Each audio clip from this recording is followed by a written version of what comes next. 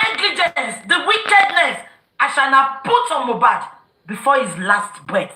We are just here to expose the evil people. I am not a judge. I am not a son. We are just here to keep the fire burning so that it is not going to be swept under the carpet. I am not here to judge anybody. I am just here to analyze what I see, to analyze what they say in the coroner inquest. End of.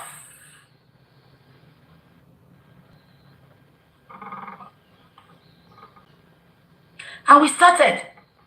But because many of them couldn't get their ways again, the hate started. The manipulation started. But do I look like somebody that cares? I want to look at you. That's no you motin dagubo. So I want to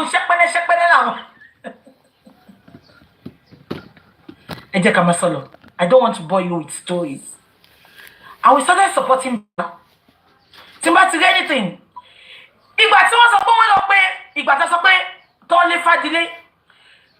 I called Mohbad's father that day. Money 18 lossy be bye. And okay, Baba Mohbad didn't learn. That overseer told Baba Mohbad, only I will give you a house. He asked Baba Mohbad, what do you want? Baba Mohbad said, "Oh, fair come back with justice. Oh, what they fail?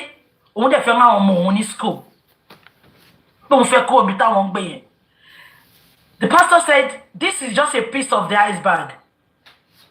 I will do more than that for you, but you need prayers. Have you got a solicitor?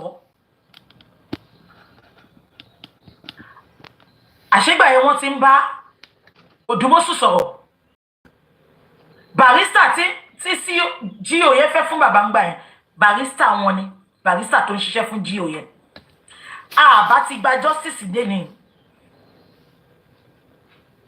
Bàbá lóhun ti ní lawyer. Èmi ò kúkú sí ńbẹ̀. Ìgbà tó bọ́ta ńbẹ̀ làǹtí yẹn pè mí. Wọ́n ní kí n gbọ́ nǹkan tí bàbá sọ. Ipọ́n fẹ́ fún bàbá ní barrister.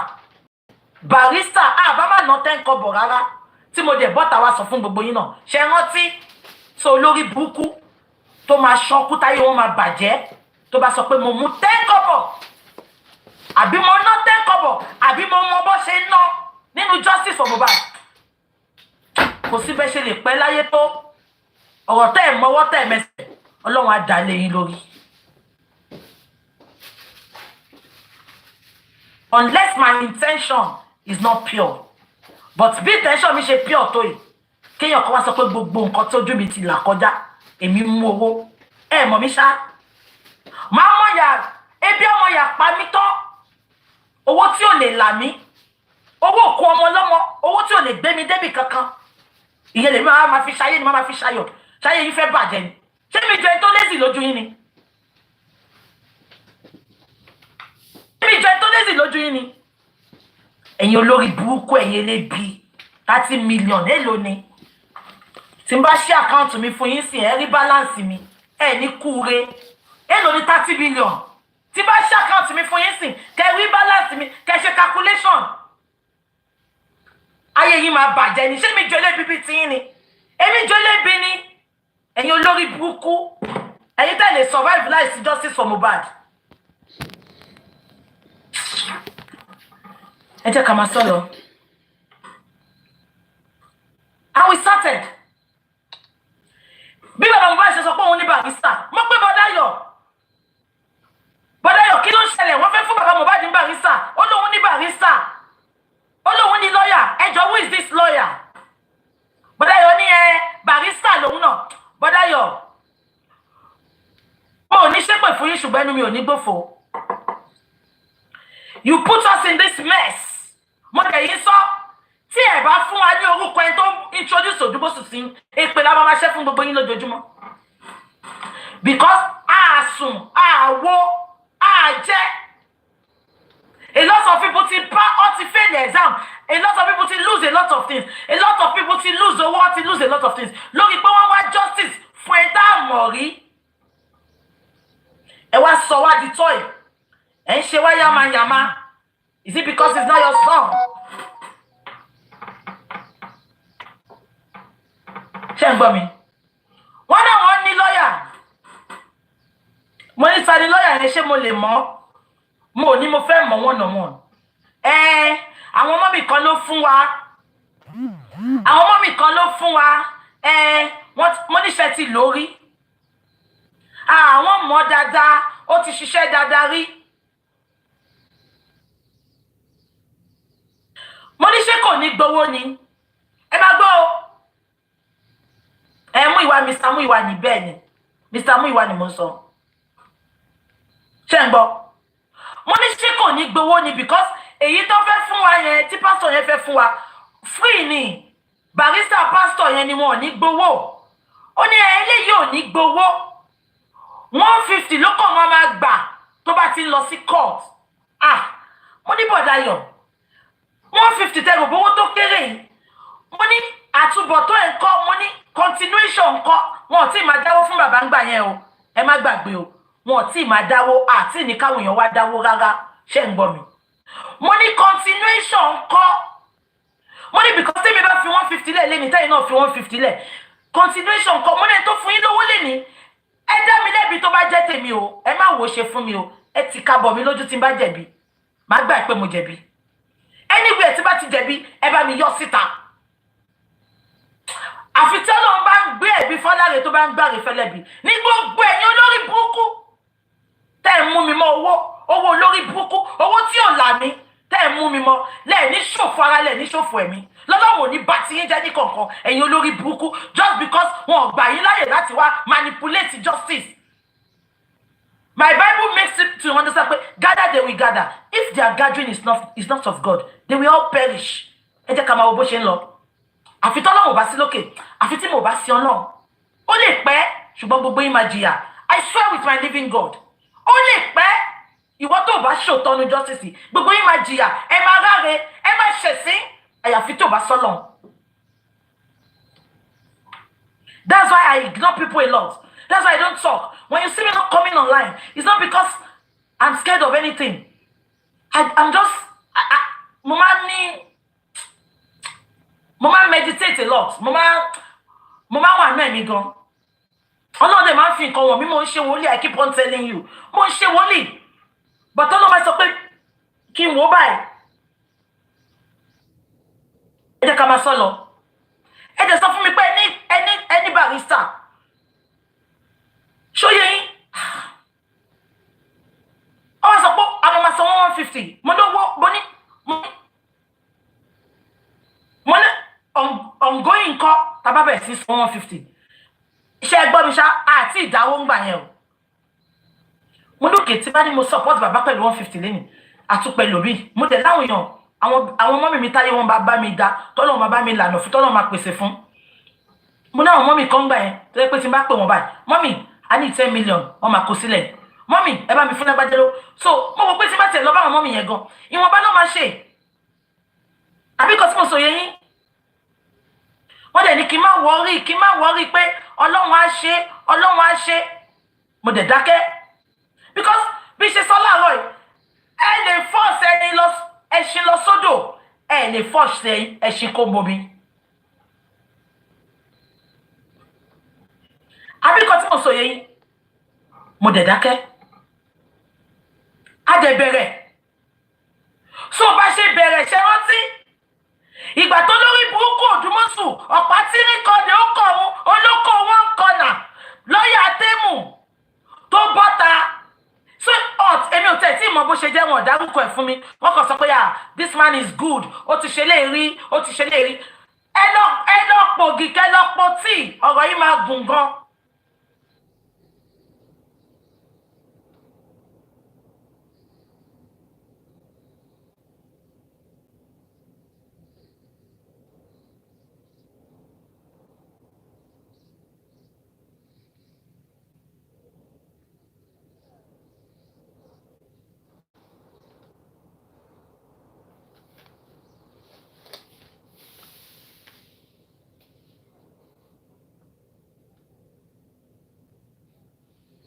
Did you hear that she said she took the 30 million? I don't understand which one you are disappointed in her.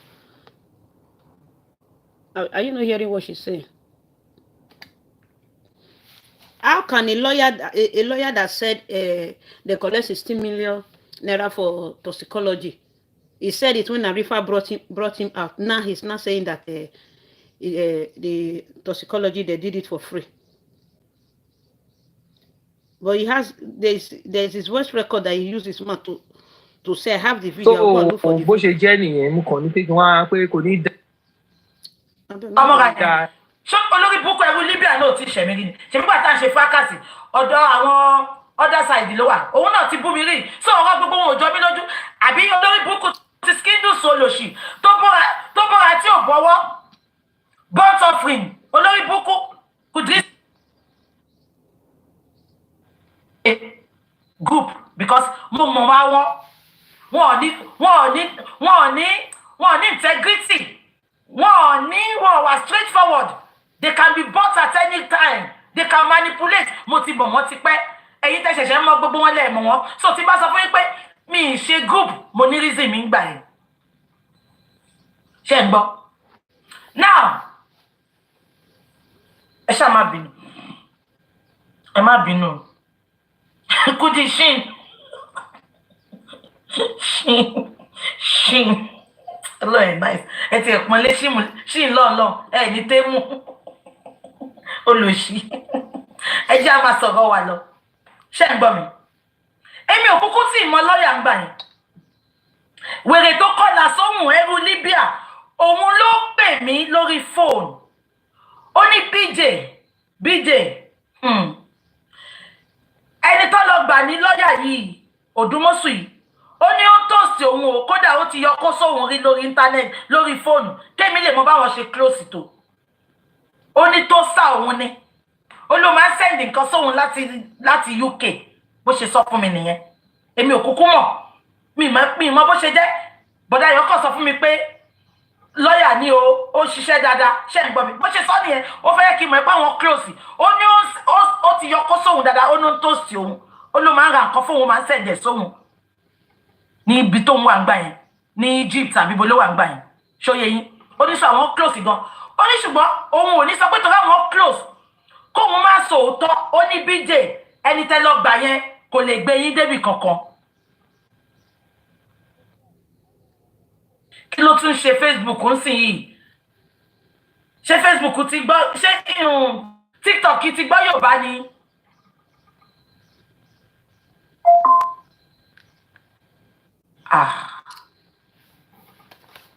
TikTok ẹ̀ ń gbọ́ Yorùbá. Wọ́n ti restrict wa àwọn èèyàn tuntun ò lè wò wá o. Ṣé TikTok ti ń lo Yorùbá ni? Wọ́n ní mò ń sọ̀sọ̀kúsọ. Ṣé TikTok ti lo Yorùbá ni? Wọ́n ti ń lo Yorùbá. They use English. TikTok ti ń lo Yorùbá. Ẹ dá mi ló ẹ̀kọ́ rẹ́rìn-ín. Kí ni báwo ṣe wọ́n mọ̀ pé mò ń sọ̀sọ̀kúsọ? Àṣàdà ló ń flag. Olórí burúkú olóṣì. Àwáyé má ṣe rere apààyàn. Olóṣì flag káyé ẹ bàjẹ́. Ọmọ òfò. Apọ̀kọlẹ́kúnjayé. Ẹ jẹ́ ká máa sọ lọ. Ẹ bá flag, ẹ bá report. We die here. Ibi la máa kú sí láàárọ̀ yìí. Ibi máa dàgbà darúgbó síbí ni. Mo gbé ṣí àwa ní self-contained mo kọ́ síbí báyìí láàárọ̀ yìí. Ẹ bá mú anything wálé àtúpadà wà máa lo second page mi. Ẹ bá tún mú wálé máa lo page tó yín pèpèrèmpè. Mo ní mo ready fún yín ẹ ń ṣí èrè. Ẹ jẹ́ ká máa sọ lọ jàre. Orí ẹ burú TikTok. Orí ẹ burú olófò. Nǹkan tí Trump ṣe sọ pé òun máa tà yín dànù nìyẹn. Ẹ kó sì dànù. Ẹ̀yin tẹ́ wo mi kọ́ o. TikTok gangan mo ń bá rí. Olóṣì. Àpọ́njẹ̀bẹ̀ lákìsà. Ẹ má bọ́ Facebook tí wèrè bá lóun fẹ́ ṣe wèrè. Ojú ẹ̀ bí ojú frying pan. Ẹ tó ní TikTok mo ń bá rí o. Èbí Chinese náà pè. Ojú ẹ̀ dàbí ìgbà táwọn Chinese bá ń ṣe chuchunchun meal tó ń ṣe troy meal lórí iná tó ń ṣe pa. Ẹni ṣe momento ní rìn. Ìdí ẹ máa sọ lọ sí TikTok náà collect láàárọ̀ yìí. Ọ̀rọ̀ tí pọ̀ tí mo fẹ́ sọ o. Má jẹ́ kó rẹ̀ o. Lọ kó cup of coffee. Ṣé ká ní tea break? Àbí ká máa sọ lọ? Ẹ jẹ́ á máa sọ lọ. Ṣé ń gbọ́ mi? Ibo la sọ dé? wèrè tó kọlà sóhun ọmọ Libya yẹn ó dẹ̀ òun ló jẹ́ kí kọ́kọ́ mọ ipe Òdùmọ̀ṣù ni ṣe gbogbo yìí gbọ́ mi so kẹ́rí pé èmi ò mọ̀ kankan ọmọ tó ń yọ kó sí lórí fóònù tó ń go down lórí fóònù ọmọ yẹn ló pè mí ló sọ fún mi ó ní kí n lọ bá bàbá sọ̀rọ̀ o àti bọ̀dá Muyiwa ṣe ń gbọ́ ó ní kí n sọ fún wọn pé ẹni tó gbà yìí o òun mọ̀ gidi gan ni ipe to top it all ipò lórí burúkú ẹ̀ òun náà ni lọ́ọ̀yà Yorùbá Nation tí ò délẹ̀ lérí mi mọ́ máa yírí o mi mọ́ sí Yorùbá Nation group wọn ọmọ wèrè tó kọ́ ọ̀là sóhun yẹn òun ló wá sọ gbogbo lè fún mi lórí fóònù ṣe ń gbọ́ mo dẹ̀ ní ṣọ́ olóhùn ṣọ́ wọn lókè ẹ jẹ́ kí n pe bàbá àti bọ̀dá Muyiwa mo pe bàbá jọyìn bàbá ò gbé fóònù mo dẹ̀ pe bọ̀dá Muyiwa mo ní bọ̀dá Muyiwa ẹni ẹ sọ pé ẹ mọ máa yìí wọn náà wọn mọ̀ mo ní báyìí báyìí máa ní tẹ́ni sọ kí má dá wèrè tó kọlà sóhun yẹn lóhùn kí má dá lóhùn tóun àti Òdùmọ̀ṣù bá tẹ̀ ní relationship kí ẹ ló jẹ́ kó gbé wá sí kinní ni Yorùbá Nation lọ́tí mọ́ra wọn ohun yìí ò dẹ̀ kan òun ẹni tó mú Òdùmọ̀ṣù mọ òun ó sọ fóun pé yàn ó ń ṣiṣẹ́ dáadáa kí má dá lóhùn tàdé ni máa gbọ́ ìgbà tí mo lè ti gbọ́ pé ọmọ Libya àti Òdùmọ̀ṣù wọ́n ń go down lórí fóònù màá bìlífù bọ̀dá Ayọ̀ ìyẹn bọ̀dá Muyiwa àbí because obìnrin burú obìnrin can do anything because of relationship tí ò bá pè é bóyá ó ti jòbó sódùmọ̀ṣù tí yẹn ti wòbò tí ò fún nǹkan tó fẹ́ mọ́ so gbà tí wọ́n dẹ̀ lọ bá bọ̀dá Ayọ̀ ní kò rí bẹ́ẹ̀ ní òkè wọ́n dẹ̀ bẹ̀rẹ̀ sí san 150 àṣẹ gbogbo bó ṣe san 150 wọ́n ti gbé oríṣiríṣi nǹkan gbẹ̀yìn mi 150 lọ́pẹ́ fẹ́ mi tí mo ní parọ́ gbogbo yín bẹ́ẹ̀ ṣe wáyé ẹ̀ lè nà mí ẹ máa ṣépè ẹ máa bú mi ní èpè ńlá yín ò dẹ̀ kì í má gbọ̀nrìn èpè ńlá ò kì í má gbọ̀nrìn kò sí nǹkan tẹ́ lè ṣe ṣé mo lù kẹ̀kẹ́ tó ń bú ṣé mo lù kẹ̀kẹ́ tó ń bàjẹ́ tí pẹ́pẹ́yẹ bá jòkó ta omi ló máa fi mú mo kàn máa ń sọ fún yín ìwọ̀n bẹ́ẹ̀ èpè tó bá lè gbé sórí ara ẹ̀ ní kò ṣẹ́ because wọ́n sọ pé tó bá ṣe dáadáa táyé ń ṣépè fún Ọlọ́run máa gbàdúrà fún tó bá lè ń ṣe ìwà ìpè táyé ń ṣàdúrà fún Ọlọ́run máa ṣépè fún Ọlọ́run ló sọ kò ń ṣe mí àṣẹ 150 tó pé sorry so Òdùmọ̀ṣù lè bẹ̀rẹ̀ iṣẹ́ wọ́n lọ court gbogbo àwọn tó Òdùmọ̀ṣù fẹ́ pè wá sí inquest was spending prime boy Wùnmí àti àdúrà just 4 as a lawyer ìjọ tí spending dákú ṣe ń gbọ́ mi ìjọ tí spending dákú ìjọ yẹn ló fẹ́ parí inquest now nǹkan kan ti ṣẹlẹ̀ láti bí a month ago màá sọ ìdí ọ̀rọ̀ yẹn fún yín lẹ́nu bọ́dá Ayọ̀ ti mú mi mọ Òdùmọ̀ṣù tó yẹ pé Òdùmọ̀ṣù gan ó ní kí n bóun ṣiṣẹ́ kan gbà yẹn ọmọ kan tó ń dó ní Ondo State ó lu jìbìtì fọ́mọ yẹn ó wá ní kí n bó pípọ́ ọmọ yẹn máa pè mí ẹ máa gbọ́ lọ́ọ̀yà ibẹ̀ mo ti ń sọ̀fẹ́ pé ṣe bí lọ́ọ̀yà nìwọ ó dẹ̀ ló ní chamber Nàìjíríà wáyé tó lè èmi ló gbéjà yẹn wá fún so èmi àti ẹ ti ń sọ̀rọ̀ ṣóyè yín ìgbà tó àwa ti ń dáwó ṣẹ̀rẹ̀ pé bàtà bẹ̀rẹ̀ sí ní lọ sí inquest àti ń dáwó ṣẹ̀rántí àṣẹ gbogbo owó tó ń dá tí ẹ jẹ́ kí n sọ̀rọ̀ Òdùmọ̀ṣù fún yín Òdùmọ̀ṣù tẹ́yìn 100 bá kóra yín Johnson Òdùmọ̀ṣù adé lọ agbọ́tẹ́lẹ̀ asọ̀fẹ́lẹ̀ agbọ́tẹ́lẹ̀ asọ̀fẹ́lẹ̀ àwa ni má sọ fún ọ̀kankan àwa yọra ìkúrò bẹ̀ èmi ò tètè mọ̀ ṣẹ̀rántí pé sọ pé ó lọ kọ price ńgbà kan tó sọ pé mi sọ pé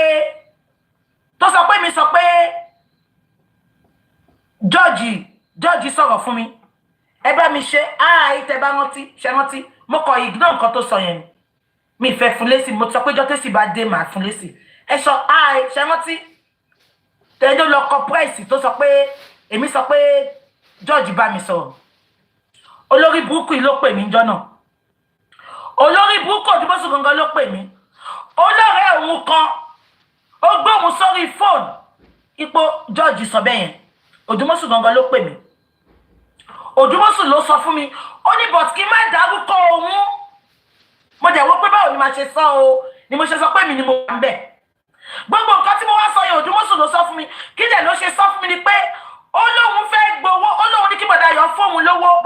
fóun lówó ó ní kò fẹ́ fóun lówó ó lóun dẹ̀ mọ̀ pé wọ́n ń dáwó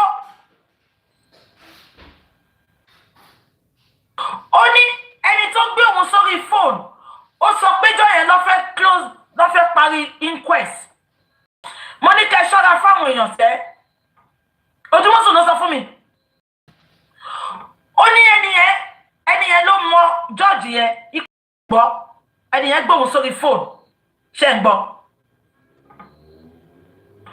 ó ní jọ́ọ̀jì òun dẹ̀ ń gbọ́ tí jọ́ọ̀jì yẹn sọ pé ọmọ ẹ̀ǹdì ẹ̀ lẹ́ni o ipe àwọn ọgbọ́dọ̀ ṣì ṣàpẹ́ pé òun ò mọṣẹ́ ló ṣe mọ́ àwọn mẹ́rin yẹn wá so ẹni tó mọ̀ yẹn ó wá ní kó pe jọ́ọ̀jì yẹn òun ló sọ fún mi èmi ò sí bẹ́ẹ̀ nǹkan tó sọ ni mo wá sọ fún yín o according to him ó ní jọ́ọ̀jì sọ pé wọ́n gbọ́dọ̀ kó àwọn èèyàn tó kù wá pé tí wọ́n bá kó wọn wá ìjọ suspending dákun yẹn làwọn fẹ́ parí case ìyẹn ló fi wá pé ó wá pè mí ó sọ fún mi ó lóun ti sọ fún bọ̀dá Muyiwa pé bọ̀dá Muyiwa ní kò sówó ṣé gbogbo yẹn rántí ni mo wá fi bọ́ta pé kẹ́ dáwó ṣé rántí pé nǹkan tí mo ṣe sọ pé kẹ́ dáwó nìyẹn pé I need the lawyer the only thing tó sọ fún mi ibi tí mo ti kọ́kọ́ ṣẹ́ nìyẹn ìgbà tó ti wá sọ̀rọ̀ yẹn fún mi mo ti wò pé máa yí òun mọ nǹkan tó ń ṣe bọ̀ tí bá padà lọ bá bọ̀dá Muyiwa nǹkan tó ń ṣe wọ́n á ní kí n filẹ̀ ìgbà tẹ́mi bọ́ta ó ní kí n wá sọ́ọ̀sì fowó ni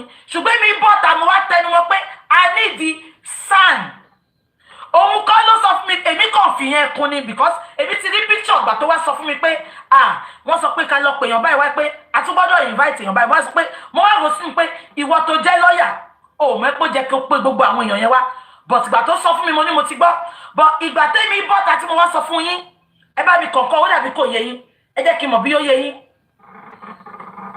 ẹ jẹ́ kí n mọ̀ bí àlàyé yẹn yé yín ó dàbí kò yé yín ok ó yé yín ok but ìgbà tẹ́mi bọ́ta ibi tí mo ti kọ́kọ́ ṣẹ́ nìyẹn ìgbà tí mo sọ pé I need the sand ibi tí mo sọ pé I need the sand yẹn ó yarí èmi ò dẹ̀ mọ̀ pé gbogbo 150 tó sọ pé wọ́n máa sọ fún èmi ò kúkú mọ̀ tó bá kọ lẹ́tà á gba 1 million tó bá kọ nǹkan kan á gba 5 million àṣé wọ́n ti ń gba owó ńláńlá lẹ́yìn tẹ́mi ò mọ̀ ṣé ń gbọ́ mi not until meanwhile gbogbo ìgbà tí mo sọ pé Àṣànà ti ṣe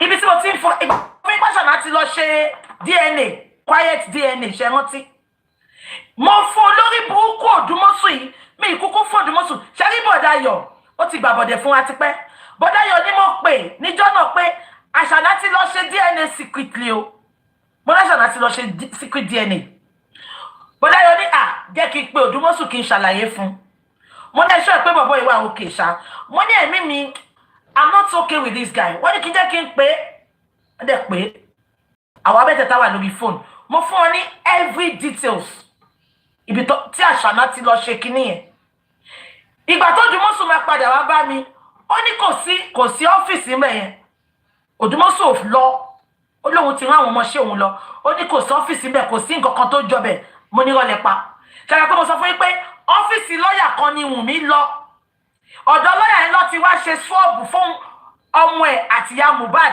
tó mú lọ sí hospital orúkọ nọ́ọ̀sì yẹn dẹ̀ lọ́lò ṣé nǹkan tí mo sọ yé yín now ìgbà tí mo bá fi ṣàlàyé fún Òdùmọ́sù pè mí padà ó ní ṣé mo ṣe é pé information tí mo fáwọn yẹn ṣe lóòótọ́ ni mo ní yes mo ní as a matter of fact mo ní voice note mo ní recorded voice note mi kàn fẹ́ fún yín ni kó má ṣàkóbá fẹ́ni tó send ẹ̀ sí mi mo ní ibi tí gbogbo information tí mo fún yín ó correct bí ṣe pé bọ̀dá Muyiwa ní ẹ̀gbà tó drop mo ní bàbá Òdùmọ́sù sọ mo ní mo sọ pé bọ̀bọ̀ yìí mi wà comfortable pẹ̀lú bọ̀bọ̀ ìṣe mo ní kí n má wọrí ó kàn ń béèrè ni mo ní mo ti gbọ́ àti day one ni mo ti wà against bọ̀bọ̀ yìí so gbogbo ẹ̀yin olórí burúkú tẹ̀ ń dá mi lẹ́bi mo ń retí ẹ̀bi tẹ̀ ń dá mi yẹn ṣé ẹ gbọ́ mi now ìyẹn dẹ̀ lọ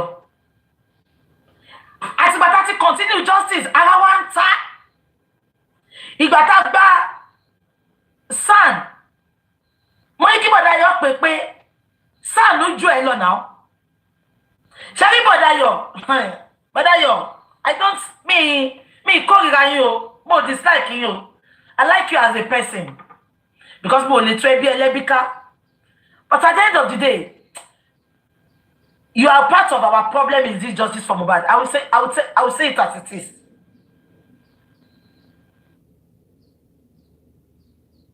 Ṣé ń gbọ́ mi? Àṣé wọ́n ti ń kó mílíọ̀nù fún Òdùmọ̀ṣù wọn jẹ́ kí n mọ̀. Bí kan náà àwọn tọ́jọ́ máa ń ṣe meeting bó ṣe ju rìsíìtì sí mi ń jọ yẹn nìyẹn. Rìsíìtì yẹn ni mo kọ́kọ́ jù sí yín. Bí ṣe rí rìsíìtì yẹn, inú bí mi. Mo ní kí ló dé? Mo ní ṣe gbogbo owó yìí ló ń sọ fún bọ̀bọ̀ yìí. Mo ní bọ̀dá Muyiwa sọ fún mi pé 150 ní bọ̀bọ̀ yìí máa ń gba. Inú bí mi, ìbínú yẹn mo post ẹ̀ síta. Mo ní Òdùmọ̀ṣù ò tún ṣiṣẹ́ ìmọ̀. Òdùmọ̀ṣù ò tún ṣiṣẹ́ ìmọ̀. Inú bí wọn. Mo pé bọ̀dá Muyiwa, kíníkan, ṣẹ̀mẹ̀pọ̀ padà lọ bá àwọn èèyàn lẹ́yìn. Wọ́n lọ bá àwọn tọ́jọ́ máa ń ṣe meeting. Wọ́n ní ta ló sẹ́ndì rìsíìtì yẹn sí mi. Wọ́n ní ta ló sẹ́ndì rìsíìtì yẹn sí mi. Mo sọ kankan o. So adúrò owó yìí ṣé torí pé ẹ̀dáwó ni àbí torí pé ó jówó public bí ọ̀rọ̀ ọmọ mi Rich Grace ṣé tó bá jówó bàbá àbówó bọ̀dá Muyiwa ṣé wọ́n á ṣe yàmàyàmà bẹ́yìn. Àwa sọ láàrin ara wa pé Òdùmọ̀ṣù is going. Ẹ wá mọ̀ nǹkan tó máa ń ṣe tó bá ti lọ sí àṣẹ Òdùmọ̀ṣù ti sọ fún wọn láti bẹ̀rẹ̀ Gùrẹ́sì bọ́ sí bí ọ̀rọ̀ kún ẹ̀ o. Because Gùrẹ́sì àti bọ̀dá Muyiwa mi mọ̀ bí tó ti lọ rí Òdùmọ̀ṣù. Wọ́n ní Òdùmọ̀ṣù sọ fún wọn pé òun ò ní ìwé. Wọ́n dẹ̀ ní rọ́ọ̀lù Òdùmọ̀ṣù pa. Ìpè àtọ́ àwọn sọ pé k'Òdùmọ̀ṣù máa lọ s'Èkó péjọ òun ló máa lọ s'Èkó. Òdùmọ̀ṣù ní tó bá ti di real case òun máa lọ s'Èkó. Later Òdùmọ̀ṣù wá sọ pé ṣe bóun sọ fún wọn pé òun ò níwèé. Báwo lẹ ṣe máa lọ gba ẹni tí ò níwèé kó lọ máa ṣe justice ikú ọ̀rọ̀ ikú là ń sọ yìí. Lọ́ọ̀yà wà ń bẹ̀ gan lójú méjèèjì wọ́n manipulate. Ká má wàá sọ pé wọ́n olórí burúkú tó wà ní London tí ò bá ní nǹkan tó ti fẹ́ ṣe nínú justice yẹn. Ojúmọ́ ni mò ń bá bọ̀dá Muyiwa jà. Mo ní I'm not comfortable with this man. Àṣẹ mi ló ń sọ̀rọ̀ fún mi. Ẹni tó wà intelligent tó bá yẹ pé bọ̀dá yọ wà intelligent bó ṣe sọ. Èèyàn ń gbé ìlú òyìnbó ẹni kó máa ṣe kéèsì ní Nàìjíríà. Wọ́n wá ní gbogbo ògbà tó bá ti ń lọ sí Nàìjíríà tó bá ti ń lọ sí inquest. Àwọn ọmọ 20 years old ọmọ Òdùmọ̀ṣù àkọ́bí ẹ̀ ló ń lọ sí court tí ò mọ̀ nǹkan kan tó yẹ pé wọ́n ní tó bá wà níwájú jọ́ọ̀jì gan ó máa ń gbọ̀n ni kò hàn lè sọ̀rọ̀. Wọ́n tún sọ fún mi mo tún pé bọ̀dá yọ̀ mo náà ní àwọn people yóò wà active. Ìgbà yẹn la ṣe insist pé a máa gba SAN ni mo sọ pé SAN yẹn a máa gbà SAN mi nígbà a máa gba SAN. Ipe mo ní SAN yẹn a máa gbà mi nígbà fún yín.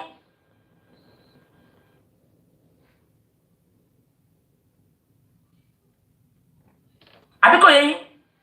So ibi tí mo ti kọ́ máa gba SAN ibẹ̀ ni mo ti ṣe gbogbo wọn àtàwọn olórí burúkú àwọn inconclusive group àwọn olórí burúkú Igewedu group àwọn illiterate and disgusting group ibẹ̀ mo ti kọ́kọ́ ṣe gbogbo wọn.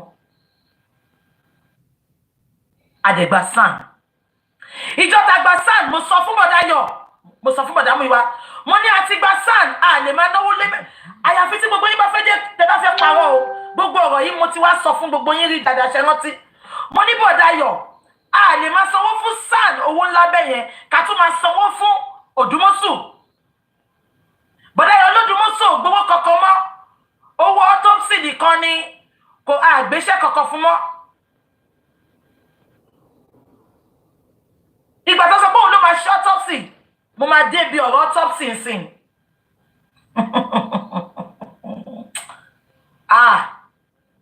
Ṣẹ́rí ó máa ń dùn mí pé in the process pé àwọn èèyàn wà straight. Ṣẹ́rí nǹkan tí gbogbo ọ̀rọ̀ ṣe ń tú sí mi lọ́wọ́ ni pé inú kan tí mo fi ń bá wọn lò. I am a very straightforward person. I don't want you to tell me what is happening. Ẹ lè parọ́ fún mi but ẹ má ṣe báyìí. kò ní ìkẹ́ sọ̀rọ̀ fún mi because I believe pé BJ máa lọ sọ síta. Meanwhile, àwọn tẹ́ ń sọ̀rọ̀ fún gan, àwọn ló ń gbọ́rọ̀ yín síta. Abẹ́ gbọ́ mi. But téèyàn bá ti Ọlọ́run rí gbogbo àníyàn mi pẹ̀lú justice, but Ọlọ́run ti ní pé báyìí ni ìtorí ẹ̀dá ṣe wọ́n ṣe ń tú sí mi lọ́wọ́. Mo ní àlè máa sanwó fáwọn pípù yìí. Ṣé ń gbọ́? Mo ní ẹ jẹ́ kó dùn mọ́sùn máa lọ.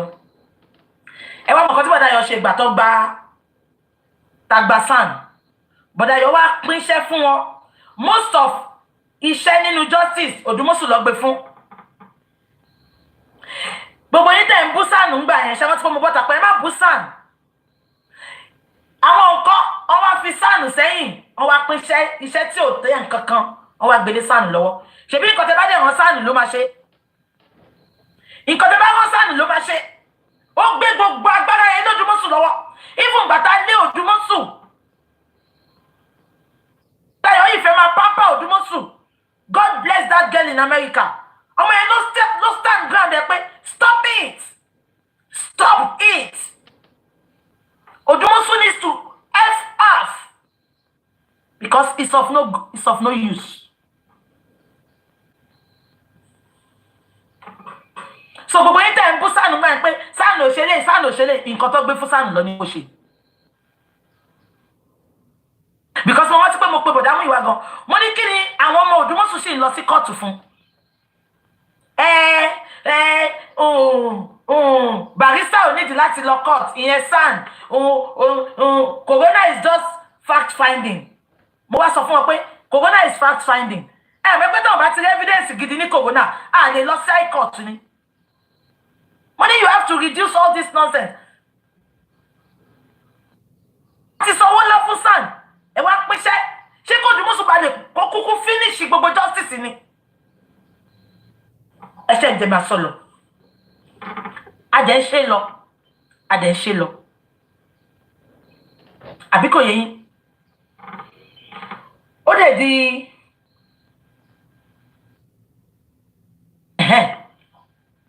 ìjọba dẹ̀ ka judgment ti wọn. Ṣé ń gbọ́? Èmi yìí náà ni mo mú àbá yẹn wá. Odùmọ̀sù ò má bá yẹn wá o. Èmi ni mo pé Bọ̀dáyọ̀. Ibi tọ́rọ̀ dé yìí. A máa ṣe autopsy tiwa. Mo dẹ̀ pé bàbá ńjọ́ náà. Ẹ sọ fún mi ibi tí bá ti ṣe nǹkan tí ò dáa o. Ẹ sọ fún mi. Tí n bá ṣẹ̀, tẹ́ bá ní nǹkan tí mo ṣe ò dáa.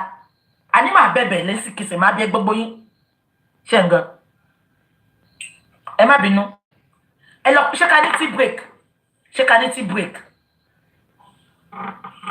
Ṣé ń gbọ́ mi?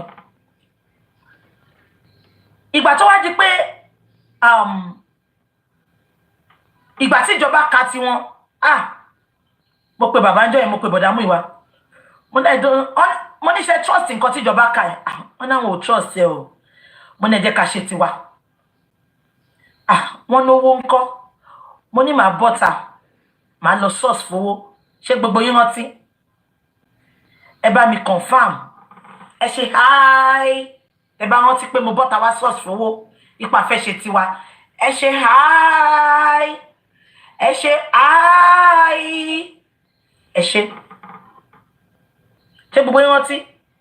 Mo dẹ̀ bọ́ta. Mo ní ibi tọ́rọ̀ dé yìí o. Ẹ jẹ́ ká ṣe autopsy tiwa. A dẹ̀ need owó. And God bless all the contributors. God bless all the donors. From 1 penny, from 1 naira, to today, the highest. God bless you all. Jehovah will cause his face to shine upon you. When you call on one, billions. I'm on TikTok, Ayobikum. I'm here, I'm on TikTok. Boya Wi-Fi ni boy lo tí ó ṣiṣẹ́. When you all call on one, billions will answer you. When you knock on one door, billions of doors will open for you. You will never be stranded in your journey of life. Ọ̀nà pèsè fún yín, ọ̀nà lànà fún yín, gbogbo nǹkan tẹ́ ná, owó lẹ ná ni o, ara lẹ ná ni o, gbogbo sweat tẹ́ ná, data ni o, everything tí gbogbo yín ná, Jehovah will replenish you all in billionfold. Ní mọ̀, kò wá sí bẹ́ ṣe lè pẹ́ láyé tójú yín ò ní rí bí. Ní mọ̀ sáré ọmọ. wọn ò ní bọ́bàtọ̀ ọ̀fọ̀ sẹ́nu ọ̀nà yín gbogbo àwọn ọmọ yín wá yanjú lórúkọ Jésù. bẹ́ẹ̀ ṣe jẹ́ kí ọ̀rọ̀ justice for Mohbad yìí sú yín ọ̀rọ̀ yín ò ní sọ Ọlọ́run lórúkọ Jésù. mo dẹ̀ bọ́ta mo ní ẹjọ́ anídìí owó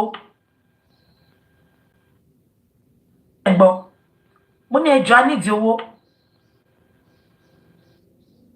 ẹ̀ ṣì GoFundMe kẹ́lẹ̀ mọ ibi tí bọ̀dá Muyiwa wà ní Chide ìgbà tó ṣí GoFundMe yẹn ẹ mà wọn tó fi sí wọn ò forúkọ mi sí to start with let me be honest with you ṣé ń gbọ́ mi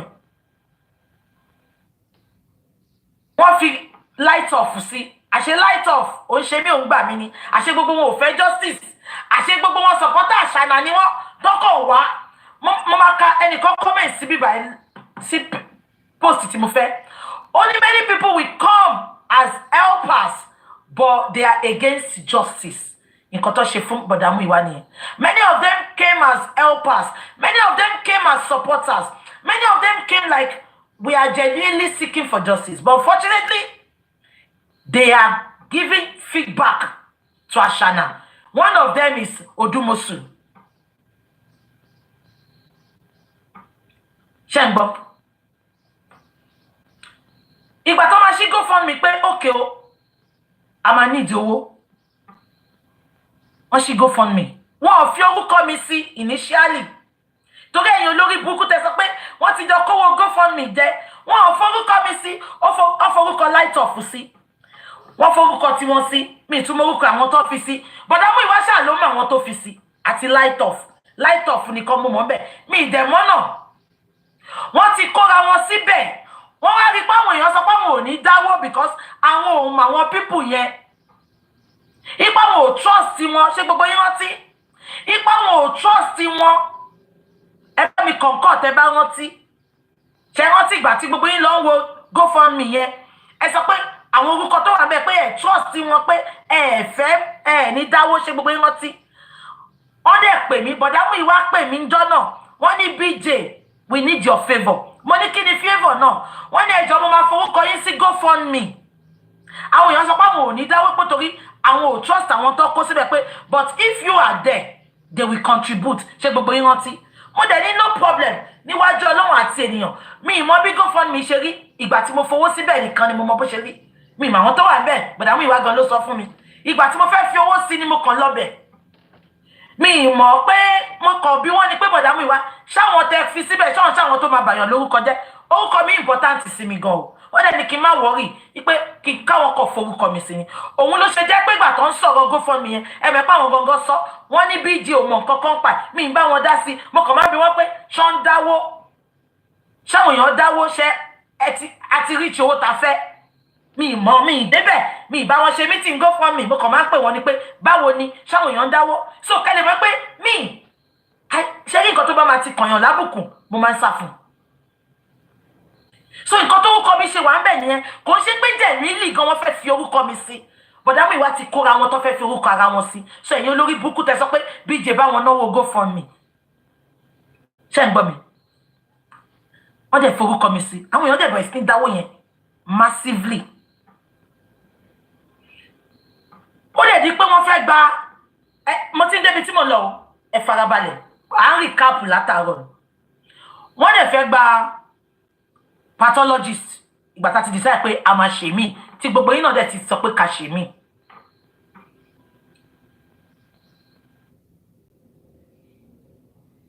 ọ̀sẹ̀ kínní ọ̀sẹ̀ kejì mo dẹ̀ pè wọ́n jọ́ kan mo ní bọ̀dáyọ̀ ẹ dá máa gba pathologist mi kan ṣe kínní kí ló ń ṣẹlẹ̀ àkànlè dákẹ́ gbogbo ẹ̀ quiet wọ́n náà wọ́n yìí ń wá pathologist kí ló ṣẹlẹ̀ wọ́n ní gbogbo ibi tó ń lọ àṣọ òdùmọ́sù ló yìí ń dún lẹ́yìn o ó ti yẹ yín okay yẹ ó dàbà ti gba pathologist ká tó gba SAN yẹ ẹ má bínú sí mi àgbà pathologist àti gba another pathologist ẹ mọ̀ pé àti gba pathologist yẹn tipẹ́tipẹ́ ṣe rántí ìgbà tó ti sọ tó ti parọ́ fún wa ṣe rántí wọ́n wá ní ibi mẹ́ta làwọn ti lọ ṣe ń gbọ́ mi ipe gbogbo àwọn tó lọ ń bá àṣọ Odùmọ̀ṣù ló wá múlẹ̀ fún bọ̀dá Yọ̀bẹ yẹn fún bọ̀dá Muyiwa wọ́n ní gbogbo ibi tó ti lọ àwọn pathologist yẹn sọ pé wọ́n ní tó bá ti gbórúkọ Mohbad wọ́n máa láwọn ò ṣe ń gbọ́ mi bí tá ń lọ ṣé wọ́n ti pé mo wá sọ fún gbogbo yín ipe jẹ́ ká kú fàdúrà o ipe mi ìmọ̀ ẹni tó wà nídìí ikú Mohbad yìí o tẹ́ pé gbogbo ibi tá ń dé láti ń rí ọwọ́ wọn ṣé wọ́n ti pé mo wá sọ fún yín nǹkan tó ṣe dá kéèyàn máa sọ̀rọ̀ síta nìyẹn because tó bá yẹ pé mo ṣẹ̀ṣẹ̀ ń sọ gbogbo eléyìí fún yín sìn ẹ sọ pé BJ fọ́ọ̀mù ẹ̀ ní BJ parọ́ ni gbogbo ẹ̀ ni mo ti sọ fún yín.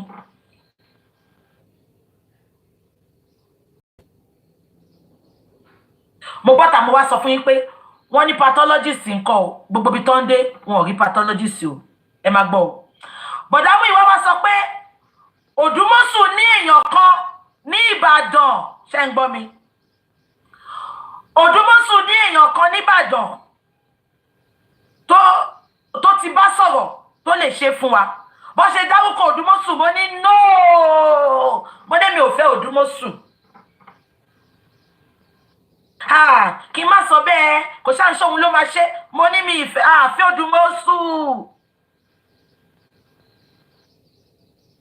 ẹsẹ̀kẹsẹ̀ ń jọ yẹn àpè Gùrẹ́sì mi mọ̀ kan tó ṣe pé Gùrẹ́sì join chat yẹn èmi àti wọn àti Gùrẹ́sì mo ní Gùrẹ́sì bọ̀dá Muyiwa sọ pé Odùmọ̀ṣù ló fẹ́ wá pathologist fún wa Gùrẹ́sì ní Odùmọ̀ṣù o èmi àti Gùrẹ́sì dẹ̀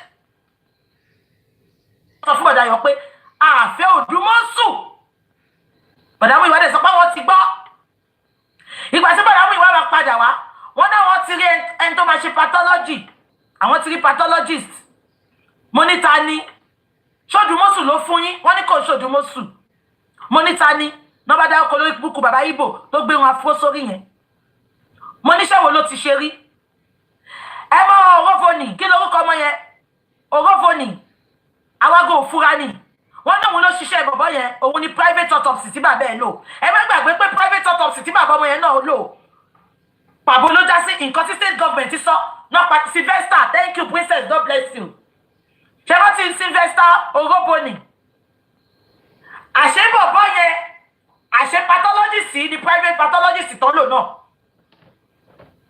ṣọ́hún kankan bọ̀ nǹkan tí Lagos state government sọ náà ni bọ̀bọ̀ yìí náà sọ ló padà wá sọ fún wọn ṣé wọ́n ti ìgbà tó rí ti Sylvester ṣe ni bàbá Sylvester lọ sí Sylvester ẹ sọ fún mi ṣé bọ̀bọ̀ yìí gangan kò máa bá Nigeria government ṣiṣẹ́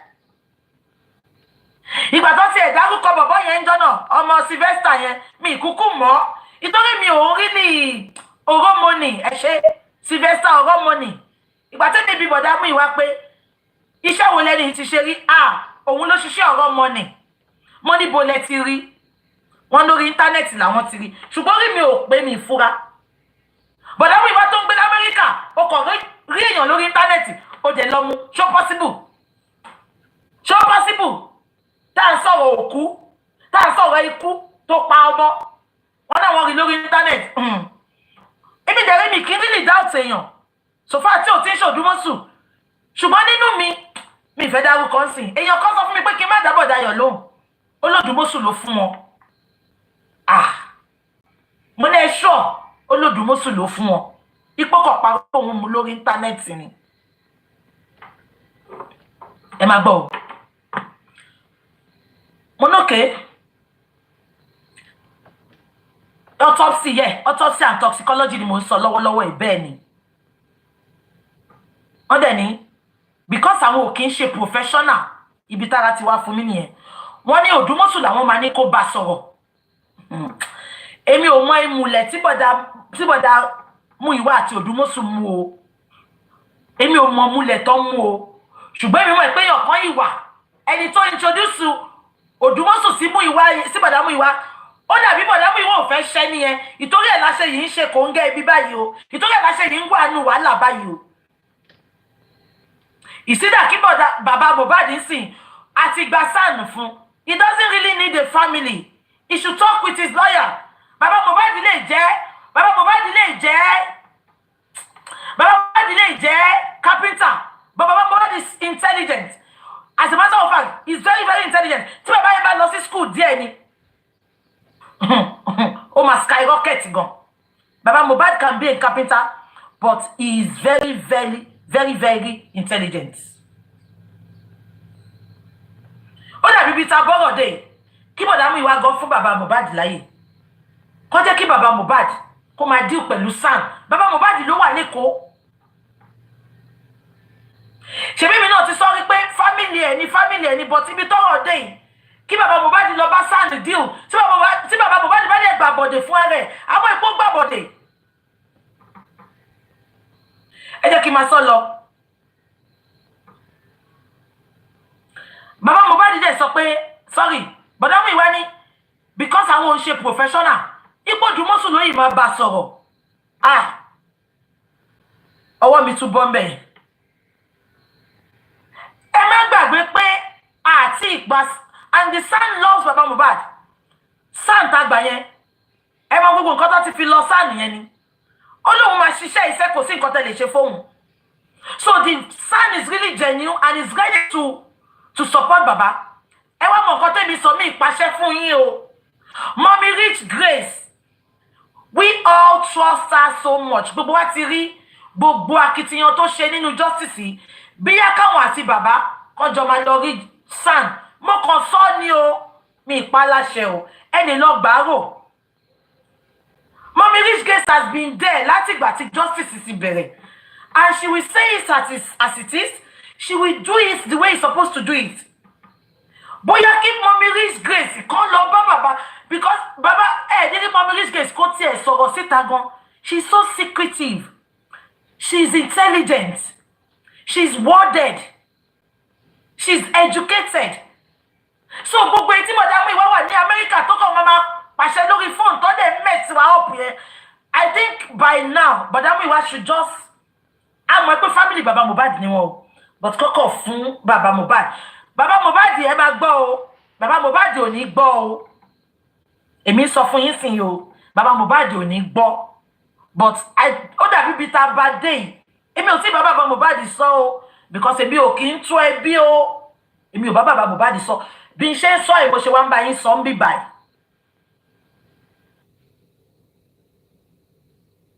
Ẹ ń gbọ́ mi. Ẹ jẹ́ kí máa sọ lọ. Wọ́n dẹ̀ lọ́dún Mọ́sù ló máa bá ẹni yẹn sọ. Ìgbà tó máa sọ fún mi ṣe ń gbọ́, mo máa pè èèyàn kan wọlé láìpẹ́ yìí. Mo fẹ́ kẹ́ gbọ́rọ̀. Ìgbà tó máa sọ fún mi, best caller ò lè support best caller on ṣiṣẹ́ ó máa wà offshore. Ìjọ tó bá fẹ́ lọ rí Sam tó bá wà offshore ńkọ́. Ó máa wà offshore. Mommy Rich Grace is God sent. Ẹ wò gbà tí ìyá Mohbad lọ sí kóòtù tó fẹ́ fi oògùn náà bàbá Mohbad lára ọpẹ́lọpẹ́ Mommy Rich Grace ń dọ́nà olórí burúkú ní pátákópa igi ewédú yìí òun ló sáré bọ́ta tó ń pe Mommy Rich Grace láṣẹ́wó. Mommy Rich Grace mo ti fẹ̀mí lọ mo ti ṣe gbogbo ẹ̀ lọ. She's the one o. Òun lọ́lọ́run rán sí bàbá yẹn o. Ó máa fi odindi Ìbàdàn sílẹ̀. Kò gbowó lọ́wọ́ anybody o. Àdáwó fún o. Tí gbogbo yín bá tiẹ̀ bá sọ̀rọ̀, she's so intelligent. Ó máa gbégbá ọ̀nà Ọlọ́run ni. A dẹ̀ máa jẹ́ kó yé wọn pé anything tẹ́yìn àti bàbá bá sọ, what happened in Texas should finish in Texas. Ẹ má sọ fún anybody o, àfi nǹkan tó bá sọ pé ẹ wá sọ lórí internet. I don't want to know. You don't need to tell me. Kẹ́ni wọ́n pé mi kì í mú bọ nǹkan tí ó kàn mí. Ṣé ní gbogbo nǹkan tí mò ń sọ yẹn sí, wọ́n sọ fún mi, wọ́n sọ fún mi, mò ń sọ. Tí Bọ̀dá Muyiwa bá lè fẹ́ tó bá fẹ́ já mi kó sọ pé wọ́n sọ fún mi, kó wá já mi. Mi tójú bọ̀ nǹkan tẹ́ ẹ̀ bá pè mí sí gbogbo nǹkan tí mo ṣe wá ń ṣe show yìí àwọn information tí mo wá ń fún yín Bọ̀dá Muyiwa kọ́ ló ń fún mi o orí íńtánẹ́ẹ̀tì mo ti ń rí àwọn èèyàn lówó ní inbox mi tó wá ń fún mi ní information. Nǹkan tí mo sọ yẹ yín ẹ jẹ́ ká máa sọ lọ. Ìgbà tó máa padà wá wọ́n ní àwọn ti rí o pé but Odùmọ̀ṣù ló máa bá sọ̀rọ̀ mo ní why wọ́n ní àwọn ti bá sọ̀rọ̀ pé bọ̀bọ̀ yẹn ṣe ń gbọ́ wọ́n ló sọ pé òun fẹ́ professional. Ó fẹ́ deal pẹ̀lú professional. Ìpè tó rẹ̀ làwọn ṣe ní kó Odùmọ̀ṣù bá sọ̀rọ̀. Odùmọ̀ṣù dẹ̀ ń bá sọ̀rọ̀. Mi ì dẹ̀ mọ̀ nǹkan kan mọ́ níwájú Ọlọ́run àti ènìyàn. Nǹkan tí mo kàn dìbò ni pé ìjọ tí bàbá jáde, bàbá sọ pé pathologist àgbà ìpè ó fáwọn láṣọ́ránsì pé òkú yẹn ò bá jẹ́ òkú 100 years àwọn máa rí nǹkan tó ṣe Mohbad. Ọ̀rọ̀ bàbá Mohbad ni mo dì mú ṣe ń gbọ́. Ipe òkú Mohbad ò bá jókòó 100 years. Àṣé bàbá mi ò mọ̀ bí bàbá wà nínú meeting yẹn. Bọ̀dá Muyiwa Odùmọ̀ṣù máa yẹn àti another person àwọn méjì kan wọ́n ṣe meeting pẹ̀lú máa yẹn. Máa yẹn ló fún wọn ní gbogbo assurance yẹn pé kó má worry. Òun lè ṣe báyìí, òun lè ṣe báyìí.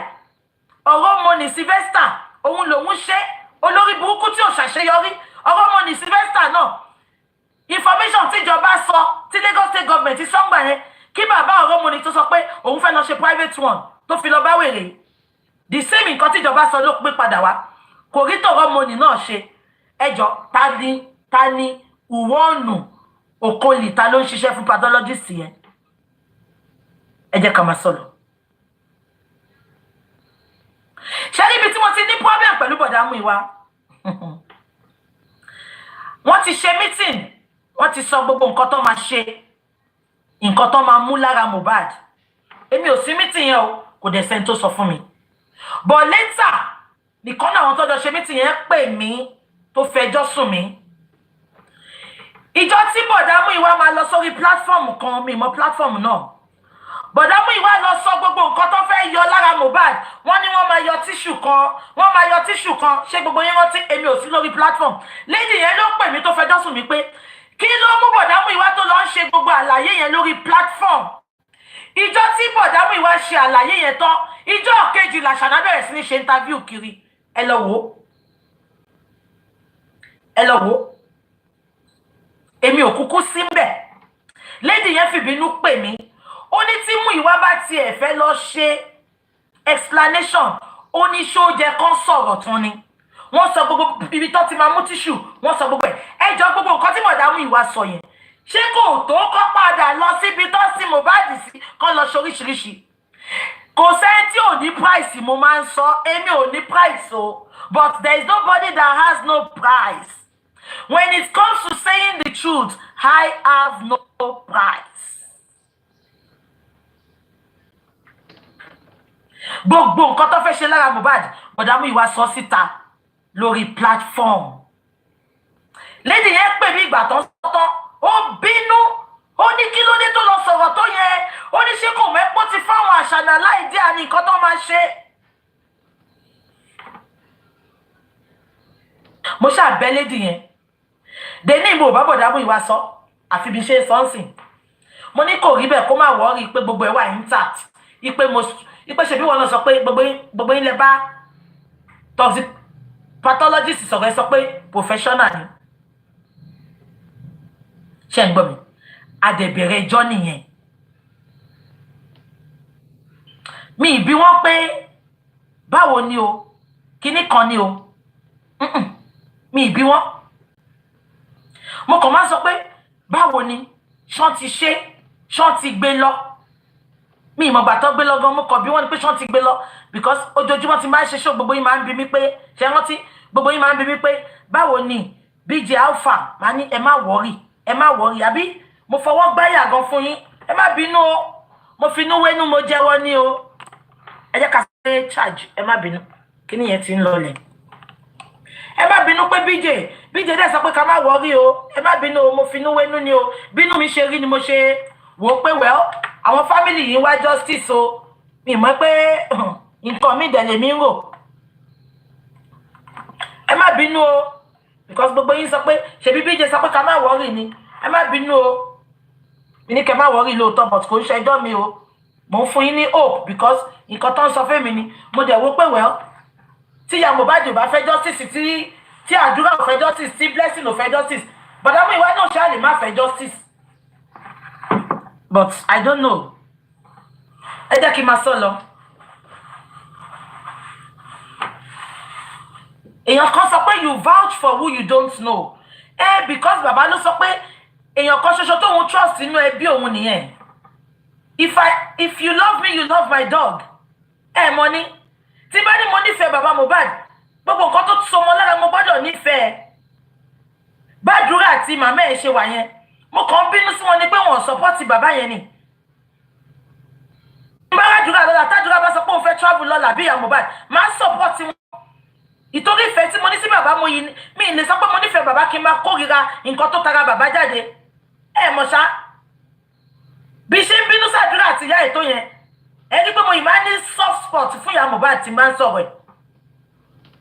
Because ọjà tó mọ́ ti wọ ní unfortunately pé wọ́n manipulate àdúrà àti ìyá Mohbad yìí wọn ò dẹ̀ mọ̀ pé peanut lówó tó fẹ́ fún wọn. So ẹ má dá mi lẹ́jọ́ pé mo trust ẹni tí mo mọ̀. Bàbá Mohbad sọ pé nìkan tó kù fóun nìyẹn. Ṣé kí wọ́n máa kí n yà wọ́n ni? Kò possible.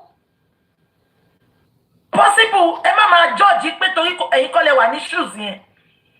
Èmi kò ní máa mọ bí ṣe máa manage àárín wọn. Which is reason tí mo fi wá sọ fún yín gbà yẹn pé you cannot cancel Muyiwa. Bàbá yàgbẹ́ kó tó yàgbẹ́ ó máa pé. So bàbá gangan ní so I don't know I don't want to talk too much. So gbogbo èyí tẹ́ ẹ sọ yìí ẹ kàn sọ fún ayín ni. Tí bàbá Mohbad bá fẹ́ justice lóòótọ́ kókò jẹ́ kí bọ̀dá Muyiwa jókòó sẹ́yìn kó máa deliver fún wọn. He doesn't need to tell us or tell Baba what to do now. Baba ò ní láti bẹ́ẹ̀ ní kankan sọ̀rọ̀.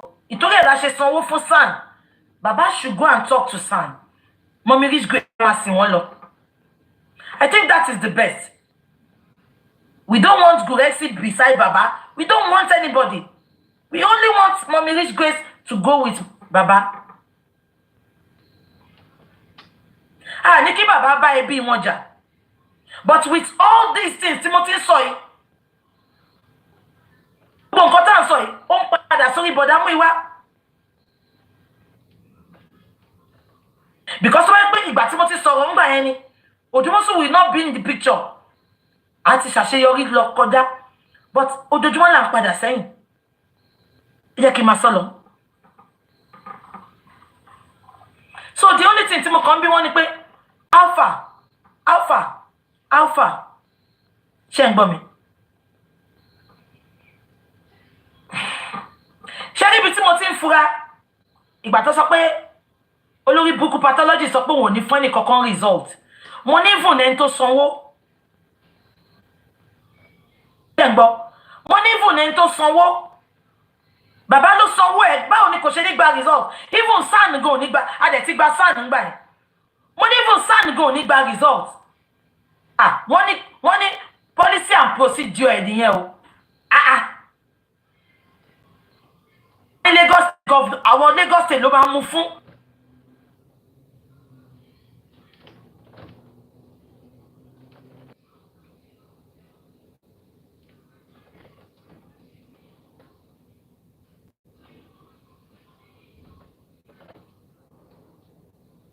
Nígbà mo ṣe máa sọ ọ́ ẹ̀ pé mo mọ nǹkan tí bá ń sọ náà. Wọ́n nítorí pé àṣé nǹkan tó Dumosu sọ fún wọn nìyẹn. Ipò Dumosu ipe pathologist yẹn sọ pé òun ò fẹ́ gbórúkọ òun ta o. Ipe torí tóun bá gbórúkọ òun ta àbá àti sanwó fóun òun ò ní ṣiṣẹ́ yẹn mọ́. Ṣé ẹ gbọ́ mi? Òun ò ní ṣiṣẹ́ yẹn mọ́ o. Òun ò forúkọ òun ta o. Torí tóun bá gbórúkọ òun ta òun ò ní ṣiṣẹ́ yẹn mọ́ because òun ò fẹ́ wàhálà ìjọba. Nǹkan tí mo ṣe wá sọ ẹni tó ń ṣe fún yín nìyẹn tí mo kàn ṣe. Meanwhile èmi stupid ṣé wọ́n ti pè mí stupid ẹ mọ̀ nǹkan tí mo sọ pé mi stupid ṣé ń gbọ́ wèrè sọ pé òun ò forúkọ òun ta ṣe báwọn ló lọ bu nǹkan tó bù níbi tó ti lọ bù ṣé wọn rí ń gbẹ̀ ẹyin ṣe báwọn tó wà ń bẹ̀ wọ́n ti rí ẹni tó fẹ́ ṣe rí pé mi tí mo sọ pé mi tó orí mi ò pé nìyẹn o èmi dẹ̀ trust wọn ni gbogbo nǹkan tó bá sọ ni máa ń believe abẹ́ gbọ́ mi ṣá. Àlàyé yóò yé yín bọ̀dá Muyiwa sọ pé pathology sọ pé kó má dárúkọ òun síta o ìtorí tóun bá lórúkọ òun ta òun ò ní ṣiṣẹ́ yẹn mọ́ ṣebí wọ́n lọ mú specimen ní Mohbad ṣebí òun ló lọ síbẹ̀ so àwọn tó wà bẹ́ẹ̀ gan mọ́ èmi ò tiẹ̀ ro débẹ̀ yẹn mo ṣẹ̀ṣẹ̀ ń rò bí ṣe ń bá yín sọ̀rọ̀ yìí ìtorí ẹ̀ ni mo ò ṣe dárúkọ ẹ̀ rí pé tẹ bá ń bí mi màá ní wọ́n ti gbé lọ sábọ̀d àná Dumosu ṣẹ̀ṣẹ̀ jẹ́ ká mọ̀ pé Europe Europe lọ gbé lọ ṣé Europe tó ti ẹ̀ gbé lọ yẹ tó bá yẹ pé lóòótọ́ lọ gbé lọ it is no ẹ lè rí nǹkan kan kí ló mú pathologist tí ò gbé lọ sí Amẹ́ríkà wọn ló sọ pé Amẹ́ríkà pé torí Lagos state government ti ṣé bìkan náà láti fẹ́ ṣe ni tó bá sọ pé wọ́n ń ṣe anything nílùú òyìnbó the only 3 country tí mo trust jù ni Germany UK àti Amẹ́ríkà ṣé rí èmi ní France Spain Portugal wọ́n manipulate anything ẹ gbàgbé ẹ̀ owó ni no Odùmọ̀ṣù kọ́ sínú nǹkan tó kọ lánàá náà wọ́n náà gbé lọ sí Europe country àbí náà ẹ jẹ́ ká máa sọ lọ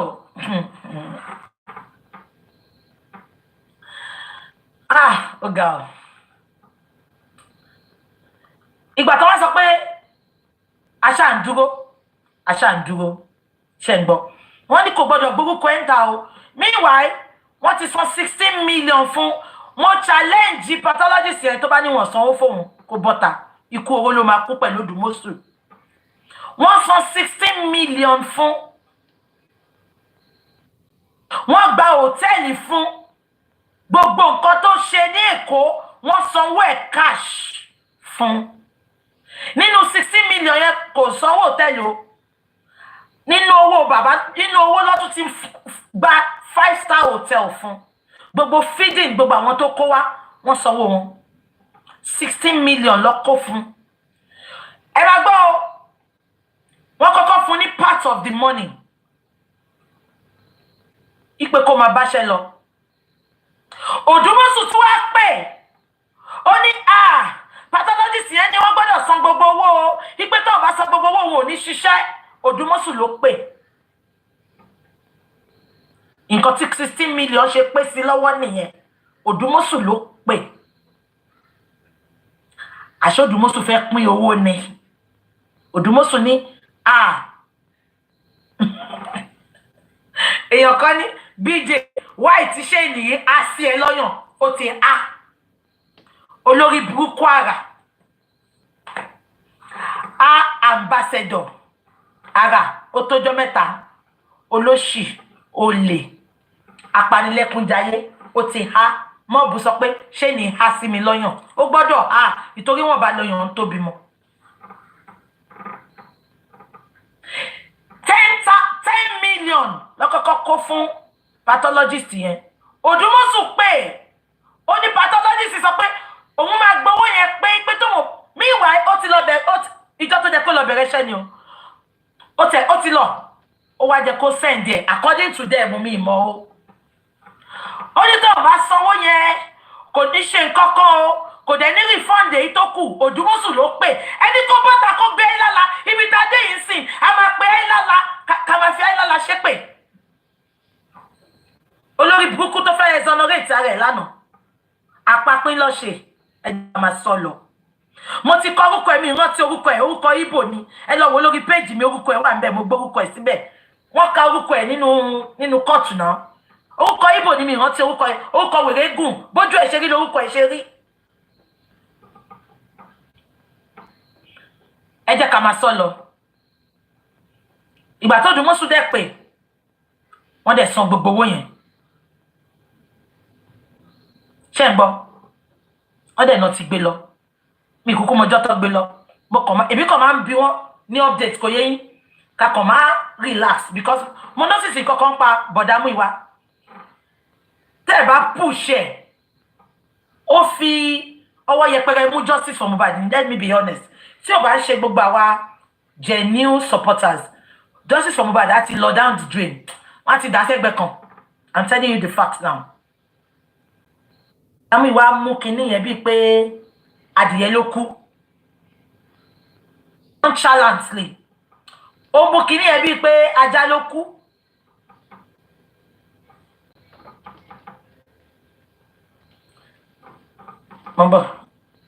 mo fẹ́ sáré block ẹnìkan block mo ti block ẹ ṣé ń gbọ́ mi ẹ jẹ́ ká máa sọ lọ now ìjọ tó wá ka toxicology ṣé ń gbọ́ mo ò síbi tán ti kà á meanwhile àwọn kankan ṣẹlẹ̀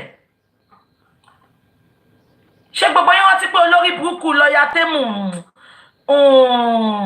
Skindles tó wà ní Dublin ṣé gbogbo yín rántí ṣé rántí pé ìjọ spending ṣé rántí tó gbáwèrè ní petition ṣé rántí girl yìí bọ́ta ó sọ pé òun ní evidence ṣé rántí ó lóun ní evidence ipò òun ní recorded audio spending ẹjọ́ ẹ̀yin onílàákàyè tẹ́ ń wò mí every information anything anybody bá sọ síta ó jẹ́ ká máa mú as nǹkan gidi ṣé gbogbo yín wọ́n ti ẹ bá mi confirm ẹjọ́ ó ní spending ó bóun parọ́ ni ó lóun record spending ó sọ nínú fídíò yẹn ẹ bá mi confirm gbogbo yín Skindles mo sọ́nsìn overcooked turkey abórama bobo ṣé gbogbo yín rántí ìgbà tí spending fún ní petition ó bọ́ síta ó sọ pé ṣọ́rọ̀ bí mo ò ní record ni mo ní record ẹ lọ́wọ́ when the time comes I will put it out báwo yẹn ṣe send video yẹn sí mi mo pe bọ̀dá Muyiwa lẹ́sẹ̀kẹsẹ̀ mo ní bọ̀dá Muyiwa this is a big allegation tí gẹ̀ yìí bá ní kíní lọ́wọ́ this is one of the evidence ta need nínú court of law mo ní gẹ̀ yìí ò ready láti fi sílẹ̀ mo ní tó bá dé Nàìjíríà mo ní ẹ jẹ́ kó fún ní petition nǹkan tó bá wà lọ́wọ́ ẹ̀ kó lọ mú fún SAN mo ní ò lè ní nǹkan lọ́wọ́ kó sọ pé torí ò sínú justice mọ́ kó dẹ̀ má fi jẹ bàbá yẹn níyà àbí kò yẹ yín wọ́n ní she played it wọ́n ló play ẹ̀ṣẹ́ gbọ́ mo ní kó mu nǹkan tí mo sọ nìyẹn o ẹ wọ́n ní wọ́n lè invite ẹ̀ láti Dublin mo ní but tó bá dé Nàìjíríà we can do it mo ní kẹ máa fọwọ́ yẹ nǹkan sẹ́gbẹ̀ẹ́ ìgbó lòun ló ń ba gbogbo justice dẹ́ ṣé ń gbọ́ mo ní gẹ̀ yìí sọ mo ní ó kọ́kọ́ sọ pé òun ò ní recording lọ́wọ́ mo ló dẹ̀ sọ́njọ́ yẹn pé òun ní lọ́wọ́ mo ní bó tiẹ̀ wá jẹ́ rọ́bójú òótọ́ mo ní ẹ jẹ́ kó invite ẹ̀ nǹkan tó bá ní lọ́wọ́ kó mu fún SAN àní kó mu fún wa àní kó play ẹ mọ̀ nǹkan tí bọ̀dá Muyiwa sọ bọ̀dá Muyiwa ní kì í filẹ̀ irọ́ ló ń pa mo ní ọmọ máa kú ọmọ máa yè you never can tell mo ní àwọn people yìí evil gan mo ní wọ́n evil gan because they are not getting their ways they will do everything to disrupt justice mo ní ẹgbọ́n statement tó sọ́dọ̀ yẹn ó ní káwọn máa gba justice kóun máa wá wò ó ní ṣáàjẹ̀ ti gba justice mo ní this is the ways of many of them mo ní méje kan máa fọwọ́ pẹ́ yẹpẹrẹ yẹ nǹkan sẹ́gbẹ̀ẹ́ àbí kò yín ó máa lọ sẹ́kọ̀ọ́ wọn ò máa invite ẹ báwo dẹ̀ yìí Ṣítù ṣe fẹ́ mọ̀ nǹkan tó bá ní kí Ṣítù ṣe ló máa ṣe wọ́n tún fọwọ́ tì yẹn sẹ́gbẹ̀ẹ́ gbogbo nǹkan tí spending sọ gbogbo truth to spending ó ló wà lọ́wọ́ òun record ẹ̀ dẹ̀ ní kọ́ gbá ẹ jẹ́ kí n sọ kíkọ̀ fún yín lẹ́nu. Let me just be honest with you all now. Let me be very honest with you. Kò kàn ṣe. Judgment is not on social media. We are so that justice for Mohbad will not be the carpet. We are just talking so that tabadake komakon die gbogbo down. Òun ni iṣẹ́ tiwa o. The justice is not on social media. And we are just creating awareness for international bodies. Ṣé mọ̀ gbogbo ìlú sì tí ọmọ yìí bá fẹ́ travel ń bọ̀. Ṣé kò tí mo sọ yẹn yín gbogbo ìlú sì àti create awareness kò síbi táṣà náà lè lọ àfi tó bá ṣe surgery. Ṣé ń gbọ́ mi? Now ẹ jẹ́ kí n wà honest fún yín lẹ́ni. Tí wọ́n bá rí concrete evidence àbí witness a máa kún fàdúrà o. It's not because of Ayo alone, no. I'm a kufadura. I've blocked the person. Ede, I've blocked the person. Thank you. I've blocked her. I've blocked the person. Ede kí n sòótọ́ fún yín sìn. Ká má parọ́, ká má tọ́ra wa. Court work with facts and figures. figures. So téèyàn kan bá sọ pé òun ní nǹkan kan lọ́wọ́ tí Muyiwa ní ká fi sílẹ̀ kò ní nǹkan kan ṣe ti invite ẹ̀ náà kẹgbà nǹkan tó ní kẹbẹ̀rẹ̀ pé kí ló ní ẹ jẹ́ kóun fún ara ẹ̀ sọ pé òun parọ́ ni òun ò ní nǹkan kan. Court deals with facts and figures. I'm telling you. Even if we are going to that court, ẹ jẹ́ kí n wà honest pẹ̀lú yín lẹ́yìn. Witnesses and evidence. I'm telling you the fact. Gbogbo phone forensic tẹ́ ẹ sọ yẹn tí bàbá Mohbad bá sọ fún ọjì pé bàbá ẹ bá wa béèrè phone forensic because fóònù kan wà tó ń mú pamọ́ wọn ò máa sọ fún un. Mo sọ fún pé nǹkan tó bá ní kí jọ́ọ̀jì ṣe ló máa ń ṣe. Okay, jọ́ọ̀jì fẹ́ sorry nǹkan tó bá ní sáà ṣe ló máa ṣe. Tó o bá sọ fún sáà báwo ni sáà ṣe fẹ́ ṣe? Ìtorí ẹ̀ ni bọ̀dá Muyiwa ṣe gbọ́dọ̀ fún wa ní space nsìn kí mo mi reach grace àti bàbá máa lọ síbẹ̀. Tí bàbá bá lè feel pé òun ò fẹ́ mú ọwọ́ bọ̀dá Muyiwa kò mẹ́ ẹ jẹ́ ká máa wò ṣá. I don't want to talk. Ẹ jẹ́ kí n máa sọ lọ. Ìgbà tó di Friday wọ́n ṣe autopsy níwájú Ọlọ́run àtìyàn. Wọ́n sọ fún gbogbo nǹkan tí máa ń ṣe ẹ̀mí mo fi ń jagun ẹ̀mí mo fi ń sọ̀rọ̀ bẹ̀mí bá wọlé wọn á ní mo burú èdè mi ò burú ẹ̀mí mo fi ń jagun. Ṣé ń gbọ́ mi? Ìgbà tó di Friday mi kúkú wo nǹkan kan. Wọ́n lọ sí ibẹ̀ yẹn wọ́n dé. Ṣé ń gbọ́? Wọ́n lọ síbẹ̀ yẹn wọ́n dé. Àwọn èèyàn ṣáà ń pè mí wọ́n para níwájú Ọlọ́run àti ènìyàn. Bí gbogbo èèyàn ṣe ń para yẹn mi rí rò bí pé ṣe sọ pé fake ni irọ́ ni nǹkan kò tí ì wá sọ́kàn mi. Mo sọ ní kó darí mi. Àwọn èèyàn pè mí gan wọ́n send mail bí ìjà nígbà ó adúgbò owó tá a dá yẹn a máa gbówó wa padà kíníkan mo tẹ̀ láti bu ẹlòmíì gan pé kó f off tọkọ wọ́n bọ̀ ẹ̀ lápò ni. Mo wá sùn. Sorry ìjọ yẹn gangan mo wá ní gbogbo nǹkan tí mo wò jẹ́ kí n pe bọ̀dá Muyiwa. Mo wá pe bọ̀dá Muyiwa. Ó ní bọ̀dá Muyiwa mo fẹ́ bá yín sọ̀rọ̀. Ẹ tẹ́tí kẹ́ gbọ́ o. Mo ní bọ̀dá Muyiwa mo fẹ́ bá yín sọ̀rọ̀.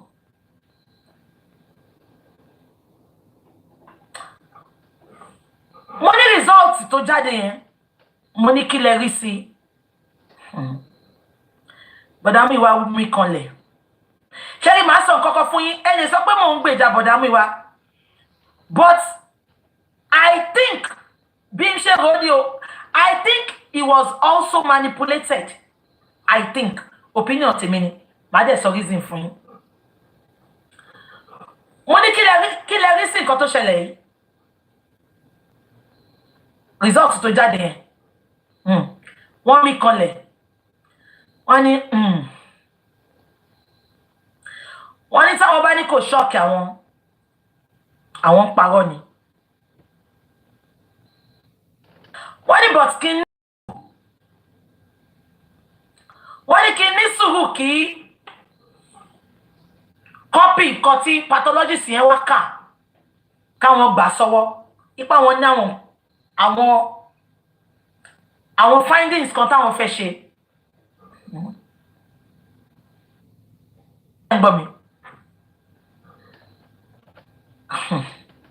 Mo ní kí ló tẹ́ sọ bẹ́ẹ̀. Wọ́n wá sọ àwọn nǹkan méjì kan tí mo fẹ́ kí gbogbo yín tẹ́tí kẹ́ gbọ́ lọ́sàn yìí. Ṣèbó ní un tájá fi ń gbó ajá kì í dédé gbó lẹ́kúlé bàbá tèmi wọ òrìṣà. Tẹ́ bá rí pé mò ń kọ́ síbẹ̀ yẹn pé tá bá jà fún Mohbad ta eventually gba justice kí n má sọ bí Mohbad gbọ́ mọ̀ pé a jà fóun. Wọ́n sọ̀rọ̀ bọ̀ nínú àwọn ọ̀rọ̀ tó sọ mo di nǹkan méjì kan mú bẹ̀. Mo ní bọ̀dá Muyiwa ẹni tẹ́ gbà yìí tó wá ṣe kínní mo níṣẹ́ trust ẹ̀. Wọ́n nígbà táwọn bá sọ̀rọ̀ ó sọ̀rọ̀ bí professional. Wọ́n ní ṣe mo dẹ̀ rí pé àwọn àtàwọn táwọn jọ bá sọ̀rọ̀ ó sọ̀rọ̀ bí professional.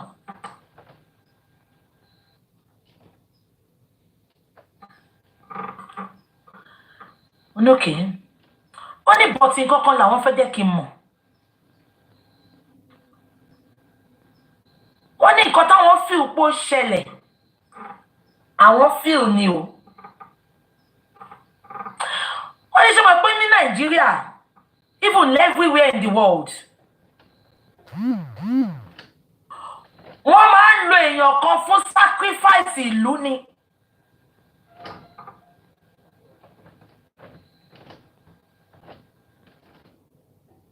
Ṣé gbọ́ mi ṣá? Ó dàbí ẹ̀gbọ́n. Wọ́n ní all over the world, wọ́n máa ń lo èèyàn kan ló máa lò fún sacrifice ìlú. Mo ní kọ́ enlighten mi. Wọ́n ní ṣé mo rí Abíọ́lá, MQ Abíọ́lá. Wọ́n ní ṣé mo rí pé wọ́n pa, mo ní yẹn. Wọ́n ní tí Abacha ò bá pa Abíọ́lá ńgbà yẹn, wọ́n yìí máa eventually pa Abíọ́lá. Ẹ calm down. Ẹ kí n listen. Ẹ ti ń attack. Ṣé tèmi bá attack bẹ́ẹ̀ ṣé màá rí gbogbo nǹkan tí wọ́n á sọ yìí sọ? Listen. Listen. Wọ́n ní tí wọ́n bá pa Abíọ́lá, wọ́n sì máa wá pa Abíọ́lá because Abíọ́lá yìí máa jà fún June 12 yẹn tó dẹ̀ máa jẹ́ kí ìlú máa dàrú every June 12. Am I communicating? Ibi tí mò ń lọ gan mo fẹ́ dé nsìn.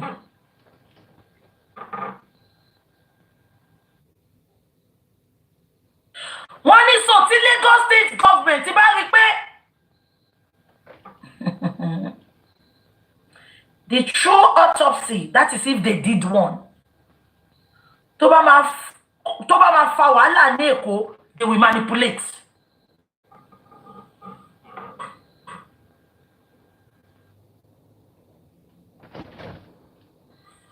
Ṣọ́wọ́ mi yẹ yín ṣá. Ẹ ti rí ibi tán mọ́rọ̀ yẹn lọ. Which tèmi náà dẹ̀ rí sí. Àpẹ tó máa fún wa ní true toxicology and autopsy. Ṣé yín? Definitely nǹkan wà ńbẹ̀. Ó dàbí torí ẹ̀ ṣe sọ pé kán má kà síta. Ẹ ti rí ibi tí mò ń bọ̀ bọ̀. Ìtorí ẹ̀ lọ ṣe ní kán má kà síta. Ìyẹn tó bá pọ́n ṣe nǹkan kan o. So mo ń sọ fún pé ní náà ló ṣe ti Sylvester. Bàbá Sylvester ṣe Lagos State government ṣe ti Sylvester kò yọrí sí rere, inconclusive náà ni. Bàbá Sylvester wá lo the same pathologist tí ó lò kó bóun ṣe private one. Ìgbà tí private one náà máa dé, inconclusive náà ni máa yí pé. I am not excusing for him. Ẹni sùúrù. You're not getting anything. Ibi tí mo wá bọ̀rọ̀ lọ ni pé ṣé bọ̀dá Muyiwa mọ̀ plan yẹn ni? Àbí kí ló ṣẹlẹ̀?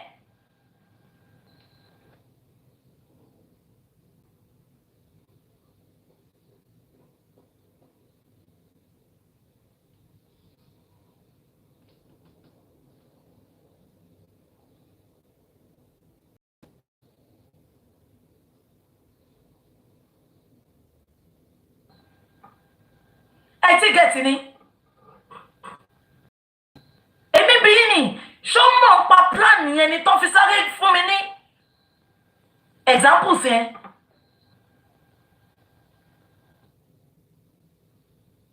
Number 2, ṣé ń gbọ́ mi? Mo wá sọ statement kan. Ṣé ń gbọ́ mi? Ẹ farabalẹ̀, ẹ má farabalẹ̀. Mo wá sọ statement kan. Ẹ ti jẹ́ kí n gbà pé nǹkan tí mo fẹ́ sọ.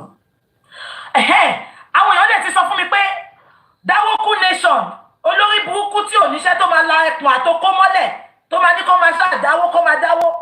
Wọ́n ní Dáwókú nation, ó ti ń sọ fáwọn èèyàn kan máa dáwó ipá wọn fẹ́ ṣe autopsy mi. Ṣé gbọ́? The statement tí Bàdá Muyiwa sọ fún mi ni pé kò sí how many autopsy tán lè ṣe the same result ló máa fún wọn. Ibẹ̀ ni mo ti shock. Ibẹ̀ ni mo ti shock. Pé báwo lẹ ṣe mọ̀? Nǹkan tí mo ṣe bèrè ni pé ṣé bọ̀dá Muyiwa mọ̀ nípa plan yẹn? Èèyàn kan pè mí pé Dáwókú Nation ti ní kó máa dáwó o. Mo dẹ̀ sọ fún wọn, mo ní Dáwókú Nation ti ní kó máa dáwó o, pọ́n fẹ́ ṣe mí. Ó ní wọ́n kàn ń waste owó wọn ni. Ó ní wọn ò bá lọ ṣe mí ní gbagba. The same result ló máa bá ń bẹ̀. Ibi tí mo ti wà confused yẹn pé ṣe rí nǹkan méjì tí bọ̀dá Muyiwa sọ yẹn gangan.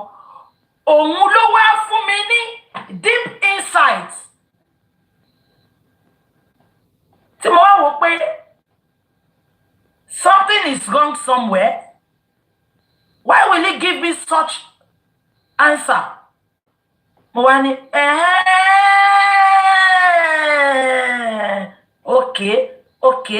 okay. So it is two things. Ṣé wọ́n ẹ̀rí pé àti mo bá ta mi ìsọ̀rọ̀ tán, mo ní mo fẹ́ ibi tó ti lọ ṣe kinní yẹn. Tó bá sọ pé wọ́n gbé nǹkan kan lọ síbẹ̀, wọ́n manipulate ẹ̀ gbàgbé ẹ̀.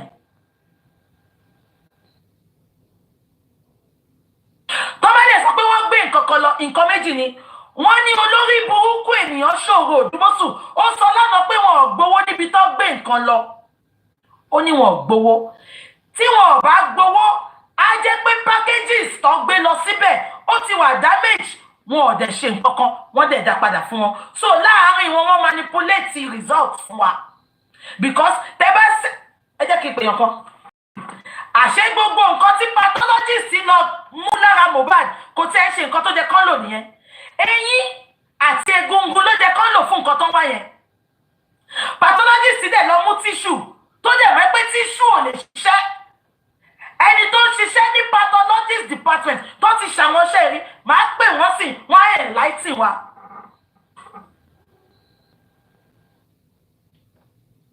Àṣé gbogbo tissue tó náà mú wọ́n package kò lè ṣe nǹkan kan, wọn lè rí nǹkan kan bẹ̀. Ìyẹn tí ò bá ṣe pé fake one gan lọ́gbé lọ.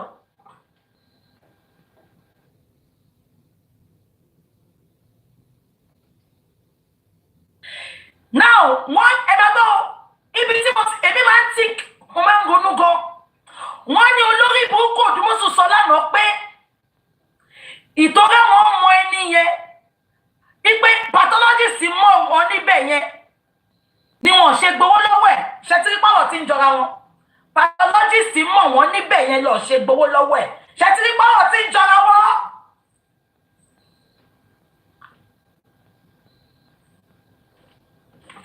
Mo fẹ́ pè yàn kan. Mi ń ṣe nurse. Sorry, mi ń ṣe GP. Mo fẹ́ pè yàn kan. Tó bá gbé, mo fẹ́ kẹ́ gbọ́ fún ara yín. So tí n bá ní mo support pé kí bọ̀dá Muyiwa máa dá sọ̀rọ̀ justice for Mohbad mọ́. Èmi máa ń like kí n mú yàn bíbá.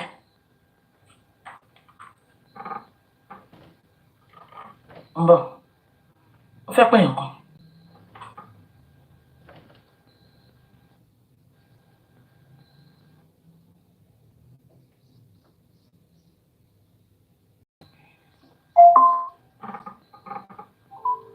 Please, I don't want you to say that here. But we need our money back here, please. Don't bring it here, please. Sister Toyin, are you online? Sister Toyin.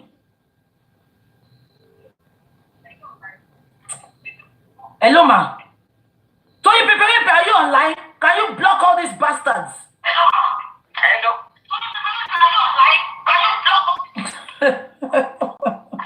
Hello, PJ. Office letting me. Auntie, good morning, ma. Good morning, ma. I'm on live, please, ma. Can you give us 5 minutes, please? 5 minutes, okay. I want to ask you, you're on live, ma. I'm streaming on all my pages. Okay. Yeah. Please, ma, I want to ask you some questions, which I asked you yesterday, but I want you to come and please come and explain to us. Yeah. I'll try with my best of knowledge, whatever I can do to support you, no problem. Okay, ma. Yeah. The pathologist that went to get Mohbad's tissue for autopsy and pathology and everything, they came back and tell us it was inconclusive. Number one. And number two, the lawyer that was part of the pathologist said yesterday that where they took the Europe country they took the sample to, they did not collect money from us. Which I asked you some questions yesterday, ma. Please, can you explain to us, ma? Because with your level of intelligence and in the health sector, please, ma, tó bá fẹ́ ṣe irú check bẹ́ẹ̀ ma. Kí ló máa wà efficient? Please, ma. Ṣé ta sọ Yorùbá àbí òyìnbó? Ẹ sọ òyìnbó, ma. Ẹ bá wa sọ̀rọ̀ sókè, ma. Sorry, TikTok and all that. There are some certain words. Okay, oh yeah, ẹ sọ Yorùbá, ma. Ẹ sọ Yorùbá, ma. So that Shemo, our words are doing or you know as him flagging. Okay. Though I've not been part of what's going on with justice for moments, but I want to give you advice or explain things to you in my best how would I put it? With my experience in the health sector. I practice in the UK and I run a private practice myself. We do quite a lot of investigation and we do send specimen to labs and all that. But looking at the issue here, you mentioned two major issues. You said it was the result was inconclusive. Inconclusive is very broad and sometimes it can be vague. Unless we see the report itself, I'm not sure if they've published the report, then we can look at what they mean by inconclusive. Inconclusive could mean that they couldn't use the specimen, or the specimen was not good enough to be checked. Yes, ma. Sorry, ma. I forgot to tell you. The pathologist said it in court. Because of body Mohbad, àwọn ò lè discover nǹkan tó pa Mohbad. Pé kò sí egbògi olówó lára ẹ̀. Kò dẹ̀ sí that thing. Yeah. So me wọ́n test the result yẹn ló wà inconclusive. Bẹ́ẹ̀ ni ma. Bí pé wọ́n test rárá wọn ò lè lo specimen yẹn. This is what I'm saying. It's two things. Ṣé pé bóyá ó wà inconclusive yẹn, like I said, it's very broad. Inconclusive could mean that okay, wọ́n carry out here with the specimen and they could not find any cause of death, whether the tissue or the sample you want low were good enough, or contaminated. That is why it's very important for that to report. But the report from the lab issue, you need to demand for it. The original report, because the original report will say exactly from tissue to the bone to the blood to anything specimen. So categorically findings more. In blood, this is what we found. In other tissue, this is what we found. We need to see that detail. Otherwise, even go the top surgeon, the top doctor, without seeing the lab report of our physiological report from A to Z what they did. So inconclusive, to me, it's very big. So we need to actually see it. My own concern is the fact that they said lab will bow for test on what ground the lab will need bow. If they've already paid what's the open pathologist wants 10 million or 10 million or 12 million. Could be specimen in the lab. Right? They now took the specimen. So meaning they doctor to one lecture pathology. Oh, Aunty me. What's because me working here and got something. Only because the body was not preserved. The specimen was not preserved. That is why. You know yesterday when we were talking, I said to you, I said not paying. Not paying could be based on the fact that this was actually not done. The specimen was probably rejected. The specimen was probably not good enough. It happens a lot, even in the UK. Like I said, I run a private practice and we do a lot of specimens. By the time you take that specimen, how much transport they become below? One post animal. That is number one. One post was just specimen never present. System when you want look for all those questions need to be answered.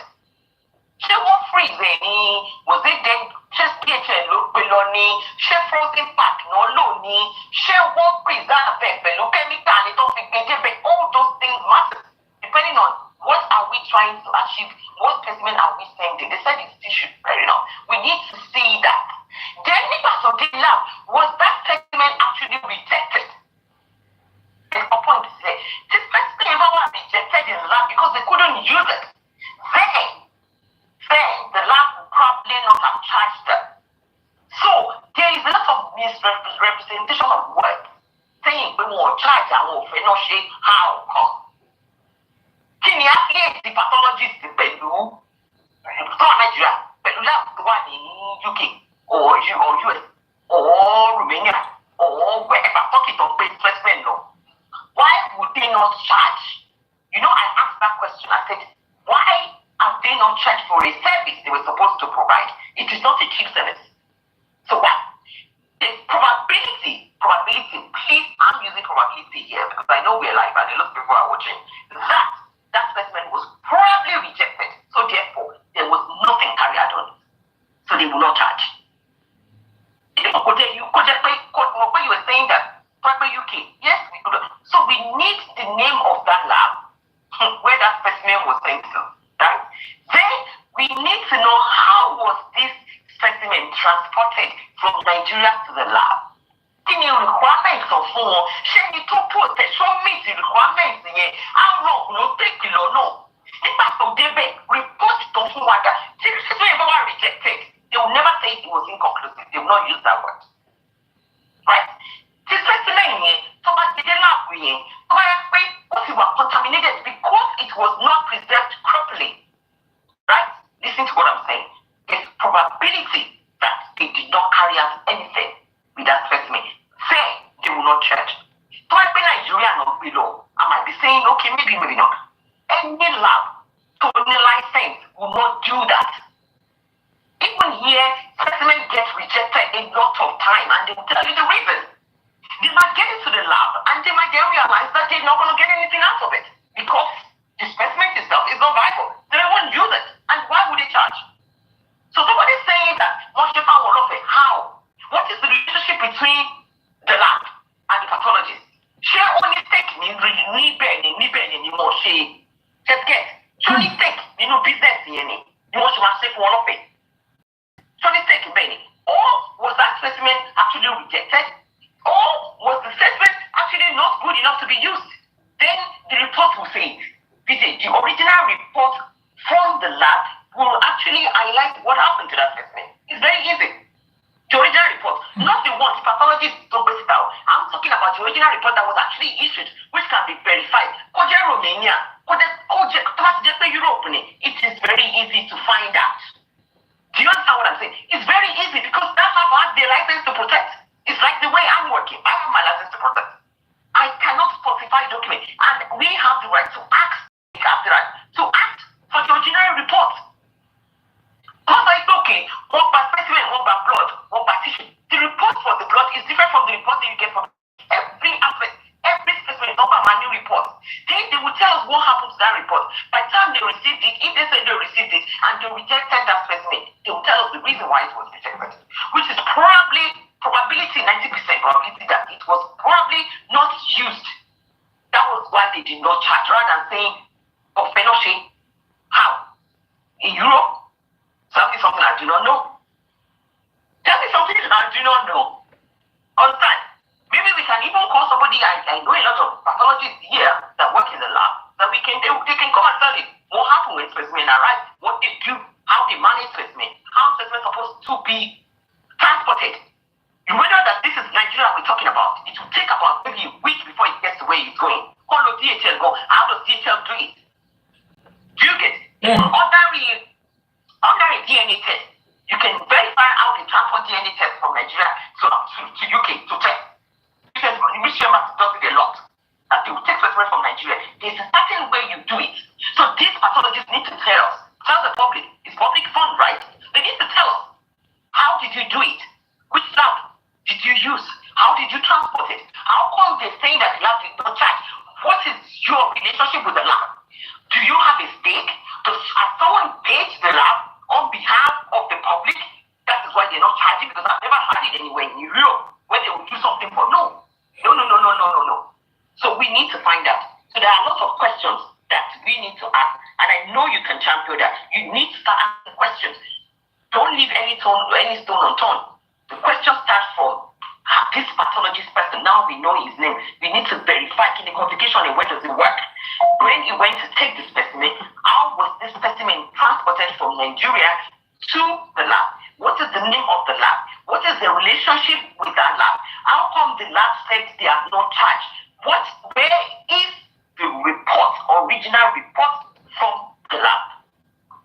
The original report will highlight all those questions. I don't believe that any lab in Europe would do such a job. It is not a small work. To do it for free, for what? Do you get? Benima. Was this specimen actually rejected on arrival? Is that why they did not charge? Check it. Oh yeah, Mima. Is that why they did not charge? So let's ask questions. Then we take it from there. Then we bring experts. I will get the experts from here that works in the lab to come and analyze the report. We don't want to hear it. Yes. But the original report here, there's no point arguing blindly. We want the original report. Till lab here for you to be over inconclusive. What do you mean by inconclusive? Just get all the specimen that was taken from Nigeria, from tissue to blood, or tissue specimen, that was the blood specimen. So we need to report individual reports. We will first verify from the lab whether that report, they might not want to talk, but they can verify if that report was issued by them. Right? Then we start analyzing the reports one by one. How come they are reason to charge when they fail understand? So because if the pathologist is a mistake in lab, then it's compromised. You can't do that. Then that man will be in trouble in Nigeria. Because if you have a stake, this is a very high profile case. If you have a stake in that business, it's between below. Stake meaning show the interest in Benny, show more worry, show more the lab with any working relationship. How can you collect 16 million for a service, then you now took the specimen to the lab and the lab did not charge? I mean, you don't come back to say, integration for me or the lab did not charge. Abi? How come now? They did not even tell me so for what the lab will charge. That's what I'm saying. I don't follow justice for mobile. I'm just telling you for professional opinion. That, okay, you collected certain money that you want to do something for something, whatever kind of business, and then you now got there, the lab did not charge that 16 million. Has it made a refund to say, okay, maybe part of 90% of the fund to back cost of doing this job is for the lab? 10%. No, Aunty me. No, owo share tie gongon mo ti confirm dada. 16 million ni service charge tie, owo tie ni ko nse fún lab. According to for me. Owo to won lo ma gba niyen. Even 10 million lo koko fún. Ridiculous. If it was, we always telling you that. So for you to just take a statement in Nigeria is 16 million. Yes. 16 million ló gbà ma. Ó kọ́kọ́ gba 10 million. So, no, to carry out this test itself, she will break it down for you to come back by me, but don't you boju. She must have to back by wait, so what is it to put in it? Okay, now I want to test for diabetes, for example. I run a clinic after you, I said, okay, I need a blood test. Okay, the cost that you're paying me for that service is inclusive. I'm the clinician, I'm the one that is doing the assessment, I'm the one that already diagnosed you that maybe I diagnosed you with chronic diabetes. Now I want to take your blood test, I'm taking it to the lab. But would I now say, okay, I'm charging you 60 million for my consultation, then the lab? Benima. Where is the breakdown? Benima. Nǹkan tó sọ ngba yẹn ṣe ń gbọ́ mà. Ìgbà tó béèrè 60 million, wọ́n kọ́kọ́ fún ní 10 million. 60 million yẹn jẹ́ kí n ṣàlàyé owó tó jẹ́. Ó kúrò láti Ìbàdàn. Hòtẹ́ẹ̀lì tó tún lọ jẹ sí mà. Àwa la sanwó yẹn. Àwọn owó public náà lọ fi sanwó hotel. Wọ́n sanwó hotel. Owó tó gbà ni pé owó pé òun máa mú specimen Mohbad. Òun máa mọ́mí ṣe kí tún já yín sí mà. Also, according to them, one package almost 2.something million. Tó fi package, tó fi post ẹ̀. Kò tún yọ́nu 60 million yẹn mà. So owó ṣe tó jẹ́ ṣẹ́rí. Àǹtí mi, professional ló fi kó wọn lómi ọbẹ̀ jẹ́. Bẹ́ẹ̀ bá bọ̀ bọ̀dá yọ sọ̀rọ̀. Bọ̀dá yọ ní it's a professional. Were they supposed to then pay the lab separately from that 16 million? ìyẹn la fẹ́ jẹ́ kó wá ṣàlàyé fún wa sí but according to àlàyé tí bàdá yọ ṣe fẹ́ mi o owó iṣẹ́ ní 16 million lọ́pẹ́ fún mi mà. Okay, they said they told you this iṣẹ́ showing cost 16 million. Now I'm asking question. I wasn't part of this. I didn't understand. But this is the question I would ask. You want to carry out this service for us, right? So you're charging 16 million. The 16 million include taking the specimen and the lab testing. No, ma. If they now said no, then people need to start questioning who agreed this kind of agreement, who made this agreement with that man. Because if you told me you're taking the specimen just to take specimen sample is 16 million, which is questionable. You know how much that is in pounds? Do you know how much that is in dollars? To just take the specimen. Yeah. Right? Very much. I'm not being insensitive, I'm just being factual. Yeah, please, man. Go ahead. Was there written anywhere between this man and I want to be certain that the lab will do it for free? Or the lab will charge extra, because I've not heard that from everything we've been talking about things. The lab might charge extra. My belief is the way things are supposed to be done is as a pathologist, you have agreed to do this job. Whether over lab, whether over transportation, you should have given them that invoice that will cover this as a whole, rather than saying 16 million to take a sample. You worry. A sample, tissue sample, blood sample. Then let's ask question. I think you need to start asking question, and I hope you're making notes. That question is, we need to see the agreement between them and the pathologist, because, like you said, this is public money. It's a GoFundMe, and they are accountable. They are accountable to the public that contributed the money. Nobody can say otherwise. Everybody involved, including the pathologist, including the solicitor that pays the pathologist, they are accountable. Meaning, let's show where is the invoice. The money is shown. The invoice said we're charging 16 million for this service. If it does not include the lab money, then it should have been noted. I'm a business person, I understand what I'm saying. But at the end of the day, we need also the report, not what the pathologist called, no. The original lab report will tell you on arrival the day the specimen to receive it. They will tell you exactly what was wrong with the specimen. They will tell you exactly whether they were able to actually use that specimen or not. So that is why I said, inconclusive, I would love to see the CTC so that I will read it myself. Then we will go and bring an expert. Like I said to you, I will get an expert that would analyze that report to you from A to Z of the report. Yes, we will be online, we will analyze it, then we will see. Do you get? Yes, ma'am. They shouldn't use that state of pay the lab not charge money here. That one is actually compromised. Or to compromise a lot of things. Why would the lab not charge money? What? Is it because the lab, somebody paid the lab? Is it because the lab has interest in Mubarak's case? Is it because the lab has affiliates with the pathologists in Nigeria? Risk. Because people will start asking, what kind of pathologist are you? How did you transport it? Was it DHL? Was it frozen? Was it like in ice pack? How was it transported? How long? When did you post it? Where is the evidence of the post? Which courier did you use? Is it DHL? Are they actually specialists in transporting specimen? This is Nigeria we're talking about, BJ. And Aunty, can I quickly tell you something, ma'am? The same pathologist, you know, lo she private pathologist for Baba Sylvester Tokunjo say. The same pathologist came back to tell Sylvester father that the result was inconclusive. In Baba insurance your money, come back with good results. No, the same thing. Don't chef from Obadi.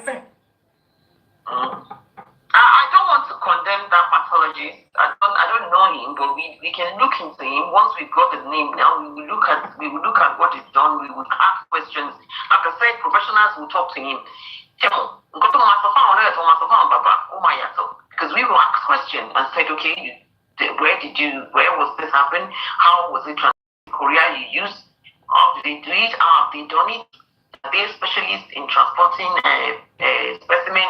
How was it transported? And please give us the name of the lab. There's no secrecy in these now. Secrecy in there. We know the name of the lab. We can question the lab. Do you know that this kind of thing, it happens that, okay, at the end of the day, you don't need to accept it. If you do a test somewhere and they said it's inconclusive or there's question about the report, you're entitled to seek for another place, for it to be taken to another place, for you to seek for a second opinion. It happens a lot in And Aunty, can I quickly ask a question, ma? Possible specimen yẹn ti ṣe kíni tó dàbá nù sọ pé eyín àbẹ́gungun ló máa ń jẹ́ best. That's why I said that. Báwo ló ṣe gbé débẹ̀? Very very. Ṣé bí níbí kí mo ká wá tún lo kíní kẹjẹ ká lè yín àbẹ́gungun lóòótọ́ níbí ogún ọdún tẹ́bá ń wo tẹ́bá tẹ̀ ìlú ẹ̀bọ́ sórí Netflix náà kẹlẹ̀ wo crime watch kẹlẹ̀ wo oríṣiríṣi bẹ̀ òkú tó ti lo 100 years nínú grave tó bá rí gbogbo tó bá rí yẹn wọ́n ṣe they still do test on it. So that's what I'm saying, that there's probability that the way they handle the specimen itself, like I said, I'm not there. I am just saying in my own opinion that it might be the way they handle the specimen before they got it there. The specimen itself was already probably rejected. The way knowing it started with this person. Open and honest with you guys. There's probability, that's what I'm pushing probability for you, that the specimen was probably rejected in that lab. That was why they did not test it. That was why probably they did not charge them. That's why they didn't pay. Because by the time David reject this business. Àǹtí mi máa gbàgbé pé tó bá mọ̀ pé tó bá wá padà sọ fún wa pé ó reject ẹ̀ ó máa fẹ́ bèrè refund 60 million owó dẹ̀ ní fẹ́ kó sílẹ̀. Tẹ̀sẹ̀ ronú mi ṣe ronú ni. Ìṣẹ́bí Nàìjíríà lélẹ̀. This is Nigeria, but that is why I say that. I want to one in new team. You cannot. I'm not blaming anybody. Please don't get me wrong. But when you want to deal with people like that, but pathologists, vulnerability and what team, Baba. If at the end of the day you won't have a doctor, you must have somebody. So what? Don't need knowledge to deal with this person from day one. Exactly. The person would have been asked. Àǹtí mi iṣẹ́ ló gbéṣẹ́ fún àǹtí mi wọ́n gbéṣẹ́ fún wọ́n wá sick back wọ́n ní tó wọ́n jẹ́ professional wọ́n náà wọ́n fẹ́ disturb ẹ̀ kọ́mọ́dà wọ́n disturb ẹ̀ àwọn pọ́ọ̀kì nọ́ọ̀sì sínú ẹ̀. Okay, lawyer no represent, but I understand. Solicitor, kí ni solicitor wọn nípa medical? Kò tẹ̀ jẹ́ wípé kó jẹ́ pé solicitor yẹn kó jẹ́ pé lawyer yẹn kó jẹ́ pé medical lawyer ni. Lawyer yẹn ó máa mọ̀ nípa okay medical law ló máa mọ̀. Kò lè mọ̀ the nitty-gritty of the questions a professional or a doctor or someone who is in a medical profession. So láti fi béèrè. For example, I would have asked to say, okay, this is it. Ṣé blood ni? How are we going to transport it? Ṣé DHL ló fẹ́ gbé ni? Ṣé FedEx ni? Are they aware of what we put in the pack? Ṣé ni ikọ̀ kò kí ní ìsinmi bá sí ilé ó pọ̀ sí ẹ̀sìn ni? There's certain ways to handle such things now. Or are we actually going to fly? I would expect that pathologist to be in the plane himself to fly with that person. Prevented it. And actually, yes, go fly. It happens a lot with that specimen. But preserve, could they declare to airline that this is what I'm doing? He's saying me now, this is what he does.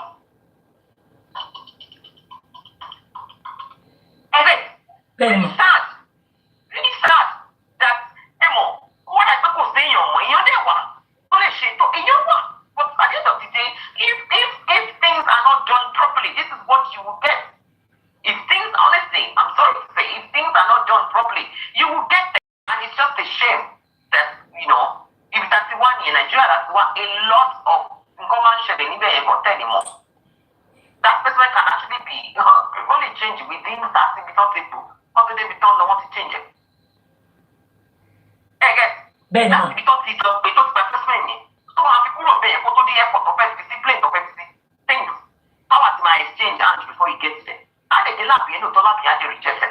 I don't want to say that lab compromised, please, because in any part of Europe, I know because of their license, it's very, very difficult. It must be very difficult for that lab to compromise and to change results. It's very difficult because they know that license will go down the drain for it. But Nigeria now say yes. So two things could have happened. They would have probably received a contaminated specimen, so therefore they couldn't use it, or they received the specimen, they could not use it because one thing or the other has happened to it, or they received a total different specimen. Who knows? The original report of that lab is very important. If anybody wants to clamor for anything, it's to clamor for not the report, the pathologist, the one report. That is not going to tell us anything. We don't want that. We want the original report. With the name, then we can verify that this lab issue this report because the date will be there, the time will be there. We can verify to say was this issued. Once they said yes, the lab report was issued by themselves, then we start analyzing it. We bring experts. This is the UK. We bring experts. Everybody, feel to jack of all trades. You might be a doctor, but at the end of the day, you're not a pathologist. You're not the one who is going to work in the lab. We bring experts, that will analyze that report from A to Z. Then we will see. Once we're able to confirm that that report was to confirm that the lab within the Europe actually issued it. That is it. Then we can actually confirm, look, so the reason if they paid or not. I'm just not comfortable with the fact that Ushifa will not pay. Anything free, PJ, you have to question. If someone says free, I'm doing a service for you free of charge. Start questioning it. Why are you doing it for me? What is your interest? Why do you want to do it for me for free? You're a lab. Yes, it's I think, it's very I think a case that should have told very professional and with care. Every bit we should have asked questions from the one about every process. Oh, bere question ma because mo you sọ fún wọn. Mo ní why try ṣe bere questions. Wọ́n ní mi go gba receipt gan aunty. Tó bá gbà we sha. But mo bere question. Wọ́n nígbà tó ti jẹ́ professional. Báwo làwọn ṣe máa tọ́ pinpin? Àwọn believe in him. No. Except money now. Of course, it is our money. Mo sọ lánàá. Mo pay any so I have to support the investigation. You pay also provide the service and you're saying you cannot ask questions. If you don't know, you are very sure there's somebody within your team that has medical knowledge now that could have handled the man, that would have been to supervise the man, or that would have been to be part of it. So in your call, the Jawa now one person cannot be doing anything. You want to be a lawyer? Doctor, we're not special. No, we're going to get some work. So vulnerability we have to talk with chef from Kumo. Check it. So I'm not saying better to chef for no fraud. I'm not saying, but the man, the pathologist himself, if I'm more about in Nigeria, it's very easy now. He himself, he knows that his license, don't know, he license being practiced now. I'm person he drag it, somebody need to question that okay, but we don't say the wrong money, we don't say the wrong money. Now same lab, don't know Europe, not Lushini. Same lab, don't know Europe, you shop not say the wrong money, money. Shopping. How can you be saying when mental survey that that's supposed to lawyer tó ń jọ ń ṣiṣẹ́ lawyer tó introduce ẹ̀ sí wọn ló sọ bẹ́ẹ̀ ó lọ fẹ́ and àǹtí mi ṣe rí ìyá Mohbad dẹ̀ ti sọ kí result yìí tó jáde ó ní wọn lè rí nǹkan kan she said it ìyá Mohbad said it ó ní wọn lè rí nǹkan kan. Power could have probably changed, and that's why I said to you that we need to be a very deep critical. And àǹtí mi ṣe kí n tún ṣọ́ọ̀kì yín sáà ni wá sọ kíní kan ní last inquest ìgbà tó interview ẹ̀ ó ní tàbá really fẹ́ justice ó ní don't look at the body of Mohbad ó ní everybody in that house ní káwọn èèyàn focus lé lórí kí ló mì nìyẹn á ti ní nǹkan tí bàbá yẹn gan náà rí.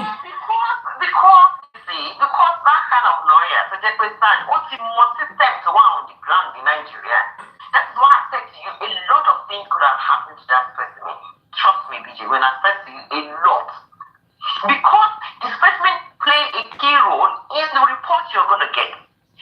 The specimen could know 100 years can still be done, I'm telling you.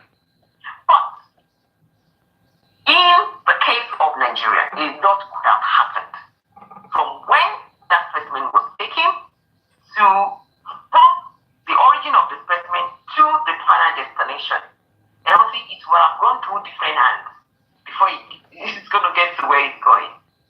So if you understand what I'm saying, then you understand that I don't want you to worry so much about it because a lot could have happened. Who is taking the specimen to who is going to transport it to how it was transported to where it's going. But I would not agree that that lab compromised. No. A lot would have happened to that specimen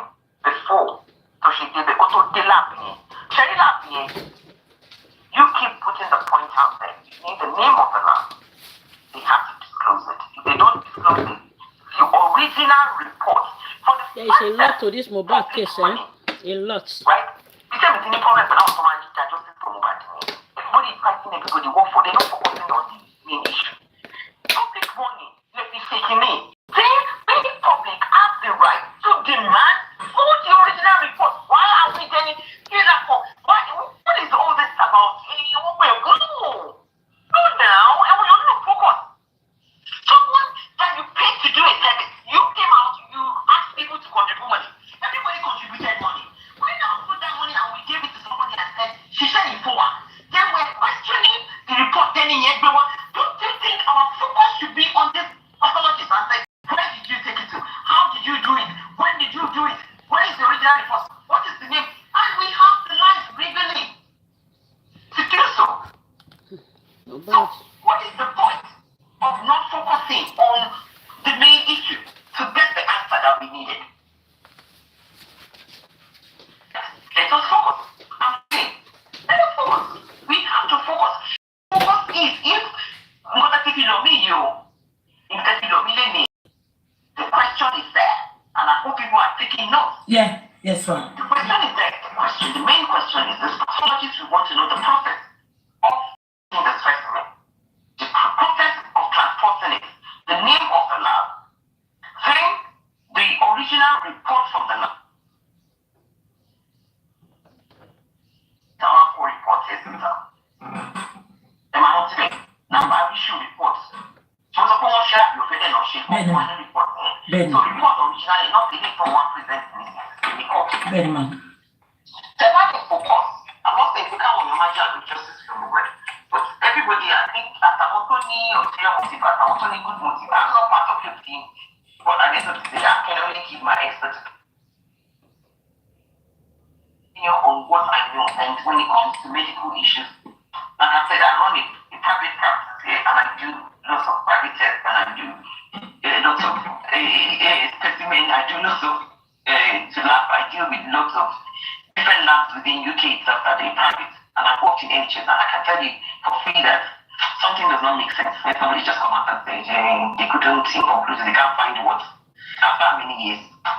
The medical person come. One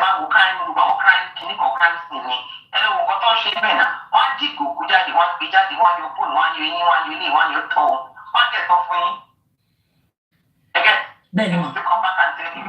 So, duration, also the preservation of where in Nigeria, we see some of the one, all of from if you told what they're going to preserve it, the man, only man preserve it, once they use different kind of chemicals that's actually damage, but there are still things that can still be used to verify. on the Of course, of course, that's correct. So that is not a good excuse to say that certain things now are not in theory, but at the end of the day. But imagine I go too deep into that because that will become very insensitive to the dead body. So we still have to respect for that. But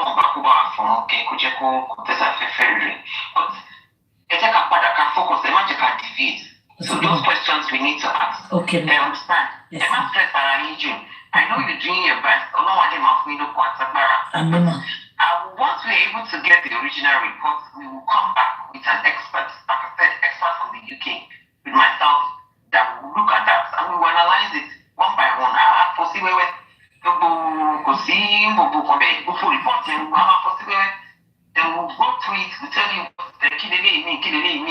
me. But yes, stay focused. Okay, ma. Stay focused. Okay, ma. Collectively, we all say thank you, ma. God bless you, ma. Jehovah, we honor you, ma. We appreciate your time, ma, because I know you are very busy. We appreciate you, ma. Thank you, ma. Bye-bye, ma. All right, thank you very much. So, King Thomas Owolo, I saw somebody's comment here. Charles, you have gone. And here's a question people say wọ́n kì í sọ kọ́kọ́ fún mi. Ipe báwo ni mo ṣe máa wá ń bọ̀ tàti mama sọ pé mo fọwọ́ sọ̀yà tí mo máa sọ̀rọ̀ on their behalf. Ipe dem báwo mo ṣe mọ gbogbo information yìí. Ìwọ lórí burúkú tó kọ comment yẹn wá gbọ́ èsì ọ̀rọ̀ ẹ̀. Mo ṣẹ̀ṣẹ̀ mọ most of this information ni. I do nothing. Ìjọ Friday. Ìgbà tó sọ pé fẹ́ ṣe autopsy tí mo bá wọn bọ́ta béèrè owó. mo ti sọ fún yín mi ò kí ń tọpinpin tí n bá tọpinpin jù náà wá ní nǹkan tó ṣẹlẹ̀ Bukky ló gbé síta wọn fẹ́ sọ̀rọ̀ fún mi èmi ò tẹ̀ ní kó sọ̀rọ̀ fún mi bàbá Mohbad ti wà ń bẹ̀ bọ̀dá Muyiwa tí mo feel pé he is intelligent, he is educated ó ti wà ń bẹ̀ kí mo ti fẹ́ máa ṣe all what I'm doing is solicit and analyze nǹkan tó bá ṣẹlẹ̀ ṣé màmá pè wọ́n pé ó yẹ sọ fún mi kí lẹ ti sọ no I don't do that. nǹkan bá ti ṣẹlẹ̀ ní máa ṣẹ̀ṣẹ̀ wò pé báwo ló ṣe ṣẹlẹ̀ ìmí gan discernment ni ìmí gan mo kàn lọ gbọ́ orí mi láti fi put two and two together ìwọ lórí burúkú tó ń blame mi pé èmi ń tan gbogbo èèyàn ṣé ti bá ń tàn yàn máa débi tadé yìí. They told me pé ẹni yìí ṣe báyìí ẹni yìí ló ṣe báyìí wọn ò tètè sórúkọ fún mi gan wọn ò sórúkọ ẹni yẹn fún mi wọn kàn sọ pé òun ló ṣe iṣẹ́ Sylvester tó lè ṣe gan ìgbà tí kíní yẹn ti ń pẹ́ jù tí mo sọ pé ẹ ṣe pé ní professional ni wọ́n ní professional pé òun ló ṣiṣẹ́ Sylvester mo lè dá sí pé Sylvester olóbodè tó ṣe náà ó padà wá sọ pé inconclusive ni tẹ́mi bá ti mọ gbogbo ilé ìbá ti sọ pé ẹ̀ bá má lò mí mọ̀ and I can't question tí bàbá ò bá ti lè question tí bọ̀dá Muyiwa tó wà ń bẹ̀ ìjọ Friday mo bí bọ̀dá Muyiwa mo ní báwo lẹ ṣe máa gbéṣẹ́ fún yàn ṣé ẹ̀ follow up ni wọ́n nígbà tó jẹ́ professional àwọn ò fẹ́ tọpinpin mo ní what the f tí mo wé ìdẹ̀gbọ́ tí mo wá sọ́ńtà mo ní màá gbéṣẹ́ fún lọ́ọ̀yà kọ́ńsìn mi ní tọpinpin tó bá mẹ̀sẹ̀ up ńkọ́ ẹni ìgbà tẹ́ ti gbéṣẹ́ fún relax bó ṣe relax náà ń bọ̀ ní ti sáànù ń sìn èèyàn sọ pé òun ní evidence pé spending sọ̀rọ̀ fóun spending is part of the people in that house ẹni kò need ẹ̀jẹ̀ tí gbọ́ nǹkan tí sáànù sọ́sìn sáànù if we truly want justice we should not look at the body àwọn èèyàn 15 yẹn màá wá fún yín ní reason tí mo sọ pé èèyàn 15 yẹn important tí mo dẹ̀ gbọ́ voice náà tẹ́lẹ̀ yìí send voice sí mi tí mo send ẹ̀ sí bàbá Mohbad tí bàbá Mohbad sọ fún mi pé ṣé bàbá Mohbad tiẹ̀ ní àbí bàbá Muyiwa mo send voice sí bàbá Mohbad ìpè kan lọ fi wọn ṣítù ìpè ẹni yìí ó jẹ́ kán arrest mo ní gbogbo àwọn tó wà nílé yẹn ló jẹ́ kán summon mo sọ fún bàbá Muyiwa náà bàbá Muyiwa yẹn wọn kàn ní ma summon everybody ẹ jẹ́ kí n play voice yẹn kẹ́ wá sọ fún mi bí a kò ní ìdí kó gbogbo wọn nílé yẹn tó bá kó gbogbo wọn àṣírí ikú tó pọ̀ Mohbad máa yọ ẹ jẹ́ kí n play fún yín voice mo sọ pé mo fẹ́ play fún yín lánàá mo ní ní send gbogbo voice sí bàbá Mohbad náà dá mi lóhùn so gbogbo ẹ̀yin lórí burúkú tẹ̀ sọ pé BJ ló dá kíní kan rú àbọ̀ ayé yín fẹ́ bàjẹ́ ni tẹ́ni bá ti kúrò ní justice ni justice àti tán ẹ gbàgbé ẹ̀ ìtorí mo mú ẹ̀pọ̀n wọn dání báyìí náà you use voice over for what voice changer kí ni mo fẹ́ lo voice changer fún mi ní di voice changer ẹ máa gbọ́ kò tí ì sọ̀rọ̀ gidi fún mi síbẹ̀ mo kàn fẹ́ kẹ́ mọ reason tí mo sọ pé gbogbo wọn tó wà nílé ní kọ́kọ́ mi ní di voice changer tó gbà tó wá bá mi ó mọ̀ pé wọ́n fẹ́ lo jìbìtì fún mi ní ẹ jẹ́ ń pè fún yín ògì àti mọ́mọ́ nǹkan tí ń wù mí mú báyìí mo ń bọ̀ ẹ máa gbọ́ o I'll send this.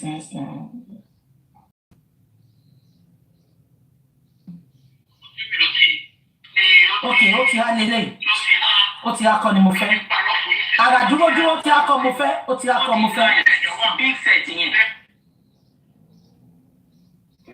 Ẹ káàárọ̀ ẹ̀wọ̀ ẹ̀jọ̀ ẹ má bínú ó jì tí àti ẹ̀ta àtijọ́ plan everything ìgbà tí mo ṣàtúbà sọ̀rọ̀ lálẹ́ àná ni understand kan tó náà tó wá sọ because ọwọ́ ẹ̀gbọ̀ngàn làwọn fídíò ẹ̀ wà gbogbo bá ṣe dé nílé lálẹ́ òun tó fi dípá àwọn pípín ẹ̀ ń jà ní yàrá tí Wùmí ṣáà ń pariwo dìde kò tí ẹ wáyé wà ń tàn yẹn gbọ̀ngbọ̀n ló wà lẹ́nu ọ̀nà wọn. ṣe gbọ́ Monday ni Mohbad kú ṣe rí gbogbo kiri ṣe gbọ́ àbí abatu play ẹ̀ máa ń sún padà ó nígbà tí kíní ẹ̀ ṣẹlẹ̀ lálẹ́ ẹjọ́ yẹn tí Wùmí pariwo dìde gbogbo kiri mo sẹ́ni sí bàbá Mohbad ìgbé tó gbé lọ fún ṣítù bàbá ò dá mi lóhùn bí wọ́n ti pé bọ̀dá Muyiwa ni o wọ́n ní kọ́ máa lọ ẹ wá sọ pé àwọn justice mo ní mo ti take a lot of things gbogbo kí ni mo sẹ́yìn sí bàbá Mohbad máa tún pray fún yín náà ẹ jẹ́ kí n sọ bọ̀bọ̀ yìí fún yín mi ìmọ̀ bọ̀bọ̀ yìí rí ó kọ̀ wá sínú inbox mi ni ó ní 6 mo ti gbàgbé ọkọ̀ ẹ̀ máa lọ wo mẹ́sẹ̀gì mi máa padà wá sọ fún yín olóhùn yẹ ṣe driver Mohbad kọ ló pera ẹ̀ olóhùn wà pẹ̀lú àwọn tó wà nínú ilé ńjọ́ yẹn olóhùn àtàwọn Mohbad làwọn jọ lọ sí concert àwọn dẹ̀ jọ padà ni so ó wá inbox mi ṣé ń gbọ́ mi ó wá inbox mi ni o ó láwọn ní fídíò táwọn fẹ́ fún mi mo ò dẹ̀ fẹ́ jẹ́ kí fídíò ó ní kí n fóun nọ́mbà mi private number mi gangan mo fún kò ń ṣe public number ṣé ń gbọ́ mi fún nọ́mbà èmi dẹ̀ jẹ́ kan gbogbo yín mọ̀ mo ètì kí n máa record mi kí n record èèyàn mo dẹ̀ ètì kí n máa gbé fóònù sétí so mo like kí n máa transact pẹ̀lú voice ṣé ń gbọ́ mi ẹ jẹ́ kí n máa sọ lọ màá wá lọ bẹ̀rẹ̀ láti bẹ̀rẹ̀ so ìgbà tó wá inbox mi nínú inbox Facebook mo wá ní òkè kò loud màá loud ẹ̀ máa mú fún sister Comfy àtàwọn critical thinkers wọ́n á lo loudspeaker ẹ tẹ́tí èmi ò ní loudspeaker bí ṣe ń gbọ́ bọ́ ẹ tẹ́tí ní dáadáa ṣó ti yẹn mo wá fún ní nọ́mbà mi pé kó jẹ́ ká sọ̀rọ̀ lórí WhatsApp so ẹ máa gbọ́ mi ní interfere mọ́ ṣe ń gbọ́ mi ní interfere mọ́ gbogbo audio yìí ni mo send sí bàbá Mohbad mo ní bàbá iṣẹ́ yín kọ́ lélẹ̀ ẹ lọ fún SAN gbogbo àwọn tó wà nínú ilé yẹn ló jẹ́ kọ́kọ́ gbogbo pé wọ́n pick and choose yẹn àti ìwà justice mo dẹ̀ sọ fún bọ̀dá Muyiwa náà kò kí n ṣe gbogbo èèyàn tí èèyàn bá sọ̀rọ̀ fún náà kò kí n pe gbogbo orúkọ tó bá dá náà ni ẹ máa kà kún tẹ́jọ́ ò bá kàn wọ́n wọn ò lè gbé wọn wá sí court that was all I got. ẹ jẹ́ ká ìtòrí ẹ̀mí sọ pé mọ́mí rich grace àti bàbá ní kọ́ máa ṣe ń sìn bàbá òde lè sọ pé kò sí nǹkan tó kàn wá mú because pẹ̀lú Ọlọ́run àtàwa yìí la jẹ́ ká débi tá délé ni ẹ kí n tún play kí gbogbo yín gbọ́ mi ì ní sọ̀rọ̀ mọ́ so màá máa ṣàlàyé fún yín later ẹ jẹ́ ká lọ bẹ̀rẹ̀ ẹ lo earpiece ẹni tó bá fẹ́ gbọ́ dáadáa ẹ lo earpiece ẹ gbọ́ ẹ lo earpiece tó tẹ̀lé ìbò ẹ jẹ́ kí n tún play ń bọ̀. Meanwhile ẹ má gbàgbé pé nínú inbox tó send sí mi yẹn ó ti sọ fún mi síbẹ̀ pé òun fẹ́ fún mi láwọn fídíò nǹkan tó ṣẹlẹ̀ ńjọ́ yẹn lọ́dọ̀ Mohbad nínú ilé ó ti ló fẹ́ fún mi ní fídíò so ìtorí ẹ̀ ló ṣe continue láti ibi fídíò mi báyìí because èmi ní kó jẹ́ ká lọ sórí WhatsApp ká lọ sọ̀rọ̀ ó yẹ máa gbọ́. Hello, ẹ káàárọ̀ ẹ̀rọ ẹjọ́ ẹ má bínú ojì tí àti ẹ̀ látijọ́ plan everything ìgbà tí mo ṣàtúbà sọ̀rọ̀ lálẹ́ àná ni understand kan tó sọ because ọwọ́ ẹ̀gbọ̀ngàn làwọn fídíò yẹn wà gbogbo bá ṣe dénú ilé lálẹ́ ọjọ́ yẹn tó fi dípò àwọn pípé yẹn jà ní yàrá tí Wúnmi ṣáà ń pariwo dìde kò tí ẹ wáyé wa all time yẹn bọ̀ gbogbo ló wà lẹ́nu ọ̀nà wọn tí fídíò yẹn dẹ̀ àti ọ́díò méjèèjì ló wà lórí fóònù ẹ̀ èmi náà ti ṣàlàyé fún pé èmi máa kúrò Naija last week yẹn o because ó fẹ́ mú ìyàwó àtàwọn ọmọ ẹ̀ lọ sí Ẹ̀gbá lọ́dọ̀ àwọn parent ẹ̀ next thing tó dẹ̀ tún bá mi sọ ní gbogbo alẹ́ àná tèmi dẹ̀ ń bá sọ̀rọ̀ ó dẹ̀ lóun feel safe kóun gan ní láti kúrò Naija náà kóun tẹ̀ tó lè drop anything èmi dẹ̀ understand it because. ó jìbì kan lẹ́ ń gbọ́ ṣe ẹ̀gbọ́n kan tó kú ni ẹ̀gbọ́n kan tí bàbá yìí sọ ó ní lálẹ́ ìjọ yẹn táwọn dé láti show which was Monday ni Mohbad kú ó ní lálẹ́ ìjọ yẹn táwọn dé láti show ó ní ojì ló wà lẹ́nu ọ̀nà tó record everything ó ní àwọn kan gbọ́ tí Wùnmí pariwo dìde kí náà pariwo dìde fún tí ìbáṣe pọ́n ti pa ọmọ yẹn ó ní àwọn kan gbọ́ dìde ókè tẹ bá ń gbọ́ kí lè tẹ bá ń sọ pé ó dárúkọ ojì kí ló kèmí pẹ̀lú ojì nǹkan tó ń sọ yẹn ni kẹ́ dì mú ẹ ká tún bẹ̀rẹ̀ abẹ́fẹ́ lọ fún tea break ni ẹ jẹ́ ká gbọ́. eléyìí kọ́ ni mo sọ pé mo ń bọ̀. ẹ káàárọ̀ ẹ̀rọ ẹjọ́ ẹ má bínú ojì tí àti ẹ̀ta àtijọ́ plan everything ìgbà tí mo ṣàtúbà sọ̀rọ̀ lálẹ́ àná understand kan tó náà tó wá sọ because ọwọ́ ẹ̀gbọ̀ngàn làwọn fídíò yẹn wà gbogbo bá ṣe dénú ilé lálẹ́ ọjọ́ yẹn tó fi dípá àwọn wípé yẹn já ní yàrá tí Wúmi ṣáà ń pariwo dìde kò tí ẹ wáyé wa ń tà nìyẹn bọ̀ gbogbo ló wà lẹ́nu ọ̀nà wọn tí fídíò yẹn dẹ̀ àti ọ́díò méjèèjì ló wà lórí fóònù ẹ̀ èmi lè ti ṣàlàyé fún pé èmi wá kúrò Naija last week yẹn o because ó fẹ́ mú ìyàwó àtàwọn ọmọ ẹ̀ lọ sí Ẹ̀gbá lọ́dọ̀ àwọn parent ẹ̀ next thing tó dẹ̀ tún bá mi sọ ní gbogbo alẹ́ àná tèmi dẹ̀ ń bá sọ̀rọ̀ lẹ́nu òfin safe wọ́n gan ní láti kúrò Naija náà kó tẹ̀ tó lè drop anything èmi dẹ̀ understand it because gbogbo kíní ẹ̀wọ̀ ìṣẹ̀lẹ̀ àwọn agbóhùn lè yọjú sí kúrò náà because tá a bá yọjú sí kúrò náà ọmọ planton ní tó wá lọ mọ ibi tí info ti leak ó rí bákan mo dẹ̀ wo pé bóyá tọ́lọ́mbà sábà ṣe ṣá tó bá ti rí àwọn owó tó lóun ní tó bá ti kúrò Nàìjíríà èmi máa get back sí mi ẹ má bínú tó lọ lọ mistake ni pé ẹ kí n ṣe contact mi ẹ kí n jẹ́ kó nǹkan ti kúrò náà kó ti kọjá sí bíbá yìí kí n tẹ̀ tó contact mi ẹ má bínú ẹ ṣe. ṣé ó jí tó máa ń ṣeré yẹn àbí ó jí wọlé ń sùn ó jí bàbá tó máa ń ṣe iṣẹ́ òun ok so wọn náà fẹ́ travel lọ sí South Africa. Okay, so if you look at cost to my friend lost in South Africa, check them but when it's all back, you believe in I got no evidence okay. Any fellows that any unique contact so low. Come at you, I want Damola to support one video, be mobile shiku. Don't send the video 3 seconds. Okay. Another question.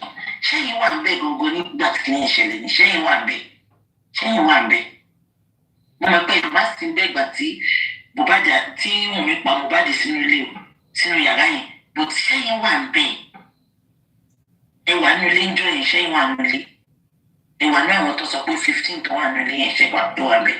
ẹ máa gbọ́.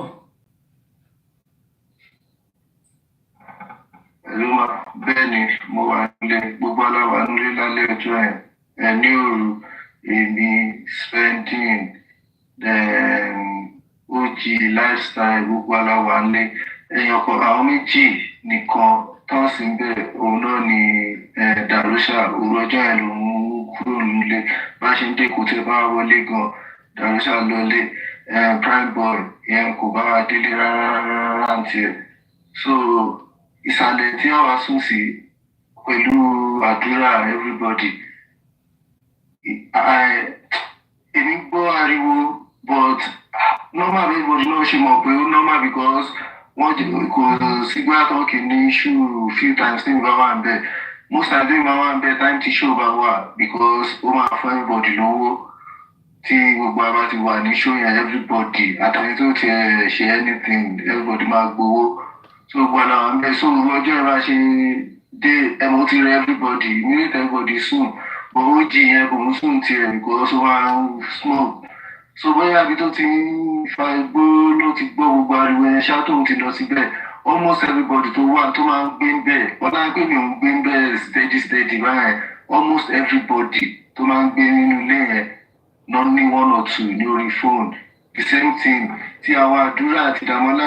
ṣe gbọ́ almost everybody tó ń gbé nílé yẹn ló ní 1 or 2 things lórí fídíò nípa nǹkan tó ṣẹlẹ̀ ń jọ yẹn. Yes, wọ́n ní kí sáà ní máa ṣe nǹkan kan. Mo sẹ́ǹdẹ̀ sí bàbá mi ìmọ̀ bí mo sẹ́ǹdẹ̀ sí bọ̀dá Muyiwa àbí mo fẹ́nu sọ̀rọ̀ ni. Mo ní bàbá ṣe gbọ́ ọ́díò tí mo sẹ́ǹdì sá. Ìgbà tí bàbá bá padà sọ fún mi, wọ́n ní kí n bá wọn wá dírẹ́sì àwọn ò máa dírẹ́sì wọn.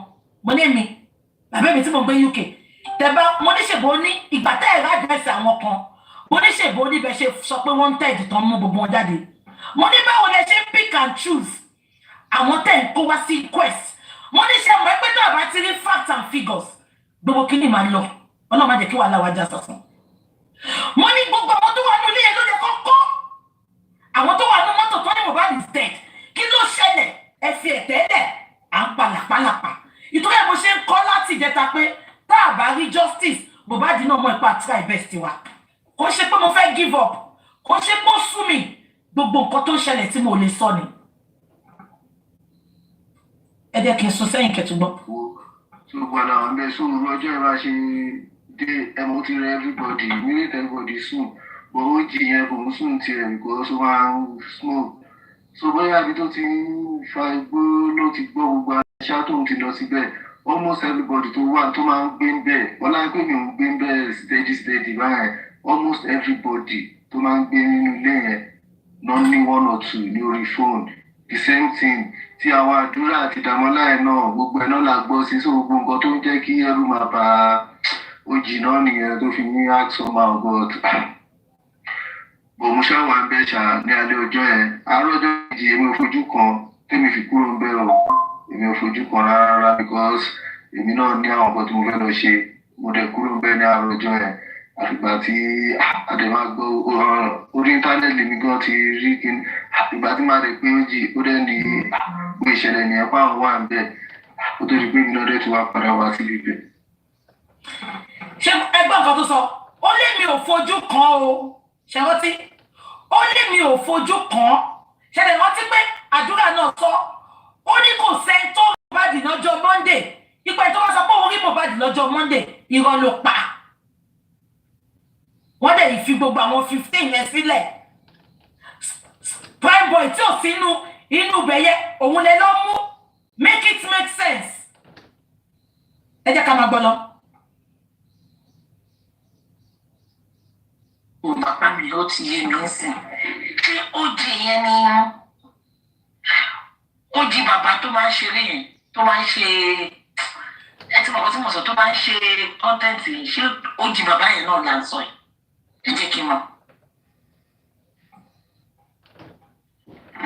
Hello ma ó jì ó ní driver Mohbad ọ̀rẹ́ dẹ̀ tún ni wọ́n ṣùgbọ́n. ṣe gbọ́ ó jí driver Mohbad ẹ dẹ̀ fi gbogbo àwọn yẹn sílẹ̀ ẹ wá ní ká ló máa sanwó autopsy àti toxicology tí life evidence wà jẹ́ ṣẹgbọ́ gbogbo àwọn tó wà ń bẹ́ẹ̀ fi wọ́n sílẹ̀ wọ́n ti sá lọ tán wọ́n ti ṣèyí tó fẹ́ ṣe tán ẹ wá ń to àwọn public ṣẹgbọ́ ọlọ́pàá mọ̀ọ́mọ̀ kò lọ wọn ṣe investigation àwọn 15 tó wà nílé yẹn àtúwá ní sàn ṣe àlè blame sàn nǹkan tó bá sọ fún sàn ní sàn máa ṣe èmi dẹ̀ send lè sí bàbá mo ní kí bàbá hà tì lé lórí mo ní bàbá ẹ send ẹ sí sàn we need all these people in coroner inquest mo dẹ̀ pé bọ̀dá Muyiwa náà ìgbà tẹ́ máa sọ fún mi ẹni kò kàn ṣe gbogbo ẹ tó bá dá ọkàn ló ń gbé wá sí inquest so ẹ sọ fún mi ṣé mo try best mi mo ní lot of things ti wà tó jẹ́ kí n ti give up ọmọ pé náà kò sẹ́ni tó mú mi wá sínú justice kò dẹ̀ sẹ́ni tó lè lé mi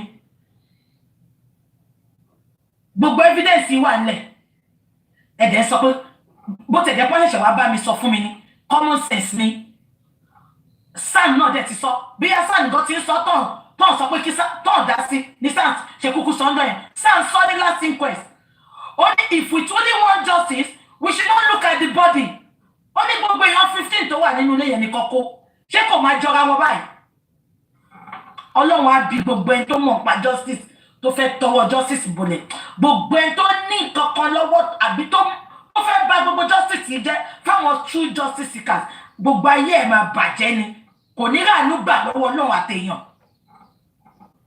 wọ́n á pè ní ojì torí pé òun ju gbogbo wa lọ gbọ́ òun ni driver ẹ̀ tó gbé lọ sí Kòròdú òun náà ló máa gbé kiri like driver ẹ̀ tó really trust so ojú àlọ́ resident everybody fi máa ń pè ní ojì wa.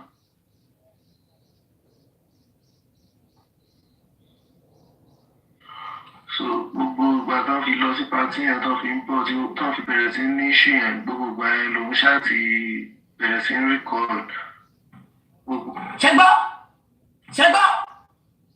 kan tó sọ ó ní gbogbo ìgbà tó ti ń bọ̀ láti pàtí yẹn tó ti ní issue ló ti ń record so everything is with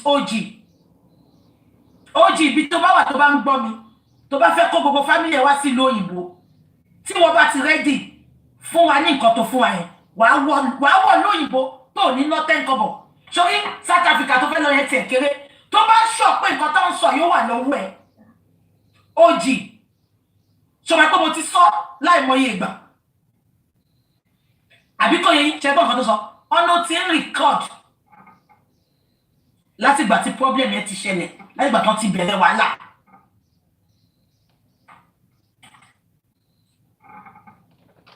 ẹ jẹ́ ká máa gbọ́ lọ. So gbogbo recording tó ní tó fi kúrò láti show yẹn gbogbo ìjà. The guy is not lying. Èèyàn kan sọ pé bàbá yìí parọ́ pé OG kan ló drive kò sọ pé OG ló drive o. Ó ní OG is Mohbad's driver. Gbogbo wọn jọ lọ ni. Of course, wọ́n rẹ́ǹtì mọ́tò kan drive ni. Kò sọ pé òun ló drive. So go and watch it. Tẹ́ bá ṣẹ̀ṣẹ̀ enjoy. Ẹ má máa distract wa. Betty, you did not start with us. Kò sọ pé òun ló drive. Fine, driver to drive ti wá give you testimony. He said they all went together. He did not kò sọ pé OG ló drive. Ṣé ìfọlábalẹ̀ báyìí lọ? Ìwọ tó bá máa distract mi máa block ẹ. Ẹ jọ gbogbo èyí tẹ̀ ń wò mí. Ṣó sọ pé OG ló drive ni?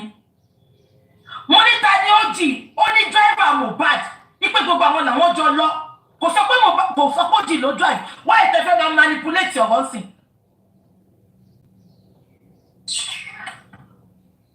Ẹ máa gbọ́ o. Ó ní regular driver Mohbad ní OG. Kò sọ pé òun ló drive ń jọ yẹn. Ṣebí Yorùbá náà sọ. Kò ṣáà sórí illiterate platform láwà yìí sí. Ẹ jẹ́ ká tún bẹ̀rẹ̀ jàre.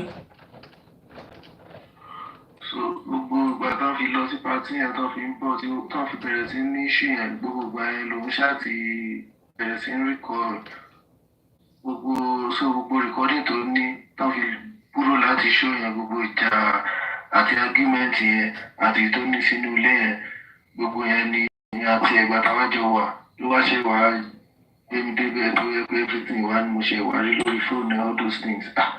Ṣé gbọ́ nǹkan tí bàbá yẹn sọ? Ó ní gbogbo ìgbà tó ń ṣe gbogbo ẹ̀ bàbá ẹ jẹ́ kí n tún play. Èmi gan ò rí nǹkan kan mọ́ ẹ jẹ́ ká tún play kẹ́tù gbọ́. So gbogbo ìgbà tán fi lọ sí pàtí yẹn tán fi ń bọ̀ tí tán fi bẹ̀rẹ̀ sí ní ṣì yẹn gbogbo ìgbà yẹn lòun ṣáà ti bẹ̀rẹ̀ sí ń record gbogbo recording tó ní tán fi kúrò láti show yẹn gbogbo ìjà àti argument yẹn àti tó ní sínú ilé yẹn gbogbo yẹn ni èmi àti ẹ̀gbà táwọn jọ wà ló wá ṣe wà gbẹmí débẹ̀ tó yẹ pé everything wà ní mo ṣe wà rí lórí fóònù all those things. Ìdẹ́ni tó bá lè sọ̀rọ̀ kó sọ̀rọ̀ lẹ́nu òun lè sọ̀rọ̀ as long as òun ní security tó ń wá ara tó ẹgbẹ́ tó máa dẹ̀ mọ̀ pọ́wọ́ òun ní information yẹn ti jáde òun mọ̀gbọ́n tó lè ṣẹlẹ̀ tó èmi dẹ̀ understand ẹ̀rù tó ń bá òun náà because tó bá jẹ́ èmi náà ni èmi náà ṣe máa feel nìyẹn.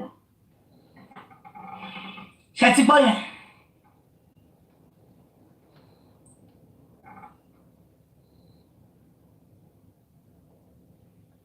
Kí tún play mi.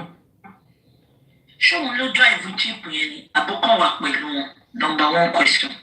Number 2 question. Ibo ló fẹ́ lọ? Ó fẹ́ lọ sí South Africa. Èló ló máa cost ẹ̀? Èló ló máa cost ẹ̀? Ẹ jẹ́ kí n mọ̀. Ṣé nǹkan tí mo sọ yìí? Ẹ jẹ́ kí n mọ̀. Èmi náà understand. Then ṣé òun ló drive jíìpù yẹn àbúkọ̀ wà pẹ̀lú Mohbad?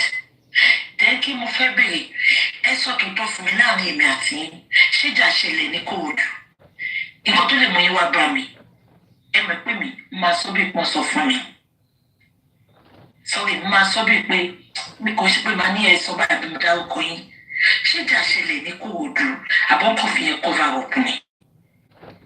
Then South Africa tó fẹ́ lọ yẹn èlò ló máa cost ẹ̀ kí ló fún wa ń garanti pé tá a bá gbé lọ́bẹ̀ ó máa fún wa fídíò báwo la ṣe máa ṣe because a kàn lè fún a lè send owó sí kó wá ní fídíò tí a àbí fídíò tí sọnù ẹgẹ́ ẹ̀tẹ̀ so àwa náà gbọ́dọ̀ play safe so gbogbo ilé mo fẹ́ mọ̀.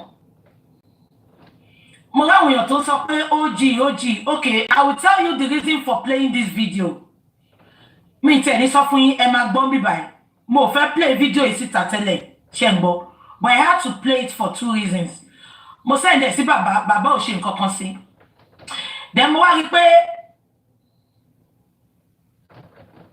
wọ́n fẹ́ gbowó lọ́wọ́ mi wọ́n fẹ́ fún mi fídíò ṣé tí bá kúkú wá expose wọn tó kó gbogbo wọn ṣé kò wá bẹ́tà ẹ sọ fún mi mo fẹ́ gbé kíní síta behind the scene mo gbé fún bàbá mo gbé bàbá ò ready láti ṣe nǹkan kan sí. Mo lè sọ pé okay, mi kàn lè fún yín 1.5 million. Ẹ jẹ́ ká pàdé níbì kan. Kó fún mi fídíò, kó fún ẹni tí bá rán lọ ní fídíò. Kó dẹ̀ fún ní 1.5 million. Ìwọ sọ pé ò fẹ́ bẹ́ẹ̀ o pé tó bá dé ibi tó lọ ló máa fún mi fídíò. Ṣé mi stupid ni? Ẹ wá ní mo protect ẹ. Tó bá yìí need protection, tó bá gbé àwa fi síbi tó máa wà, àwọ̀ lóyìnbó. So kí n gbé gbogbo ilé kí n pamọ́ra. Ìtorí pé mo protect ẹ. Ṣé wọ́n protect Mohbad? Ṣé wọ́n protect Mohbad tó fi fídíò tó fẹ́ fún ọmọ lọ́mọ justice tí gbogbo fẹ́ máa fi cash out? No, make it make sense. Ṣé wọ́n protect Mohbad? Orí yìí burú ẹ̀yin tẹ̀ ń sọ pé mo protect ẹ yẹn. I wanted to. Ṣé mi tí mo fẹ́ fún ní 1.5 million? Ṣé mo gbé gbọ́ wá síwájú yín ni? Mo gbé gbọ́ wá kẹwàá bá mi dáwó fún ni. Ẹ jẹ́ kí n máa play lọ. Ẹ àti play lè ń bọ̀. lọ́wọ́ ohun gangan ni dírẹ́fà rẹ̀ tó máa ń gbé lọ sí anywhere tó bá fẹ́ lọ òun ló gbé lọ sí Kòròdú. Tí ìjà tó ṣẹlẹ̀ níwájú ọlọ́run àtẹ̀yàn yẹn because mọ́tò tó wà níwájú láwa wà mọ́tò tí wà rí ló wà. So pé ìjà ṣẹlẹ̀ ìjà ẹgbẹ́ kò ń ṣèjà bí argument ni bó ṣe sọ ẹgbẹ́ di big deal because prime boy kò lè parọ́ fún anybody tó bá yẹ kó rí lè jà. Okay, prime boy àti Mogo náà close jù ní pé ọ̀rẹ́ tó ti mọ́ra wọn tipẹ́tipẹ́. So ìjà yẹn kò ń ṣe ìjà lọ títí tó bá yẹ pé ìjà ni wọ́n máa pè wá gan táwọn gan máa dúró tá máa bọ́lẹ̀ tá máa là wọ́n because Mogo jẹ́ artist gan àwọn èèyàn kan onífẹ́ kó dúró síbẹ̀ yẹn pẹ́ jù.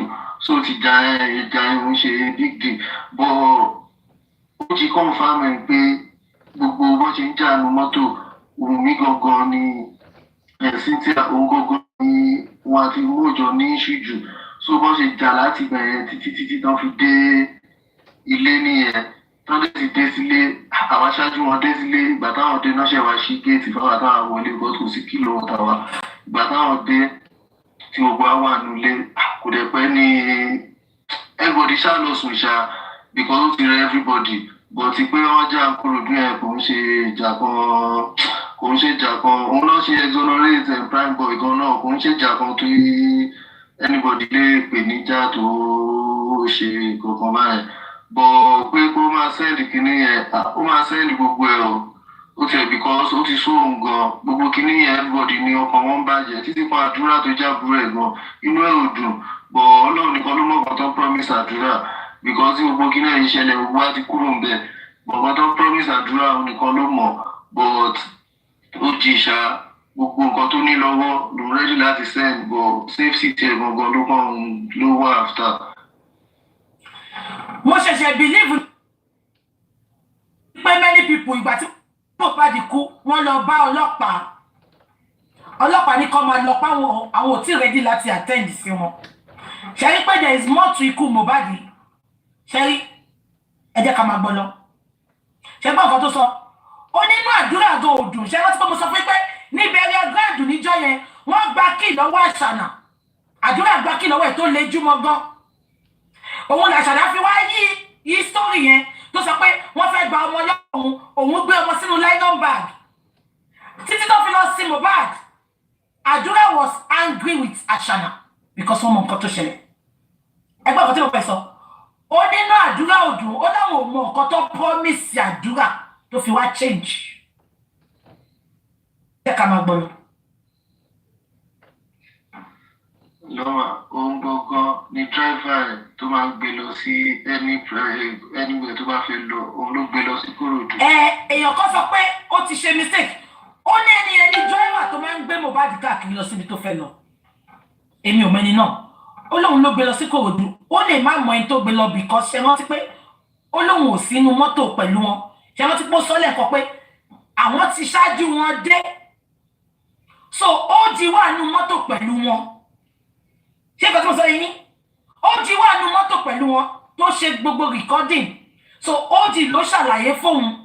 Ẹ̀dẹ̀ rántí pé kò ń ṣe mọ́tò kan lọ gbé lọ́njọ́ yẹn. Ṣé ń gbọ́ mi? So ẹ jẹ́ ká máa gbọ́ lọ.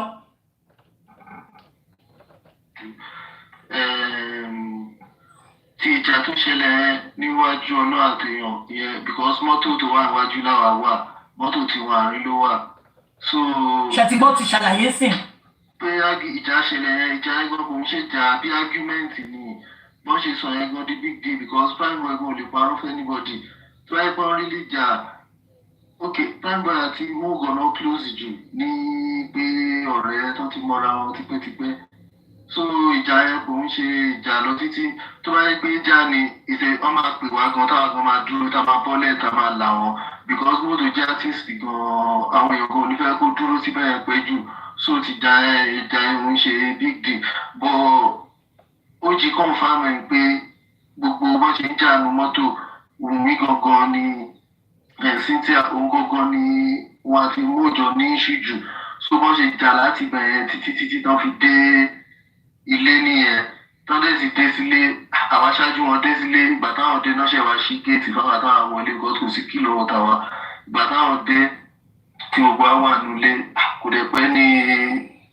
everybody ṣáà lọ sùn ṣá because ó ti rẹ everybody but pé wọ́n já kúrò bí ẹ̀ kò ń ṣe ìjà kan òun náà ṣe exonerate prime boy gan náà kò ń ṣe ìjà kan tó anybody lè pè níjà tó ṣe. ó jì kan ló drive ó lè ṣe mistake yẹn because ó sọ pé òun sínú mọ́tò pẹ̀lú wọn. ó tẹ̀ because ó ti sún òun gan gbogbo kìíní yẹn everybody ní ọkàn wọn bàjẹ́ títí pa àdúrà tó jábúrò ẹ̀ gan inú ẹ̀ ò dùn bọ̀ ọlọ́run nìkan ló mọ̀ọ́kan tó promise àdúrà because tí gbogbo kìíní ẹ̀ ṣẹlẹ̀ gbogbo wa ti kúrò ń bẹ̀ bọ̀ọ̀kan tó promise àdúrà nìkan ló mọ̀ but ó jì ṣá gbogbo nǹkan tó ní lọ́wọ́ ló rẹ́dí láti send but safety tiẹ̀ gangan ló kàn ló wà after.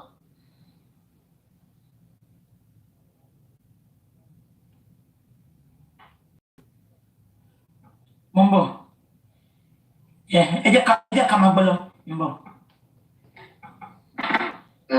Actually ó ti gba visa sọ̀wọ́ already because cable visa ni wọ́n ń lò kò dẹ̀ pẹ́ expire so òun náà mo dẹ̀ mo sọ fún gan láàárọ̀ yìí pé bóyá kò gan kó báyìí sọ̀rọ̀ fún ara ẹ̀ because a ti wà ní middle gbà mí kò easy ó dẹ̀ ní rárá òkú òtẹ̀lẹ̀ risk anything Nigeria because no trust bá yẹn ṣe gbogbo kíní online kó òtẹ̀lẹ̀ risk life from Nigeria only because àwọn especially recording inú ti mọ́tò yẹn ó ní tó bá ẹsẹ̀ immediately gan ó ní kò possible kì í sí tí a máa mọ̀ àbáwọn tó bá gbọ́ kó máa mọ̀ pé bóyá látọ̀dọ̀ òun ni ó ní bọ̀ tó ń bá sí around ìṣèṣin ìjọba tó bá pè wọn àbí tó bá mẹ́sẹ̀jì wọn máa sọ fún wọn pé irú level ònìyàn báwọn lọ ṣe máa bí òun pé ṣé òun lòun ṣe irú nǹkan báyìí because àwọn márùn-ún ló náà wà ní wọn. Somebody said but OG is not in the car according to Spending and Prime Boy. Spending Prime Boy was not in the car with them. So you cannot say that. But by the time Spending is covering something, Spending ti wá parọ́ fún wa. So báwo la fẹ́ believe nǹkan tí Spending sọ? I am not here to judge anybody. Either this guy is lying or he's saying the truth. San should work on this. San should work on this. Abiko yeyi? So anybody ni ó lè record or kó jẹ́ pé anybody ni recording ti lè jáde. Ó ṣá because ticket gan sin òun dẹ́ ó fẹ́ wá dúró ni àwa náà dẹ̀ la máa lọ pàdé tó bá dé ọ̀dọ̀ wa náà ló máa dé sí torí ìṣáájú èdè sí báyìí. So ticket yẹn máa cost about 1 million naira. Gbogbo nǹkan tó ṣáà nídìí ṣáà gbogbo àti màtẹ́jọ sọ̀rọ̀ lálẹ́ àná àtàárọ̀ ìṣáà ló nídìí 1.5 million naira because ticket ó máa ra return no everything. So gbogbo ẹ̀ ṣe jẹ́ ní ẹ̀wà. Ẹ máa gbọ́. Kò ṣe 1.5 yẹn ní issue tèmi ní ìsìn ni pé báwo la ṣe máa gba ọkọ̀ tó wà lórí kọ́sà lè fún 1.5 káwá gbọ́ story. Ibo láti máa meet ní middle end. Ibo lòun wà tó lè kówó fún. Ó ti ẹyin á bá àdísò wà Naija. Ẹni yà wà bá arówó báyìí. Eléyìí ò lè ṣọpọ̀ ọlọ́pàá máa mú. Trust me. Arówó báyìí. Ẹni yà wà bá arówó. Òun arówó. Á dẹ̀ fi gbogbo nǹkan ta nídìí wọn wá. Tó lè lead wa lọ sí nǹkan tó ṣẹlẹ̀ because àwọn ò fẹ́ bí ẹbọ wà ń sàlẹ̀ akọ̀ǹgbàlùwò at least àwọn ẹgbẹ́ èèyàn ní máa sì bẹ́ẹ̀ láì but at least irú ìgbà tó ń bọ́ Mohbad bọ́ sálẹ̀ ṣé Mohbad ti kú ó kẹ́ sọ pé yóò sí bẹ́ẹ̀ anyway but àwọn nǹkan tó ṣáà jẹ́ good evidence so ẹni ẹnu àríwá wọ́n jẹ́ kó owó fún òun náà kó gbogbo ẹ̀ fún wọn so ṣó wọ́ọ̀kì bẹ́yẹn so nǹkan tẹ́mi fẹ́ mọ̀ nìyí. ẹ máa gbọ́ o. ó sọ pé rárá o Ọlọ́run ò lè ṣe yẹn o ó ní the only thing tóun tún lè ṣe ni bóyá tóun bá book ticket òun tán as in because tó bá ti book ticket ẹ̀ bóyá ọ̀la àbọ̀tún làṣà ló lóun fẹ́ kúrò ó ní bóyá ní ẹlẹ́wálé ìpàdé oníkẹjà ṣá o but according to him ṣàwọn tóun bá dé bíbá yìí pé òun ò tẹ̀lé take gbogbo risk báyẹn ṣá ṣe má bínú bóyá tó bá fáìwé rẹ̀ dé bíbá yìí anything tó bá dẹ̀ wá figure out nígbà yẹn she lè get back sí yín padà Ọlọ́run lè ṣe yẹn ṣá so bóyá tó bá ṣáde bíbá yìí anything tó bá wá ṣàjẹ́ kí ọmọ létà anything bá wà ẹ ṣe. ṣe ti gbọ́ now ṣẹ́rí èmi ò sọ pé mi fún ọ ní 1.5 ṣó ti yẹ yín mi sọ pé mo fún ọ ní 1.5 but ẹ fẹ́ gba owó mi ẹni tẹ́ bá dé South Africa lè máa fún mi ní fídíò ẹ get so kí ni problem mi sì ni pé gbogbo àwọn 15 tó wà ń bẹ̀ yẹn bọ̀bọ́ ì ti confirm pé ṣàṣàlẹ̀ tí ò ní fídíò lọ́wọ́ nínú àwọn so kí ni wọ́n fẹ́ máa fi fídíò yìí ṣe ok ẹ fẹ́ fún wa fídíò mo ti sọ pé jẹ́ ká sọ kí n fún ẹ oníkèmí fún yín lówó ok mo dẹ̀ rí pé àwọn people yóò ready láti work mo dẹ̀ sí quickly mo send kìíní because yìí mo send kìíní sí bàbá mo dẹ̀ sọ fún bọ̀dá Muyiwa but mi robot today mo robot fún Odúmọ̀ṣù sorry mi robot fún Wahab kí ni wọ́n fẹ́ fàyọ láti fi buttress ọ̀rọ̀ tí mo sọ ni pé ṣé wọ́n ti pé mo kọ̀ nǹkan kan lẹ́ẹ̀kan mo ní a lè mú ẹṣin dé odò àbí kò yẹ yín but a lè force àbí kò yẹ yín but a lè force ẹṣin kó mọ mi ní nọ́mbà sand mi ìdẹ̀fẹ́ ní mi kì í bá sand sọ̀rọ̀ directly ìsídá ọkọ Muyiwa àbí bàbá so tàbá wá rí àwọn evidence báyìí mo kàn máa sọ nǹkankan fún gbogbo àwọn táwọn justice lẹ́yìn Ọlọ́run ò ní sọ̀kalẹ̀ wá ràn yàn lọ́wọ́ èèyàn ló máa rán síyàn tẹ́ bá feel pé I know there is nothing prayer cannot do sáànù ti sọ statement kan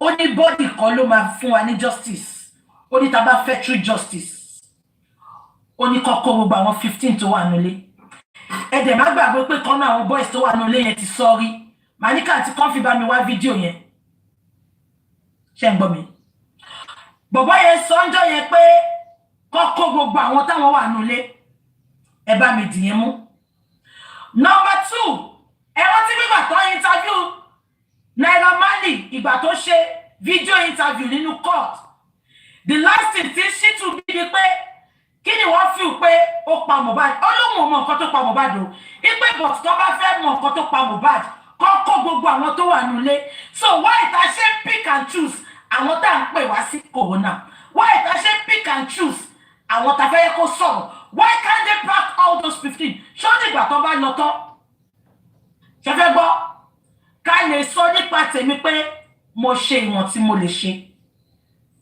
ṣé ń gbọ́ mi ó jẹ́ tòótọ́ ó jẹ́ ìlú yìí ṣe fẹ́ gbọ́ ìlú yìí ṣe ń gbọ́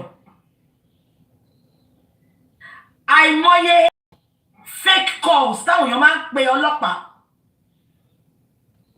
kò sí bó ṣe lè worst tó ọlọ́pàá máa yìí wá kó jẹ́ pé bó ṣe pè wọ́n lójoojúmọ́ nìyẹn ọlọ́pàá yìí máa wá ìtorí ijọ́ tó bá jẹ́ òótọ́ eléyìí ń pa àwọn kọ́ ló máa sọ pé ẹ̀mẹ́jẹ̀ ká ka nǹkan tó ń sọ ká má kà á kún ṣé ń gbọ́ àbẹ́ gbọ́ ẹ jẹ́ kí sáànù kó ṣe yẹn aláwọ̀ justice afẹ̀tẹ́lẹ̀ à ń palàpalàpà iṣẹ́ ta sọ pé àwọn ọlọ́pàá ò ṣe òun náà kọ́ra wa náà ò ṣe because homicide the first suspect is gbogbo àwọn tó wà nílé yẹn the number one suspect ẹ wọ́n ti pé ìyá Mohbad náà sọ Ṣàṣàngélé ó sọ pé kọ́kọ́ gbogbo àwọn tó wà nílé yẹn ọba wa justice why are we ignoring that part adela wa justice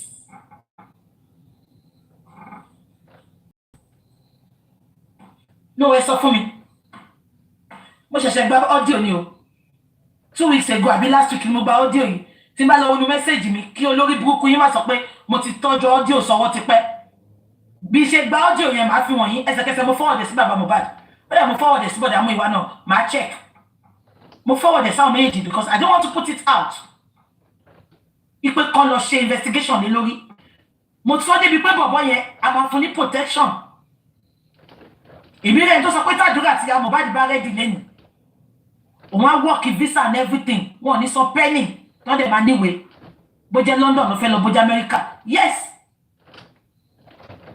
gbogbo àwọn tó mọ òótọ́ kínní gbogbo àwọn tó mọ ikú tó pa Mohbad tó wà nulẹ̀ tó ọ̀dẹ̀ sọ̀rọ̀ wọ́n kàn fìyà jẹra wọn ni ṣé ní nǹkan tó ṣẹlẹ̀ yìí it is public gbogbo ayé ló wò wá kò wọ̀ lóyìnbó gan kó lọ fi já dúró wá fún ẹ ládúró because nǹkan tó yìnbó máa bí ẹni pé àwọn fẹ́ evidence nǹkan tó ṣẹlẹ̀ yẹn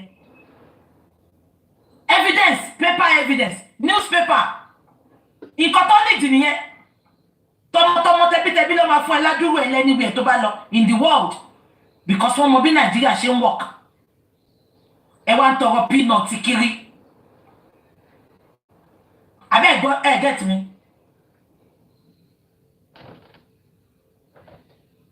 ṣé sister Tóyìn pèpèrèpè wọ́n sí lórí bíbá ẹ̀mọ́ ni is she not reading all these comments is she not reading these comments mo ń block wọn má wọrí àbí nǹkan tí mo sọ yẹn yín mo máa ń sọ kíní kan láti dọ́ta ti bẹ̀rẹ̀ justice mo ní homicide case mo ní everybody is a suspect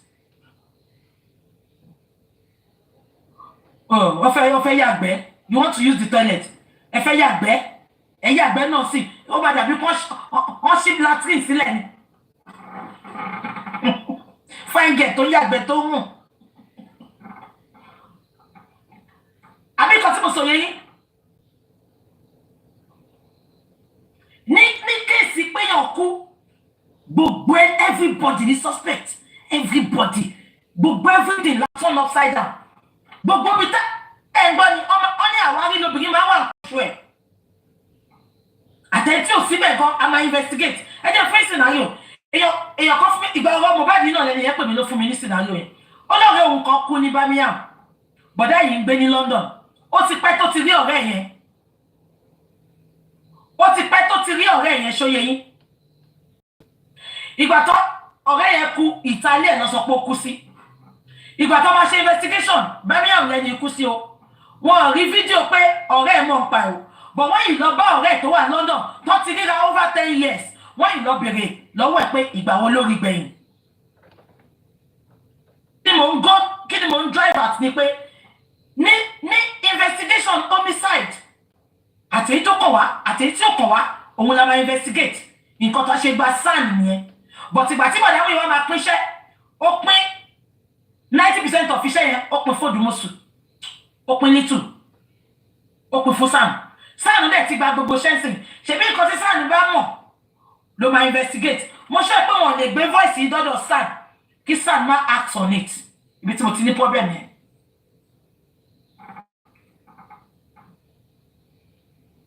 ẹ ó lè jẹ́ photographer kó máa drive náà ẹnìkan sọ pé ó jí is Mohbad photographer ó lè jẹ́ photographer kó máa drive Mohbad náà ìyẹn kọ́ ni bone of contention mi sìn please bone of contention mi ni pé voice note yìí kò ń ṣe rọ́ ẹ̀gbọ́n kan tó sọ ni voice note yìí ò ń ṣe rọ́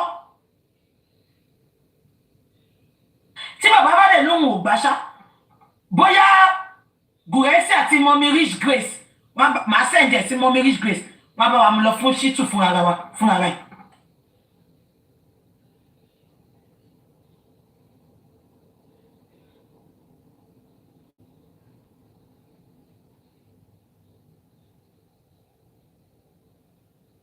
ọba ní Sàlàbánù Bèjì mo máa try best mi náà ni torí ẹ̀ mo ṣe ń gbé gbogbo àwọn olórí burúkú tó ń sọ pé èmi mo dá justice èmi ẹ máa dúpẹ́ pọ́lọ́ fi rú mi sáà ní justice mo sọ fún pé 2 weeks mo fi stay back tí mo dá.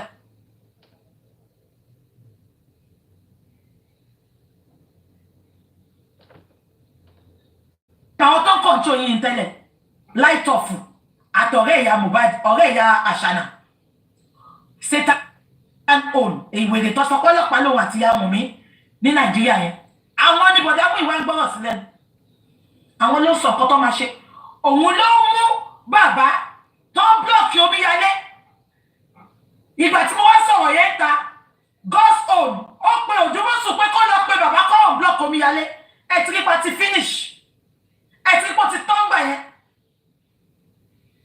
bàbá gangan ló pè mí lọ sọ fún pé Omíyalé pé àwọn blọ́ọ̀kì wèrè dànù mo ní well done bàbá nǹkan tó dáa lè ṣe yẹn sometimes bàbá yẹn máa fẹ́ hùwà tó dáa bàbá yẹn máa fẹ́ ṣe nǹkan tẹ̀ ń gbà mí tó bá ti fi lọ bọ̀dá mú ìwà báyìí ó ti tán ẹ gbàgbé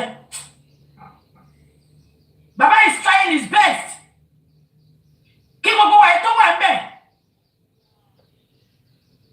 wọn ò lẹ́nì kankan ẹbí ló yan bọ̀dá mú ìwà fún mo understand bàbá kò lè sọ pé kó máa lọ but at this point ní kí bọ̀dá mú ìwà máa lọ àmọ́ kí mọ́mí Rich Grace bá bàbá ṣiṣẹ́ pọ̀ because sometimes èèyàn jẹ́ bí èèyàn sọ pé kó bá pààyàn ṣé mi ò mọ nǹkan táwọn ẹbí mi olórí burúkú ṣe fẹ́ mi ni kí wọ́n máa sọ pé ẹbí mi ò máa sọ kò sí gbogbo ẹbí lórí ire ẹbí mi ò fẹ́ yẹ kó ga ẹbí mi ò fẹ́ mo ti sọ wọn nǹkan kan fún yín sí náà mo ti sọ wọn ọ̀rọ̀ méjì tí bọ̀dá mú ìwà sọ̀nà nǹkan tó mú bọ̀dá mú ìwà sọ pé kò sí bọ́ ṣe lè ṣe autopsy yẹn tó nǹkan tí màá yẹn mú jáde náà máa mú jáde mo wá bí pé kí n bọ̀dá mú ìwà mọ̀ táwọn mọ̀ wọ́n ìwà rẹ̀ ti sọ yẹn má gbàgbé ó ní àlè fight ìjọba kó dá padà tá a bá lè fight ìjọba pẹ̀lú autopsy àti toxicology fight ìjọba pẹ̀lú àwọn evidence báyìí ṣé torí ẹ̀ lọ ṣe fẹ́ mọ́ evidence lọ fún sanṣitun bí ẹ ṣàtìtù gan ti wò wọ́n títí ó ti gbọ́ gbogbo ọ̀rọ̀ wọn ló ṣe kúkú sọ public ìjọ yẹn pé kẹfẹ́ wá justice àwọn 15 yẹn la máa lọ bá bí ìdẹ̀ ṣe sọ fún yín lóòótọ́ fact finding evidence gidi evidence yẹn kò bá mọ́lẹ̀ wọ́n máa dànù ni ẹ jẹ́ ká sòtọ́ fúnra wá sí ẹ jẹ́ ká sòtọ́ fúnra wá so gbogbo nǹkan tó bá lead wá sí justice tó jẹ́ evidence gidi òun la need kò ṣẹjọ́ wẹ́wẹ́ that's why you don't see me coming out every day to talk to exploit people like those bastards those silly sausages.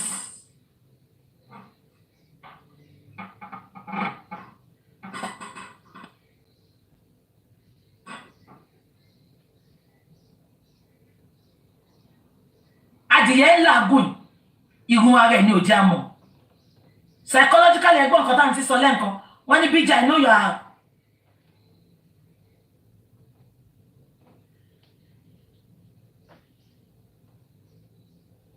wọ́n rí gbogbo akitiyan mi àdàbí tí n bá fẹ́ justice fún Mohbad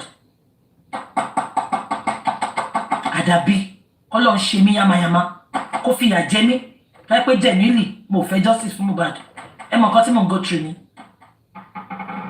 ẹni tó bá ń pọ̀ fún yín lẹ like màá wá sòótọ́ fún yín ẹ̀ tún máa sọ pé bíje náwó jẹ ẹ ní ṣoríire gbogbo ẹ̀yin tẹ̀sán ẹ máa ṣọ́kú ni ẹ ní dúró jèrè àwọn ọmọ yín ẹ máa mọ sáré ọmọ bí bàbá Mohbad ṣe mọ sáré ọmọ yìí ẹ̀yin olórí burúkú just because you want to frustrate me to leave the justice kẹ́ lè ṣe bó ṣe wù yín ìtorí ẹ ti gbowó ẹ̀yìn ẹlẹ́yìn wá justice wọ́n sọ fún yín pé wọ́n manipulate autopsy lánàá inú yín dùn make it make sense báwo lẹ ṣe wá justice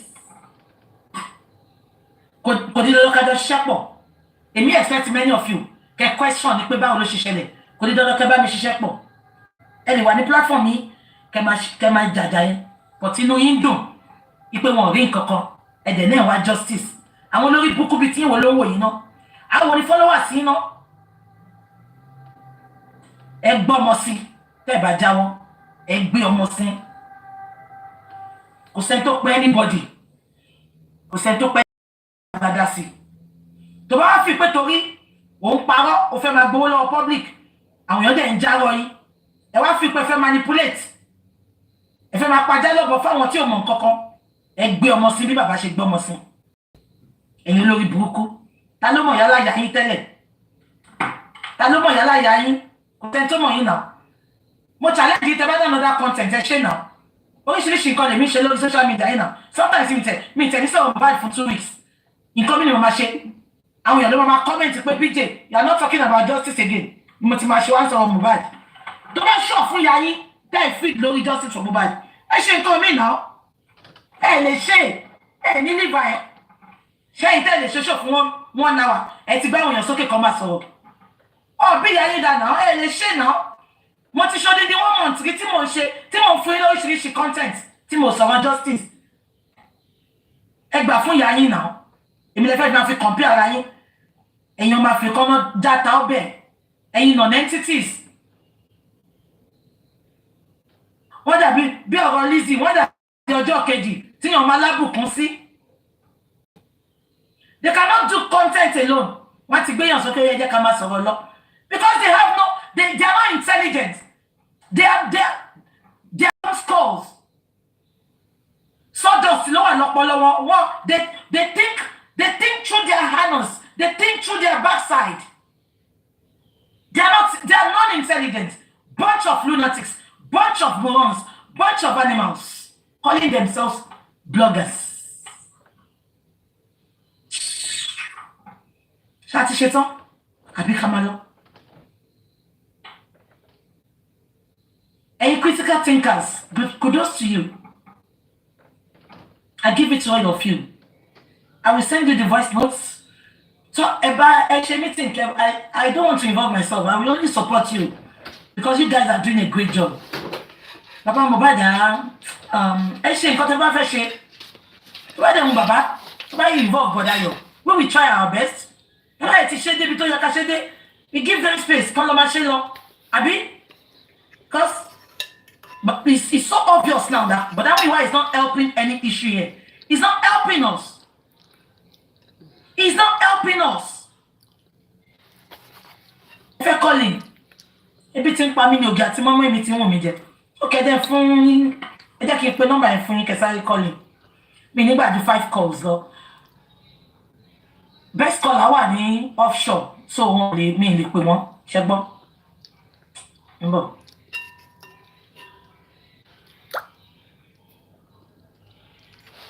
Ìgbà mo nọ́mbà yẹn jẹ́ kí n pe nọ́mbà yẹn fún yín. A pe nọ́mbà yẹn fún yín sí. Má worry. Orí ti ń fọ́ mi o. Ṣé ká lọ ká padà wá? Kò dẹ̀ ṣọ́ ọjọ́ tí máa tún padà wá. Ó yẹ jẹ́ kí n pe nọ́mbà yẹn fún yín. 0 7 4 2 ẹ̀fà ẹ̀sán 2 ẹ̀fà ẹ̀ta ọ̀kan ẹ̀ta. No, mi lè gbéyàn kankan wá sókè ẹ má bínú. Mo máa lọ sìn mo ní pẹ́ ẹ má bínú. Mo fẹ́ lọ jẹun kí n sùn. Ẹ má bínú ẹ jọ̀ọ́, ẹ má bínú. Tó bá pé mo lè gbéyàn wá sókè. Àwọn critical thinkers máa jáde, á gbé wọn wá sókè.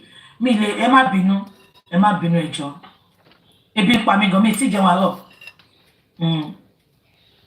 Ẹ má bínú. Mo kàn ní kí sáré ṣe show yìí ni. Sometimes èèyàn kan ní oúnjẹ yìí náà ni. It's not about oúnjẹ, mo ní láti sùn náà. Ẹ má bínú. Mo bẹ̀ yín ní ẹjọ́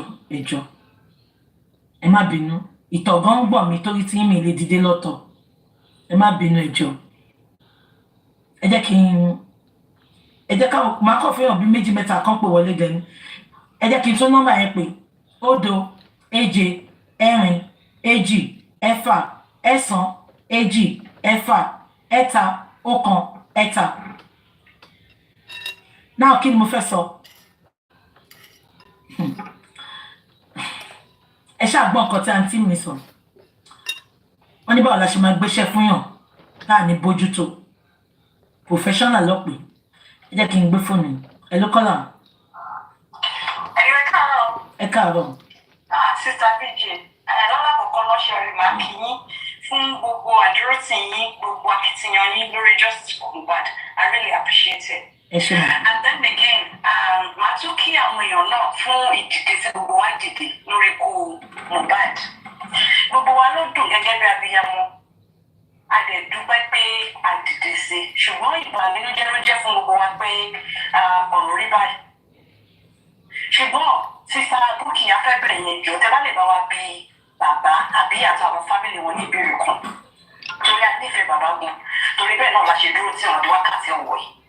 ṣùgbọ́n níbi tó àwọn gbé dúró yìí it's really saddening of heart that it's so unfortunate that things come out this way.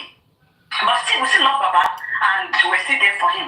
But then, come on, that people, by me, what I put about Toro, or the camera, so that I need lose the Joe, or that he lose the law. And Joe, in what do tell about baby Baba, on Joe, consult to talk for one.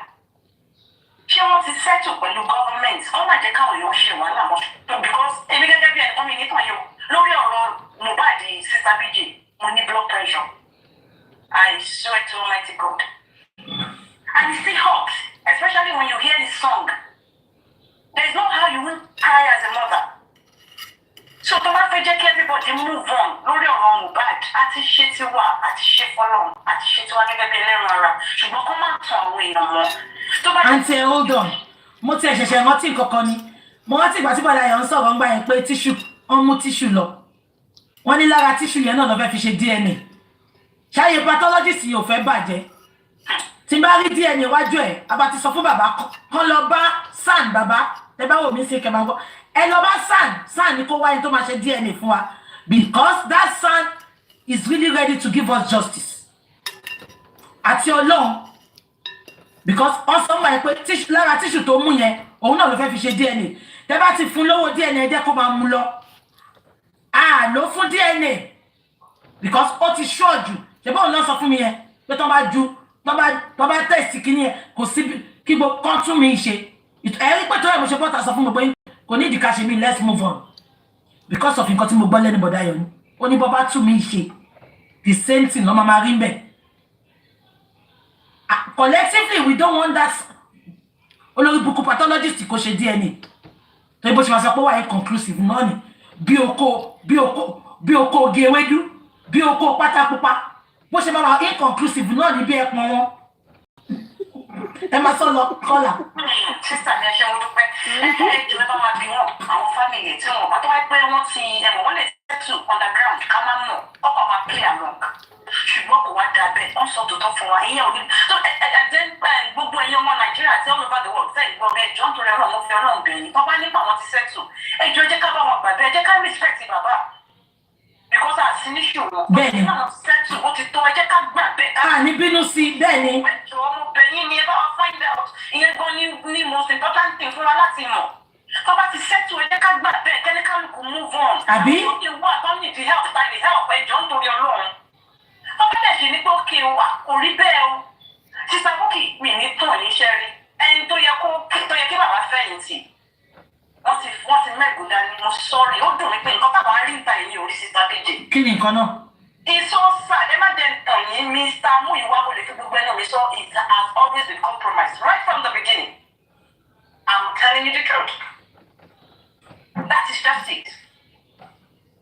It's hard to comprehend but that is just what it is. So what is so similar not to buyọ̀ sí? Ó má kàn public mọ́ mi. Exactly. Ẹ lọ sórí platform ìjọ yẹn ẹ sọ pé ìyàwó wa ni ẹ wọ́n update tí mo gbé sí láàárọ̀ yìí ṣé gbogbo yín ti ká update yẹn lady yẹn máa ń bá wọn sọ̀rọ̀ back to back ẹni tó send the message yẹn sí mi kò ṣe first update yẹn ọ̀ṣẹ́ ti ká ẹ confirm ṣé gbogbo yín ti ká update yẹn. a ti rí. lady yẹn máa ń bá wọn sọ̀rọ̀ and the lady is very intelligent lady yẹn ti máa ń sọ fún mi ti pé máa ní kó fi wọ́n lẹ̀ pé family ni wọ́n but mo ká update lady yẹn lẹ́nìí dìbò gan ó ní gbogbo àwọn ọ̀tá bàbá ni bọ̀dá Muyiwa yìí ń bá ṣe. ọ̀tá ni. For what? So, got to give me something like that to let my shit ẹ máa ṣe ìyàwó wa ní ọmọ wa ní wọ́n sọ pé ìyàwó àmì ẹ̀gbà tó tí mo bá di kú ojú ẹ̀ ló ṣe kú ẹ lọ sórí platform ṣe ìyàwó wa ní ọmọ wa ní ṣe iṣẹ́ autopsy ni àbí ìtọ́tẹ̀ fẹ́ wá gbé ní wa lọ́wọ́ náà ni ẹ ṣe tí ń pè lọ́mọ yín ẹ dẹ̀ ti sọ àbá yín jà sí jọba mọ̀ ìpẹ́ fẹ́ sẹ́tù kò sí tó ní kẹ́ má sẹ́tù èmi kan wá sí mi fún bàbá yẹn èmi kan fẹ́ yẹ kó padà sọ́dọ̀ ìyàwó àtàwọn ọmọ ẹ̀. Bẹ́ẹ̀ni, ọ̀rọ̀ bá ti pèsè jẹ́ tó bá ti settle underground. Let's sleeping dog life, please. Don't stop disturbing or distracting or even, discouraging and like we don't want to call it fraudulent. Enough is enough. Tẹ́gbà tí tọ́mà ti settle, ẹ jẹ́ káwọn akọ public náà mú bẹ̀yìn ni mo rọ̀ yín ẹjọ́. Tọ́mà tí láwọn ti settle nǹkan, ẹ jẹ́ ká gbàgbé ẹ̀ àsìníṣù wọn. Ẹni tó àwọn tó wà bẹ́ẹ̀ ló mọ nǹkan tó ṣẹlẹ̀. Ẹ jẹ́ ká gbàgbé ẹ̀. ẹ̀yin Instagram kí ni yẹn ti fẹ́ tán o tó bá ti lọ bí ìwà mọ́ o ok máa padà wá. Ẹ bá wa bí wọn wọ́n jẹ́ ká mọ̀ bọ́lá jẹ́ ní pókè wa wọn ò tí ì sẹ́. ẹ ló kọ́là ló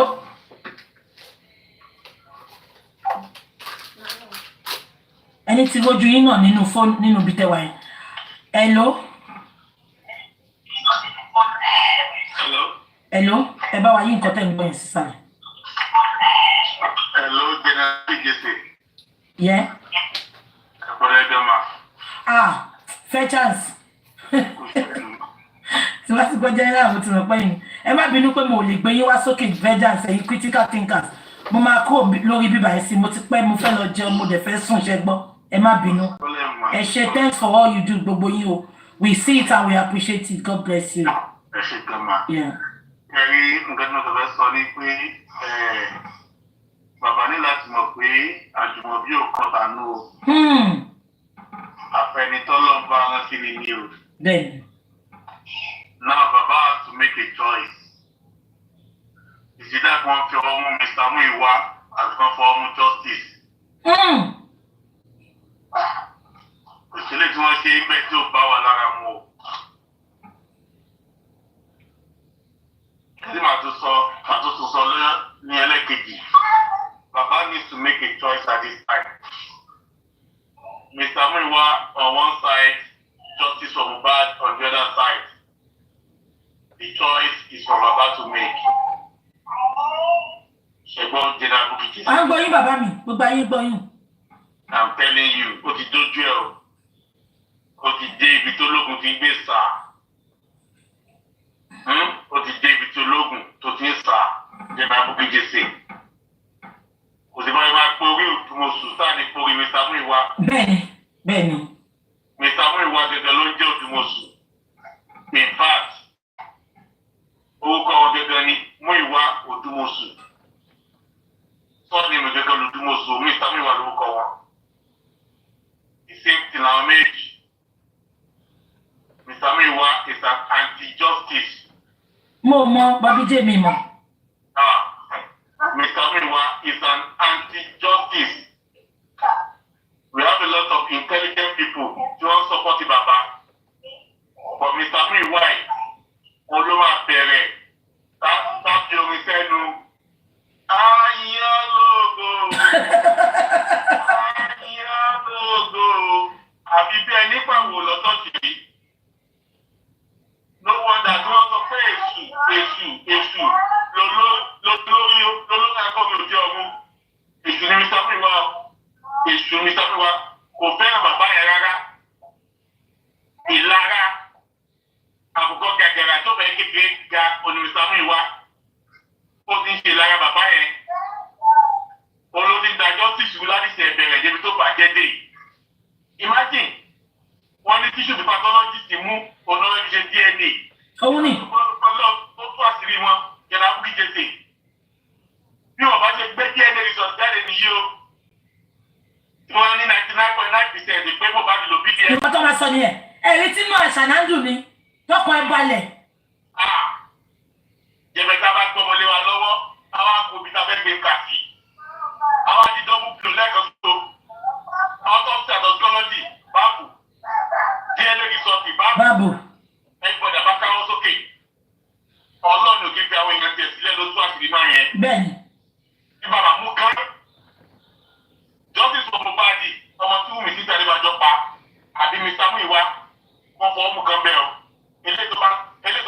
quality méjì oníkí bàbá kan fọ́ mú nígbè òjòlá Bukky ṣe ṣe ọkọ̀ yẹn balẹ̀ o. Àmín bàbá mi. Ẹ ṣé, thank you for all you do. God bless you bàbá mi. Yeah. Hello caller. Hello. Hello caller. Aunty Bukky, ẹ káàárọ̀ mọ́. Hello. Ṣé childminder ní yín ni? Childminder ní yín ni? Ẹ káàárọ̀. Ẹ káàárọ̀. Yes, ma. Ẹ rọra ma. Ṣé childminder ní yín ni? Ẹ kúrò bí káwọn ọmọ yín wà. Wọ́n máa ṣe tí ń gbọ́ mi báyìí. Ẹ àti ń gbọ́ yín. Ó ní kí n kí pé ẹ ṣe gbogbo nǹkan tẹ̀ ṣe fún justice. Thank you so much. Ṣé rí gbogbo nǹkan tó wọ́n wèrè yẹn sọ pé ẹ mọ̀ pé padà ẹ ṣe òfin tó tó nìyẹn o. Wọ́n sọ pé ilẹ̀ ń direct bàbá ilẹ̀ ṣe everything. Nítorí ìsìn táwọn èèyàn ṣe àwọn is responsibility nìyẹn. And besides gbogbo wọn ọ̀rọ̀ wọn àìdíwé ìyẹn lórí burúkú ni wọ́n oṣù nìyẹn. I trust you, I know what you stand for. Àgbàrá délé mo ti ń tẹ̀lé ìdè lọ́rẹ̀ tó ní issue pẹ̀lú ẹ̀. So I respect you for saying your truth there. Ìfẹ́ ilẹ̀ gbé láàrin ẹ̀jẹ̀ àtìlẹ́yìn fún ọ̀tọ̀. Ṣé ọmọ yìí yàn celebrate nígbà yẹn? So I respect you, but I know lè ṣe màá má dùn kankan. Nípa bí ìtẹ̀lẹ̀ fún ìṣù bàbá. Ṣé ẹ ń dáná ni? Àǹtí ẹ ń dáná ni? Ẹ ń ṣe nǹkan kan bẹ̀ yẹn? Àgbọ̀. Ẹ gbọ́ mi kẹ̀, bóyá ẹ bọ̀. Ó dàbí ẹ̀yìn tó pọ̀tù. Ṣé kíṣí pọ̀tà ní yín ni? Àti Bukky ṣe ti ń gbọ́ mi báyìí. Àti ń gbọ́ yín. Airpod mi ni. So nípa ti voice note ẹni ẹsẹ̀ ìṣùgbọ́n àbàtẹ́ ni wọ́n ṣe kankan lórí ẹ̀. Ṣé notice from your first comment ẹ̀ bóyá wọ́n lè ti send ẹ̀ sí yàn àgbo ní reason tẹ̀ ṣe ń sọ bẹ́ẹ̀. Wọ́n lè ti send ẹ̀ sí Sam. No, bàbá sọ fún mi categorically ni. Bàbá sọ fún mi. Bàbá ò ṣe. No, bàbá ò send ẹ̀. Wọ́n ò send ẹ̀. Àṣàtìgbà tí mo bí wọ́n gbẹ̀yìn. Wọ́n ò send ẹ̀. Mo yìí bá wọn jà gan. Mo yìí bá wọn jà. Mo ní tí n bá pè wọ́n. Mo ní tí n bá pè wọ́n. Tọ́ndẹ̀ sì sọ fún mi pé àwọn ò send ẹ̀. Mo ní máa bá wọn jà. Wọ́n àṣàtìgbà tí mo bá wọn sọ̀rọ̀ gbẹ̀yìn. Wọ́n ò send ẹ̀ sẹ́. Wọ́n ò send ẹ̀. All right. They need to do the needful. And for Mr. Muyiwa at this point, when Baba Mr. Muyiwa dey grow, I don't know what you are still doing. The man needs to go. Mr. Muyiwa lè ṣe continue Baba ní àjà for justice. No, Baba ní láti gbọ́ nǹkan tá à ń sọ báyìí. Ẹ jọ̀ọ́, ẹ ṣé gan ni Ọlọ́run á túbọ̀ máa strengthen ẹ ṣé. I really appreciate you. Yes, ma'am. Ẹ ṣé mà. Mo ń bọ̀ ẹ jẹ́ sáré sọ̀rọ̀. Ó dàn ẹ bá wa lókun yẹn. Àwọn èèyàn kan sọ pé kí n má jẹ́ kó drag bàbá. Nobody can drag bàbá. Mo sọ kankan lẹ́ẹ̀kan. Mo ní anything tí ọba sense bàbá àbí anything tẹ bá sọ fún bàbá. Bàbá will still go and confide in Bọ̀dá Muyiwa. Ó ṣe ṣe kí bàbá because the same thing tí nǹkan tí bàbá sọ fún mi nǹkan tí Bọ̀dá Muyiwa sọ fún mi pa audio yẹn ìtọ́jú bàbá ò ṣe ṣe nǹkan kan. Bọ̀dá Muyiwa ní wọn kàn déédéé gbéyàn wá sí court tó ń bá sọ̀rọ̀ débẹ̀ tí ó bá ṣó ti yẹ yín. So Bọ̀dá Muyiwa decide for bàbá. So tọ́lá rí olórí burúkú tó fẹ́ dráàgì kó lọ dráàgì bàbá ẹ̀ lẹ́nu kó tó wá dráàgì bàbá. It is not Baba's fault. Anything tí bàbá bá fẹ́ ṣe ó máa kọ́kọ́ fi lọ Bọ̀dá Muyiwa. Ẹ̀kọ́ tí mo sọ yẹn so kò ṣe pé bàbá ò fẹ́ ṣiṣẹ́ lé lórí but mo ṣọ́ ẹ̀kọ́ ti fi lọ Bọ̀dá Muyiwa náà ṣe relax. So kọ́lá ẹ̀ máa sọ̀rọ̀ yín lọ. Ẹ káàsán. Ẹ káàsán mọ́. Yes ma'am. Kókó fẹ́ gbàdúrà fún ní orúkọ Jésù, ní orúkọ Jésù, ní orúkọ Jésù. Ọlọ́run àgbáyé tó lọ bẹ̀rẹ̀ àti òpin ẹ̀mí ṣe lásán láyé. Àmín Jésù. Tí ayé ọ̀bá mọ̀, ọ̀run mọ̀ pé you try. The things have been títí mo fi mọ̀ yín mo mọ̀ pé yàn dáadáa ní gbogbo ọjọ́ tẹ máa lò lórí ilẹ̀ rògbè. Ẹ bá pẹ̀ nìkan uncountable of people will stand by you. Amen. Àtẹ̀yìn mọ̀mọ́. Ní dáàbì kan ṣe ní ayé yín. You are very wonderful person. Mi sọ pé ẹ perfect. Bẹ́ẹ̀ni mà. Torí ń gbà mí, bí wọ́n ṣe àwọn ọkọ mi máa tákù yín lórí láìní pé ẹ máa ẹ̀jẹ̀ tí máa mọ̀ pé èmi mò ń kọ ọ̀rọ̀ yìí. Ó ní dààmú. Àmín Jésù. Ìṣẹ̀dá yìí ò ní mọ bí. Àmín Jésù. Ní tí ọjọ́ kan sunkún lórí ọmọ. Àmín àtẹ̀yìn náà àti gbogbo àwọn tó wọ̀ wá. Bẹ́ẹ̀ ò lè ṣe. Èyí tí bàbá àti ìyá ò lè ṣe, gbogbo ẹ̀ lẹ́ máa ṣe. Gbogbo ẹ̀ lẹ́ máa fàjà rọ. Màmá ẹni tó ṣú, wọ́n máa ń ṣe bí yín. Àtọ́. Ẹ dúró tì wọ́n.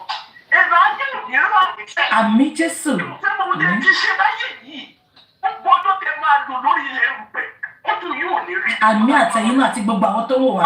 Àmì. Ọlọ́run ò ní fi pàyín lẹ́kún lápá Àmì Jésù. Àmì Jésù. Gbogbo ọdún ayé yìí ẹ̀ máa ti mú ayọ̀ bọ́ sí. Àmì àti gbogbo àwọn tó wò mí àtẹ̀yìn náà mà. Olórí rí ẹlòmí àdìdè fún mi láti Àmì ṣàlùyẹ. lórúkọ Jésù. Àmì. Tí gbogbo ayé bá wá kọ̀ tó bá wá láwọn ò ṣe yín lóore. Ọlọ́run á lo ènìyàn, á lo akẹ́lẹ́ láti tọ́. Ọlọ́run wáyé ayé wá dùn yín nínú agbára Àmì. náà. Àmì lórúkọ You Jésù. try o. You try. Gbogbo ìgbà tẹ bá ti ń wò tó bá ti tó ẹ máa wò pé ẹnìkan wà tó sọ̀rọ̀ yìí nìyí. Ẹlẹ́dàá yìí ò ní mú ẹ̀ ní fíjọ́ ọmọ ìṣe. Àmì Jésù àtẹ̀yìn náà mà. Àmì Jésù àtẹ̀yìn náà mà. Àmì Jésù àtẹ̀yìn náà mà.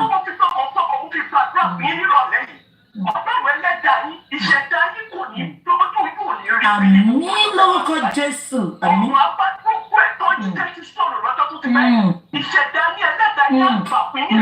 Àmì Jésù. Àmì.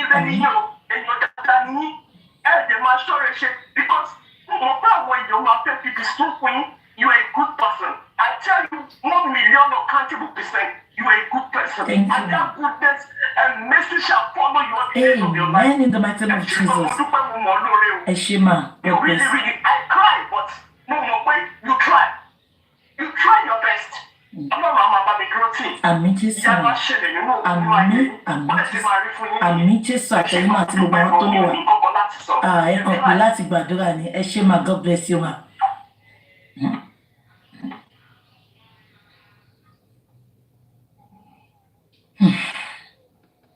Wọ́n ní kò sí bí ọ̀ṣẹ́ máa wà orí máa ń mì. I am not perfect. I am human. But I can say 90% I'm a good person. Kò ṣe tó láwọn èèyàn ń pè. If you have me as a family, as a friend, you are lucky. I will protect you to the last breath. Hello? Hello, Sister Bukky. Hello, customer. God bless you richly. Amen, ma. I'm praying for you. We support you in prayer. Àmì Jésù. And thanks for the fight that you are fighting. We are your supporter. We love you so much. Thank you, ma. Lórí ọ̀rọ̀ yìí nǹkan tí Ọlọ́run fi hàn mí lórí ẹ̀ ṣe rí ọmọ Mohbad yẹn áńgẹ́lì ṣe rí àwọn tó bí wọ́n sọ nǹkan nù wọ́n sọ nǹkan nù wọ́n mọ̀ wípé wọ́n sọ nǹkan tó lágbára ṣe rí kó tó di pé wọ́n lọ sí kóòtù níwájú Ọlọ́run ọbẹ̀ rí mo rí ọmọ náà àwọn ènìyàn dúró wọ́n expect ẹ̀ àwọn èèyàn dúró àwọn crowd tó pọ̀ ó wá wọ suit ó wá wọ socks ó wá dúró pé kò lọ bá àwọn ènìyàn yẹn tí wọ́n dúró dè níwájú àwọn obìnrin mẹ́ta ṣe dìde wọ́n dúró sẹ́yìn ẹ̀ pé níbo ló ń lọ bàbá ẹ̀ wá wà níwájú báyìí ó wá ń fà á wípé kó máa bọ̀ ṣùgbọ́n kò jẹ́ kó lọ. Jẹ́ nígbà tí àwa gbọ́ rìsọ́ọ̀tì ìjọ Friday wá ní Ọlọ́run irú ìdílé wo ni ọmọ yìí ti jáde. Ṣẹ́rí nǹkan tẹ́mi bá kọ́ sọ ni pé I don't know if one can use your platform to tell the world, to tell the people tí wọ́n bá lè raise àdúrà ọjọ́ kan fún ọmọ náà pé gbogbo àwọn tó wà nídìí ọ̀rọ̀ yìí kọ́lọ́run tó Kó tó àṣìwọ́ ọmọ bẹ́ẹ̀ ni mà. ló ti yẹ pé kọ́lọ́run dójú tí wọ́n kí kọ́lọ́run bí wọ́n ṣubú ó tú àṣírí wọn ṣó ti yẹ ó tú àṣírí wọn ṣẹ́ẹ́dẹ̀ rí tí wọ́n bá rí justice fọmọ yìí Ọlọ́run jẹ́ kí Nàìjíríà gan fúnra rẹ̀ pòrójú because ọ̀rọ̀ ọmọ náà lágbára pẹ̀lú bí gbogbo nǹkan ṣe ṣó ti yẹ ọ̀rọ̀ ọmọ náà lágbára. Ó sad, mọ́mí ó sad. Ṣé wọ́n mọ nǹkan tó máa ń dùn mí jù? Àwa tá à mọ ọmọ yìí rí, à ń jàjà kíkorò lórí pé ká àwọn fámìlì ẹ̀ gangan ọkọ bàbá yẹn nìkan ló wá justice. Bàbá yẹn nìkan. Mélòó dẹ̀ ló lè ṣe? Ẹni tó tún fi ṣaláfẹ̀yìntì yẹn náà tún gbà bọ̀dẹ̀. Ìlú tó ti jáde wá lágbára Ìkẹrẹ wọn lágbára àtàwọn tó yí ọmọ náà ká ṣùgbọ́n Ọlọ́run àgbàgbára lọ́wọ́ wọn lọ́wọ́ Àmì Jésù. mo gbàdúrà pé ẹ̀mí mímọ́ ní padà lẹ́yìn yín. Ẹnikẹ́ni tó bá lò máa dán yín wò, ọwọ́ Ọlọ́run awúwo sí lára. Àmín Jésù. Ẹ máa pé tó lọ àlàáfíà. Ẹ ṣe máa God bless you ma. Wọ́n ní best caller wà bí ẹ jẹ́ sáré pé best caller ẹ má bínú. Wọ́n ní best caller wà online ẹ jẹ́ pé best caller. Mo gbọ́.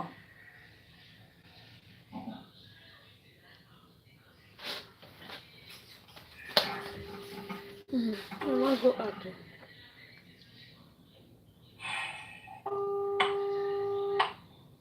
Hello daddy. Hello. Mi tẹ̀ wẹ́ pé wà online mo sọ gbogbo pé ẹ wà. But I'm not been watching you. Okay. Ọ̀rọ̀ bọ̀dá Muyiwa la sọ. Ẹ kàn lè máa a sọ̀rọ̀ generally so ibo lẹ ti bẹ̀rẹ̀ sí mò mi sà. Mo ti wo mi wo show. Ẹ kàn join. Okay, mo play voice note kan sí tó dẹ̀ wà. Ó lè lead wá sí some of nǹkan tó pa Mohbad because bàbá yẹn confirm pé àwọn videos ó wà lọ́wọ́ yẹn kan ìyẹn number 1. Number 2, mo sọ̀rọ̀ nípa toxicology tó dẹ̀ pé one of my aunties, she's a GP in UK. Wọ́n pè wọlé láti put a more light sínú toxicology tó lọ ṣe yẹn mà sà. Mo sọ̀rọ̀ bọ́n ṣe come across máa yẹn pathologist tó yẹ pé àṣọ́dúnmọ́sọ̀ ló ń ṣe gbogbo ẹ̀ tá a mọ̀ tán parọ́ fún mi. Bọ̀dá Muyiwa. Now, that is not the bone of contention. Mo tún wá sọ̀rọ̀ nípa pé bí Bọ̀dá Muyiwa ṣe sọ pé wọ́n fi Abiola ṣe example pé èèyàn kan ló máa lo sacrifice pé ìjọba tó máa fi pé kọ́kọ́ máa dà lóru wọ́n máa manipulate nǹkan yẹn ni which I think is the result number 1. Number 2, wọ́n tún sọ pé ìgbà tí mo ní àwọn dáwókú nation wọ́n tún ti ń dáwó autopsy mi wọ́n wá ní wọn ò bá dáwó jù bẹ́ẹ̀ lọ pé the same thing tẹ́ni yẹn gbé wá lọ́ máa rí pé wọn lè rí nǹkan kan so mo wá bẹ̀rẹ̀ pé ṣé Bọ̀dá Muyiwa wọ́n ti mọ̀ nípa plan yẹn ni that's number 1.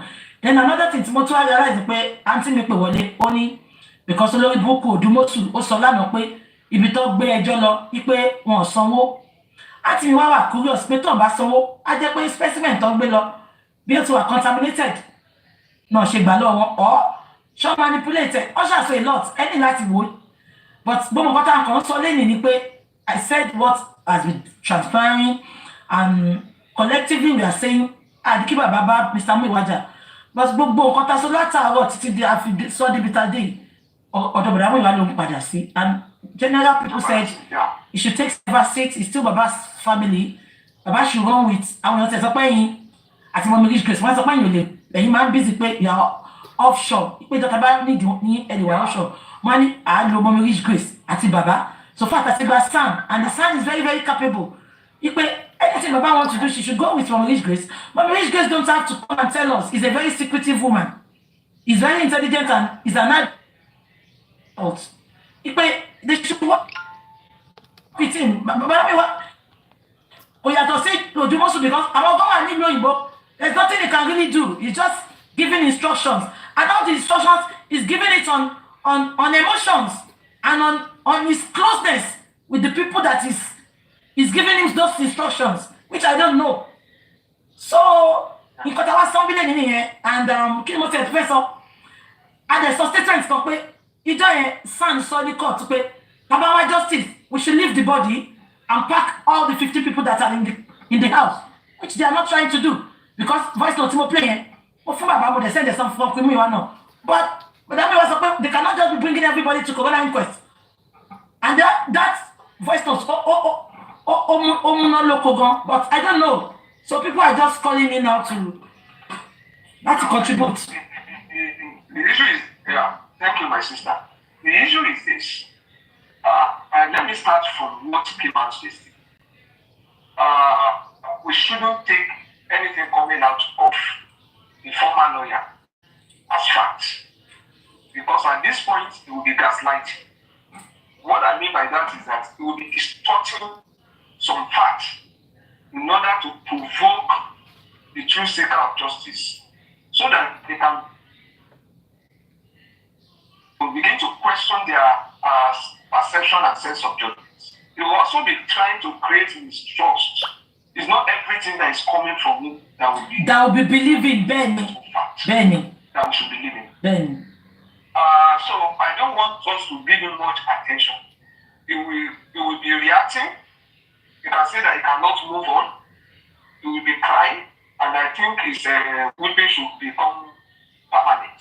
We should pray for that because it will not have any effect on us. He didn't really do well, and he did not carry himself as a true professional. So that is on the whatever is coming out. You should expect more of that reaction, more of those statements to be coming out from time to time. Secondly, on Mr. Muyiwa, apart from the allegation of transparency, accountability that people are talking about, we can all see that Mr. Muyiwa is his choice has some inherent risk when we started. It wasn't based on competence. It wasn't based on deliveries.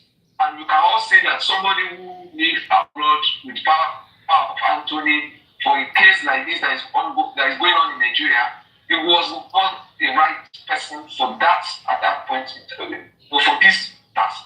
But as at that time, that was the best that Baba could do at that time. Yes. Because Baba will that same by many. Yes. Baba could have picked on maybe the African satellite TV, or is it even the bloggers who came early. I don't think even Mr. Latin, with due respect, would not fit into that position. You also live abroad. Baba didn't go much about him. You yourself live abroad. Even the not speaking of bloggers now, on the living country and the rest. If Guresi was in Nigeria, or is foreign relation, Baba would take somebody that could trust, somebody that he knew as at that time. So the decision as at that time, we couldn't say is 40. But the events has overtaken that. And we can all see openly some incapacity displayed, some lack of capacity on the side of Mr. Muyiwa. We can all see that now. So whatever risk we have taken in the past, which I think was uncontrollable then, events have shown us that we can now control that. Baba has a very good lawyer now, his son. Baba has people who have proven track record, people who have capacity, just like you mentioned, that's one that you mentioned. We are saying it publicly. She may not be the person, so that we don't begin to go and, put pressure on unnecessary attention on her. But she's very sound, she's very good, she's capable, she has what it takes to carry on with Baba. That is Mobili's case. In fact, she's a very round peg and a graph for home. So, that somebody like that lives in Nigeria, close to Baba, excellent for me. So, the choice of Mr. Muyiwa yesterday and today, if we compare it, I would just say, Mr. Muyiwa back and take the back seat now, just watch us. There are people who are very up to the task. Baba, we need to do now. So, the issue of power factory can also be laid to rest. Then, I'm talking about pathology. From the onset, we all have our doubts about whatever was going on because of the involvement of the former lawyer. And up till now, we still see the consequences of that mistake of appointing that former lawyer. But we can do better. Now, if we are progressing on this course, we should guide whatever we are doing jealous. We can look for better.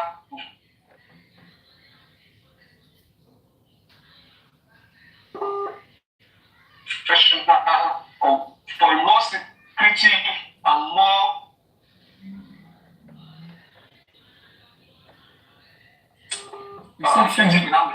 the issue of both. We are going down to pathology, and that is what we are doing agree. Pathology is good, we can progress on it. But another thing we should also consider is that what we have, the evidence that we have for now, we can build on it. We have enough evidence to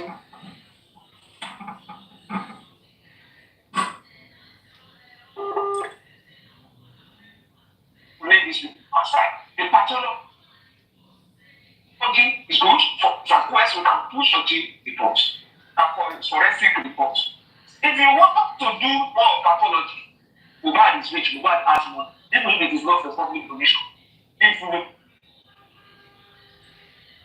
but I want to get, because there's something good that came out of that pathology report. Good in the sense that he didn't tell us the cost of 5 years. Is he giving us the impression that he couldn't unravel it? Good. That the order given by the court, you can still be expected. Mohbad has money. Namramani said the money is kept somewhere. We can take out of it. It belongs to Mohbad. That money belongs to Mohbad. So, if I think it is donation, it's also find a way around that. Daddy, ọkọ àti sọ statement kan ní entertainment wọ́n sọ ó ní wọ́n bá ṣe another autopsy àti toxicology ó ní the same result ló máa jáde. Wọ́n ní sometimes wọ́n máa manipulate nǹkan láti jẹ́ kí peace wà nílùú láti jẹ́ so daddy, for him to say that, which is what I'm asking him now, pé ṣé wọ́n ti mọ nǹkan kan táwa public ò mọ̀ ni? Let me tell you what. So that is why I don't want to go into pay. It's either he has information or he has something he is covering up on this pathology. God bless you. God bless you. It's either he's covering up and he's using this fear appeal so that you will think, okay, let's propose that. That is what I see here. If he's saying, because he's not an expert, he's not an expert to know the cause of death.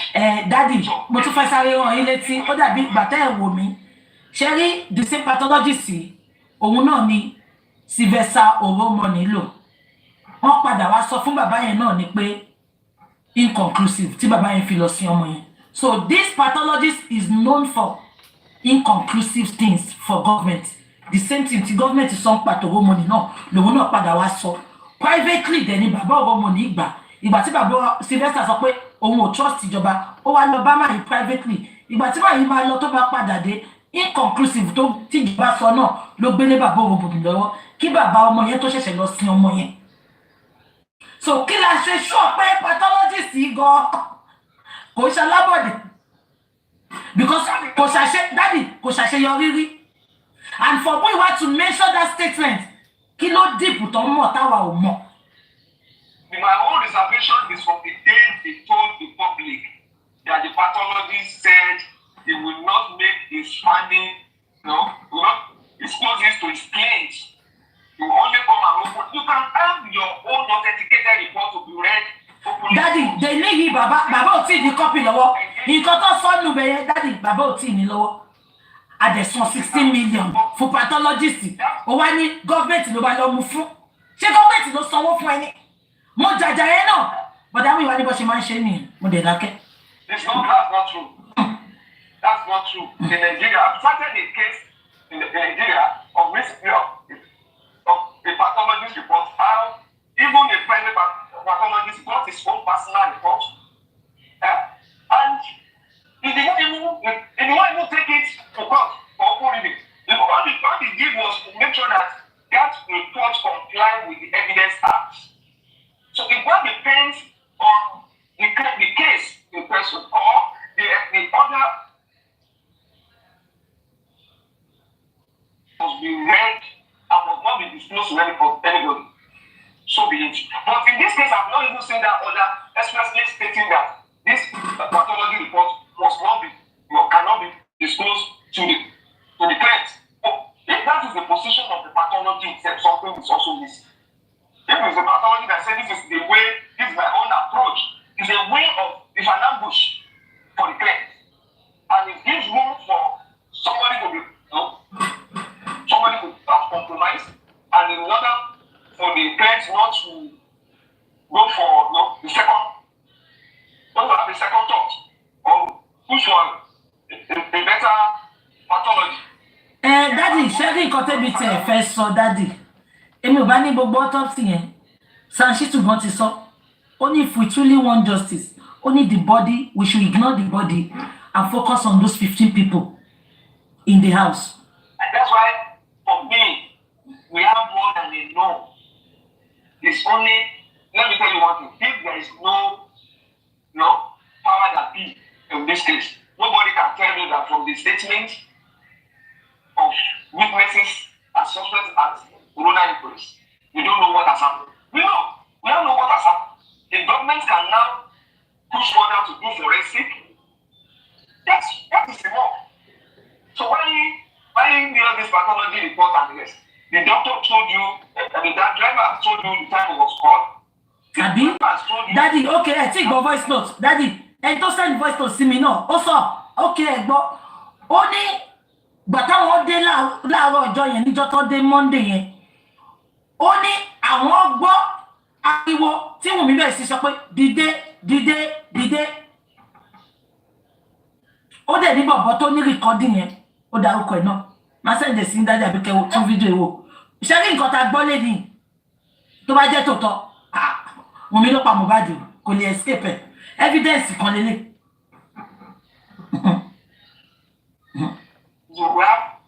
And what Muyiwa has told you now, is it different from what Mohbad said before? Àjàfún yín Daddy, ìyá Mohbad náà sọ pé ẹ lè rí kankan. So what have they done? Are they telling us?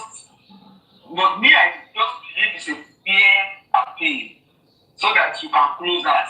Whether we are going ahead or not, they are not in position to even know the next step. Àbí èmi ò tẹ́ ọ̀kan tó fẹ́ ṣẹlẹ̀ mọ́ kí bàbá kóra wọn lọ sọ́dọ̀ Ṣítù àti Mama Rich Grace. We don't want to know. Progress kàn ní ká máa rí. Progress. Nǹkan tí public bá ní láti mọ̀ ká mọ̀. Nǹkan tó máa fẹ́ ká mọ̀ kọ́ tọ́jú ẹ̀. Wọ́n pé bọ̀dá Muyiwa yẹn máa wà ń bẹ̀. Mo sorry o. Mo máa wo gbogbo yín báyìí ni o. No, even there's more. What you know is because mo ti sọ tó bá yẹ pé bọ̀dá Muyiwa ló ń kówó ìsílẹ̀. Tó yẹ pé bàbá ló ń kówó ìsílẹ̀. Ẹni ní ká máa mẹ́sẹ̀ up báyìí. Ẹ máa guide owó yẹn. Ẹ máa guide ẹ̀ jealously ni. Ẹni gbéṣẹ́ fún pathologist kẹ́ sọ pé ẹ ti fún ìtọ́wó jẹ́ professional dá sí. Daddy, wọ́n pe pathologist yẹn wọ́n sọ ní okay báwo lélẹ̀ ẹ fún wa ní evidence kí lẹ ti ṣe ìjọ òní lọ kí náà sọ mẹ́ ẹni ẹ fún ẹ wá relax ẹni tó ló jẹ́ professional tí wọ́n bá gbéṣẹ́ fún professional èèyàn kì í dá sí. Doctor ta pè é sí nǹkan tó wá sọ̀rọ̀ doctor sọ pé why tán ṣe ní involve ara wọn. I talk about this. I mentioned this. Mo máa pẹ́ sọ bẹ́ẹ̀ sá. Mismanagement because even if you look at Mr. Muyiwa, he's far from it. Let me put it that way. He is far from it.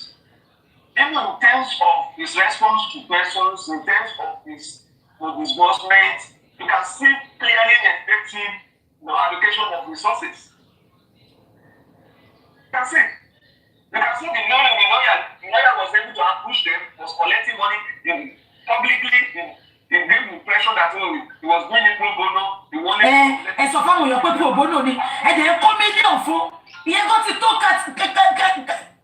I don't know. Ẹ sọ fún wa pé pro bono ni Daddy wọ́n sọ fún mi pé 150 lọ́wọ́ máa fún ẹ dẹ̀ ti kó mílíọ̀n sí fún make it make sense. Ẹ wá ní ká wá suspect yín. Even if you are not corrupt, you are not efficient, you have not done well in terms of the resources that people have contributed and the deliveries. We can't see what you have achieved or what that will make one to believe that you should carry on. Me personally, I don't say it. But it's just that we are not reacting to this based on the former lawyer's outburst. We know he is just reacting to his own problem. Daddy, ẹgbọ́n nǹkan tán dókítà tó pé wọlé yẹn wọ́n sọ statement kan. Ó ní pẹ̀lú 16 million tí pathologist yẹn gbà ó ní báwo ló ṣe máa gbé specimen tó máa post ẹ̀. Ekele tí ò lè travel kó gbé wá fún ara ẹ̀. Ó ní postage yẹn gan lè take 1 week kó ti bàjẹ́ lọ́nà. Ó gba 16 million Daddy ó lè travel fún ara ẹ̀ kó gbé wá. Ẹ wá ní kárí nǹkan kan. Ó kàn dùn mí ni ẹlẹ́dàá gbogbo àwọn tó dáwọ́ yẹn. Á dẹ̀ dájọ́ fún gbogbo àwọn tí ò fẹ́ jẹ́ kárí justice. Yeah. There was no monitoring. And that's why they gave the impression that the new lawyer, they tried to guide, to prevent San from having full information about what they did. Wọ́n jẹ́ kí Sànù dá sí bọ̀dá Muyiwa pínṣẹ́ fún wọn níṣẹ́. Bọ̀dá Muyiwa ní Sànù kòrónà nìkan ni kó lọ. A lot of things ó gbàgbára yẹn fún olórí Bukky Odúmọ̀sù ni. Lawyer Kewu. Lawyer tí ò ní immigration status tó ṣe lọ. I'm not even asked for any extension of the service in any way because we're looking at it. Like he has no experience in what to do. To be frank, there's no experience and there's no capacity. Does he know about even medical practice? Nǹkan tí Aunty sọ nìyẹn. No practice. Wọ́n ní bọ́ọ̀tẹ̀ ṣe yẹn, ó jẹ́ kó mú dókítà kan tí kó máa béèrè question tí Madam Muyiwa gbọ̀n bá ní experience. Ẹ fi gbogbo ẹ̀ lẹ̀. Ṣé ọmọ pé public ló ń support yín ṣá? Ọmọ pé èèyàn náà lẹ́yìn òwò tó rò fi ń ké ṣá, Madam Muyiwa. You are mismanaging everything. Is it because Muyiwa is not your son? I've said this several times. No. But I will just also implore you, let's not use, let's refocus. Oh, Daddy, àti focus. We can react to. Bọ́kàn láti kàn wá ṣàlàyé àwọn kọ̀ọ̀kan fáwọn èèyàn ni. Daddy, you know nobody can distract me. Yeah. Nobody can distract. Mo ti sọ a lot of things lẹ́yìn yẹn náà. Yeah. Just a lot of things. I think what you show, I will have been able to make more. Maybe not ti rí pé ẹ lè ṣe contribution pọ̀. Wò later, sir. Ẹ ṣé, sir. Thank you for your contribution, sir. God bless you, sir. Yes, sir. Bí nǹkan tí kọ́là yẹn sọ lẹ́ǹkan, ṣe mọ̀ pé àwa lè máa sọ pé à ń dàjà justice kó yẹ pé àwọn family kan wò pé wàhálà yẹn ti pọ̀ jù. Pé everybody move on. Kọ́ pín nǹkan tó wà ní ẹ̀jẹ̀ máa gbà pé lọ́ọ̀yà Mohbad ti sọ pé nǹkan tó wà lẹ̀ tó pín àbí kò yẹ yín tó bá jẹ́ bẹ́ẹ̀ náà ni wàhálà yà ní bínú sí wọn. People will move on. Hello, caller. Hello? Hello, caller. Ẹ káàsán, ṣe ní reception bí tẹ́wàá yẹn. Okay. Ẹ sọ̀rọ̀ sọ.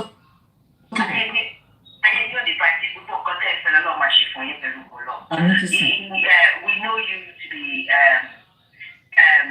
very good supporter of GFM and one of the lionesses. Gbogbo nǹkan tá a fẹ́ lórí justice ọlọ́run bá wa ṣe. Ojoojúmọ́ àti mọ̀ ìṣe mọ̀ láti ilẹ̀ àwọn èèyàn náà ti ń sọ̀rọ̀ Mr. Muyiwa yẹn tẹnu ti ń kùn gbogbo nǹkan tó yẹ kó ṣe wọ́n ti lé olójẹ́ káwọn ohun mi yẹn perfect. Ẹ ti gbà tán ẹ jẹ́ sáré sọ kọ́kọ́ fún yẹn. Ṣé orílẹ̀-èdè tó wà ní Amẹ́ríkà yẹn ojoojúmọ́ ló máa ń fẹ́ jẹ́ wọn sùn mí pé wọ́n máa delay nǹkan òun máa sọ nǹkan fún wọn máa delay ẹ̀ wọ́n máa take it time wọ́n máa ṣe oríṣiríṣi. It was done on purpose. That man, the shame of Papa gbọ́kànlé wọn. Wọ́n ti ní ẹni àṣekínní kan kò jẹ́ ẹni àṣekínní kan òwe àwa Yorùbá ni. Wọ́n dẹ̀ ti parí ẹ̀. Bàbá yẹ kó mọ ọ̀rẹ́, ó yẹ kó mọ ọ̀tá. Ṣé nìkan tó pa Mohbad rí fẹ́ni? Exactly. Mohbad kó ọ̀rẹ́ pọ̀ mọ́ta ni. Nǹkan tó pa nìyẹn. Bàbá yẹ kó learn from this course, this journey. I cannot trust anybody. I can only trust myself in this fight for justice for Mohbad. Mo tó mú wọn tó fi ra àdúrà, tó mú wọn tó ra ìyá àdúrà, tó ta ní wọn lè rà. Exactly. Wọ́n ti ra Madam Muyiwa, no doubt about that. Because láti ilẹ̀, gbogbo ọ̀rọ̀ tẹ́yìn sọ lẹ́yìn, you say the truth. And àwọn kan ti rí tipẹ́tipẹ́, wọ́n ti sọ pé this Muyiwa is a stumbling block for the justice. Something pariwo, nothing drag wọn. Àti correct it. You cannot trust anybody, I'm sorry to say. You cannot trust anyone. What we come from this court? You did not achieve nothing. You achieved nothing. You failed on pathology, private autopsy, and toxicology. Coming to uncertainty. What mean? You're uncertain. Or you want to be conclusive. So, and my Bukky says, we know you are somebody that is trustworthy. But you think you guys are funny, you feel no baby. In fact, ṣé gbogbo àwọn àtàbẹ̀rẹ̀ kìíní wọ́n ti dà ní wa ní. Gbogbo bá ṣe fara ṣe láti lẹ̀. Ẹ̀yin wo hold on kọ́là àwọn olórí burúkú o ẹ tí ò bá sí bímọ ẹ jẹ́ kí n sọ pé kùnrin ẹ tí ò bá sí láàrin wa mọ́ alábọ̀dé ní tẹ́lẹ̀ àwọn wo ta lọ̀rẹ́ àwọn wo ẹ dá padà. Wọ́n ti rán àwọn ọ̀tá sáàrin yà. Àwọn ọlọ́pàá ọ̀tá ni wọ́n tẹ́lẹ̀ sí ọ̀tá ni wọ́n àwa ta ṣẹ̀ṣẹ̀ wá justice gangan kò ju àwa critical thinkers àtàwọn táwọn òwò àwa yìí lọ. Ìyá mi ẹ tó kọ́ ní oníkà tó ṣèkà ní ìkáwọn ṣe ni tó bá sọ pé torí ìkọ̀kan o fi justice sílẹ̀ o ṣe supporter kan lọ́wọ́ no ìgbà tẹ́ sọ pé gbogbo wa ti jà tán tẹ́lifẹ́ báwọn olórí burúkú ṣọ̀rẹ́ sáwọn ẹlẹ́nu mú àbáwọn tó fọwọ́ òdì la fẹ́ bá sọ̀rọ̀.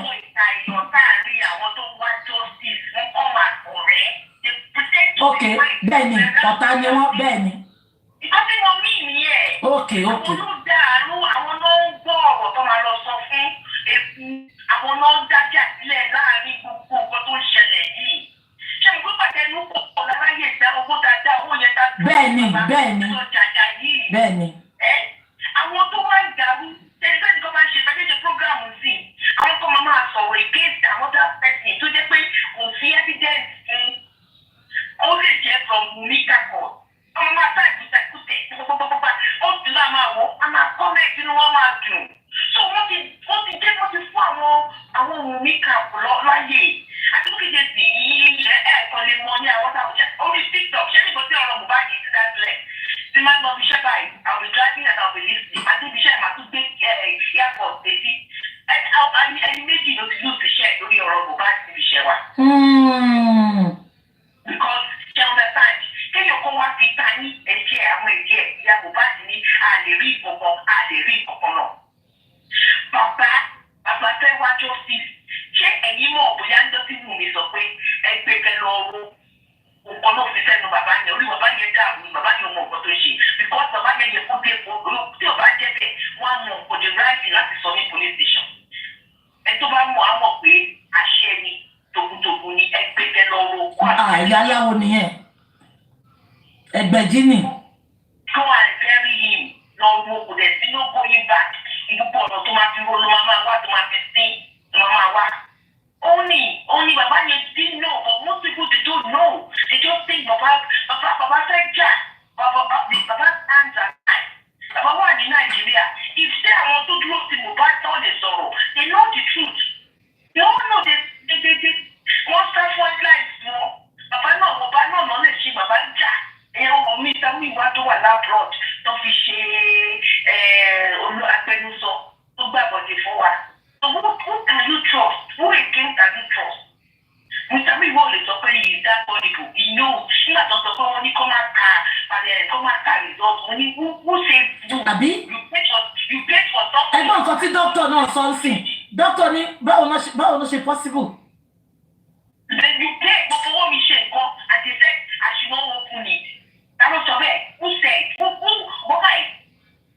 Ìbéèrè tí bàbá ti rí pé náà ìyẹn gbogbo tó yẹ kó ti mọ̀ pé gbogbo ti ṣẹlẹ̀ wọ́n ti gbàgbọ́dé fún mi.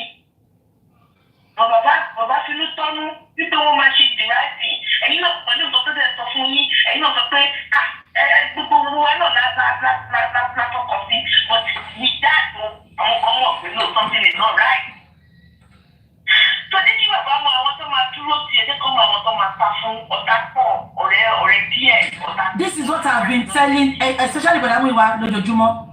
Mo ní in the course of finding justice you have to be guided because many people will come like helpers many people will come like true supporters but they just want to go into you to know the next step. I get. But ọlọ́wọ́ kó wa mọ̀ ṣe fúláìsì ni mo mọ̀ pé ẹ̀dẹ̀ má gbà ó bàbá nílé má gbọ́ ó kí bàbá má trust anybody advice mi nìyẹn. Yàtọ̀ sí lọ́ọ̀yà tẹ̀sán yẹn pàmò rich case náà wọ́n kú jù. Lọ́ọ̀yà yẹn dẹ̀ láìkí bàbá sọ́ọ̀nì yẹn láìkí bàbá gan-an ó nítorí bàbá jẹ́ abiyamọ tó look after ọmọ mẹ́ta láìsíyàwó ó níyẹn lásán lòun fi support bàbá. If Mr. Muyiwa can betray Baba, if Adura can maintain silence and not Tawa ni Bọ̀dá Muyiwa. His blessing, then who should Baba trust? And Baba to tell Bọ̀dá Muyiwa tó lọ sórí platform tó ní ìyàwó wa làṣànà ọmọ wa ní pápá lolo.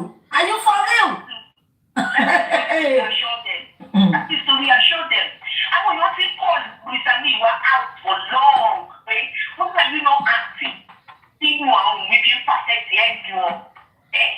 Àwọn tó yẹ kó fi sùn sí court tí wọ́n fi ṣe gbogbo ilé àdúró de gbogbo ilé ẹ̀dẹ́rẹ́ àwọn evidence kan tó ó ti fojú hàn so glad àti Bukky Bukky. So nǹkan tẹ́mi kàn fẹ́ sọ tí mo ti fẹ́ fi round up ni pé ẹ jẹ́ káwọn justice for Mohbad ká má búra wa. Sis, ẹ fẹ́ gbọ́. Sis, ẹ fẹ́ gbọ́. Sis. Àwọn tó ti Sis. ọ̀tá àbúrò mi àbúrò Sis. ìyá àti àbú ara wa. Sis, sis, ṣe fẹ́ gbọ́. Kò sí ṣe fẹ́ gbọ́. Àwa láti ilé kan náà. Àwa láti ilé kan náà, you cannot control that. But tí máa bú sísá tó yín pépéré ìpèsè, ìyẹn sọ pé kí n má tún pè kí n má tún bá sọ̀rọ̀. Bó ṣe jẹ́ kó wà nìyẹn. Wá ti di àgbéra wa ṣépè. Ṣáwa gbéra wa ṣépè, àwa ò gbéra wa ṣépè. Mi ìgbé critical thinker ṣépè. Ó dàbọ̀dọ̀ pátákópa lẹ́ni tiwa. Àwa tá a jẹ́ critical thinkers àtàwa true justice àgbéra wa ṣépè, àbá ṣépè fúnra wa. Ẹ lọ àwọn opposition ló ń gbé àwọn èèyàn ṣépè. Àwọn true justice seekers ò búra wọn. So gbogbo ibi tẹ́tí bọ̀ yóò dàbí ọdọ̀ olóṣèlú tó la kó mọ́lẹ̀ ẹlẹ́pọ̀ kan àtọ̀ọ́lé tílé ẹ̀mú tọ̀ ó dàbí bẹ́ẹ̀ lọ tiwa. Hello. Hello, ti BJ. Yeah. Ìyá mi ṣe wà ókè. Adúpẹ́. Ẹ dákun, ìmọ̀ràn kan ni mo tún fẹ́ gbà wá. Ṣé kò possible ní sí ìlú jẹ́ pé ọ̀rọ̀ ti rí báyìí because ká má tan ara wa jẹ tá a bá fẹ́ rò tọ̀rọ̀ báyìí àwọn nǹkan míì wà fẹ́ pé a máa ṣe láti fi ṣe àwọn ẹbí yẹn. Àwọn bí ni pé àwọn kankan wà tá a máa ṣe tó ń kọ́kọ́ nínú wọn ní dùn sí tá a bá fẹ́ rí justice. Ìdí tí mo ṣe sọ bẹ́ẹ̀ ni pé ṣé kò possible ká yan àwọn representatives nítorí pé the money is coming from the public. So tí public bá ní representative kan lọ present ara wọn fún SAN. Then anything tí public bá fẹ́ kọ́ máa present ẹ̀ fún SAN. For example, olú fídíò kìíní tẹ̀lé yẹn báyìí voice. Okay, let me come in. Let me quickly come in. Ìtọ́jú ẹ̀ náà la ṣe sọ pé Mommy Rich Grace. We can't trust anybody called public. Definitely. Ṣé tó bá yẹ pa àti mú public? Àwọn olórí burúkú tó lọ síbi àwọn pátákópa ẹlẹ́pọ̀n kan àtọ̀lé. Ṣé irú àwọn yẹn ṣáwọn ọkọ ló máa wá sọ̀rọ̀ síta sí? Ṣé a lè mọ̀ pé ìtọ́jú ẹ̀ ní gbogbo àti sọ pé Mommy Rich Grace àti bàbá ti tó, we don't need the public because nobody can be trusted. It doesn't even really matter who, we just want somebody. Mommy Rich Grace àti Mommy Rich Grace àti bàbá. We are happy with that. Yeah. Apart from another person from inside, as in from the family. No. Just trust them. Bàbá ò ní family. But I mean when they call the family to gbójúlé tó dẹ̀ ti fẹ̀gún sọ́wọ́ báyìí tó ti fata sẹ́nu.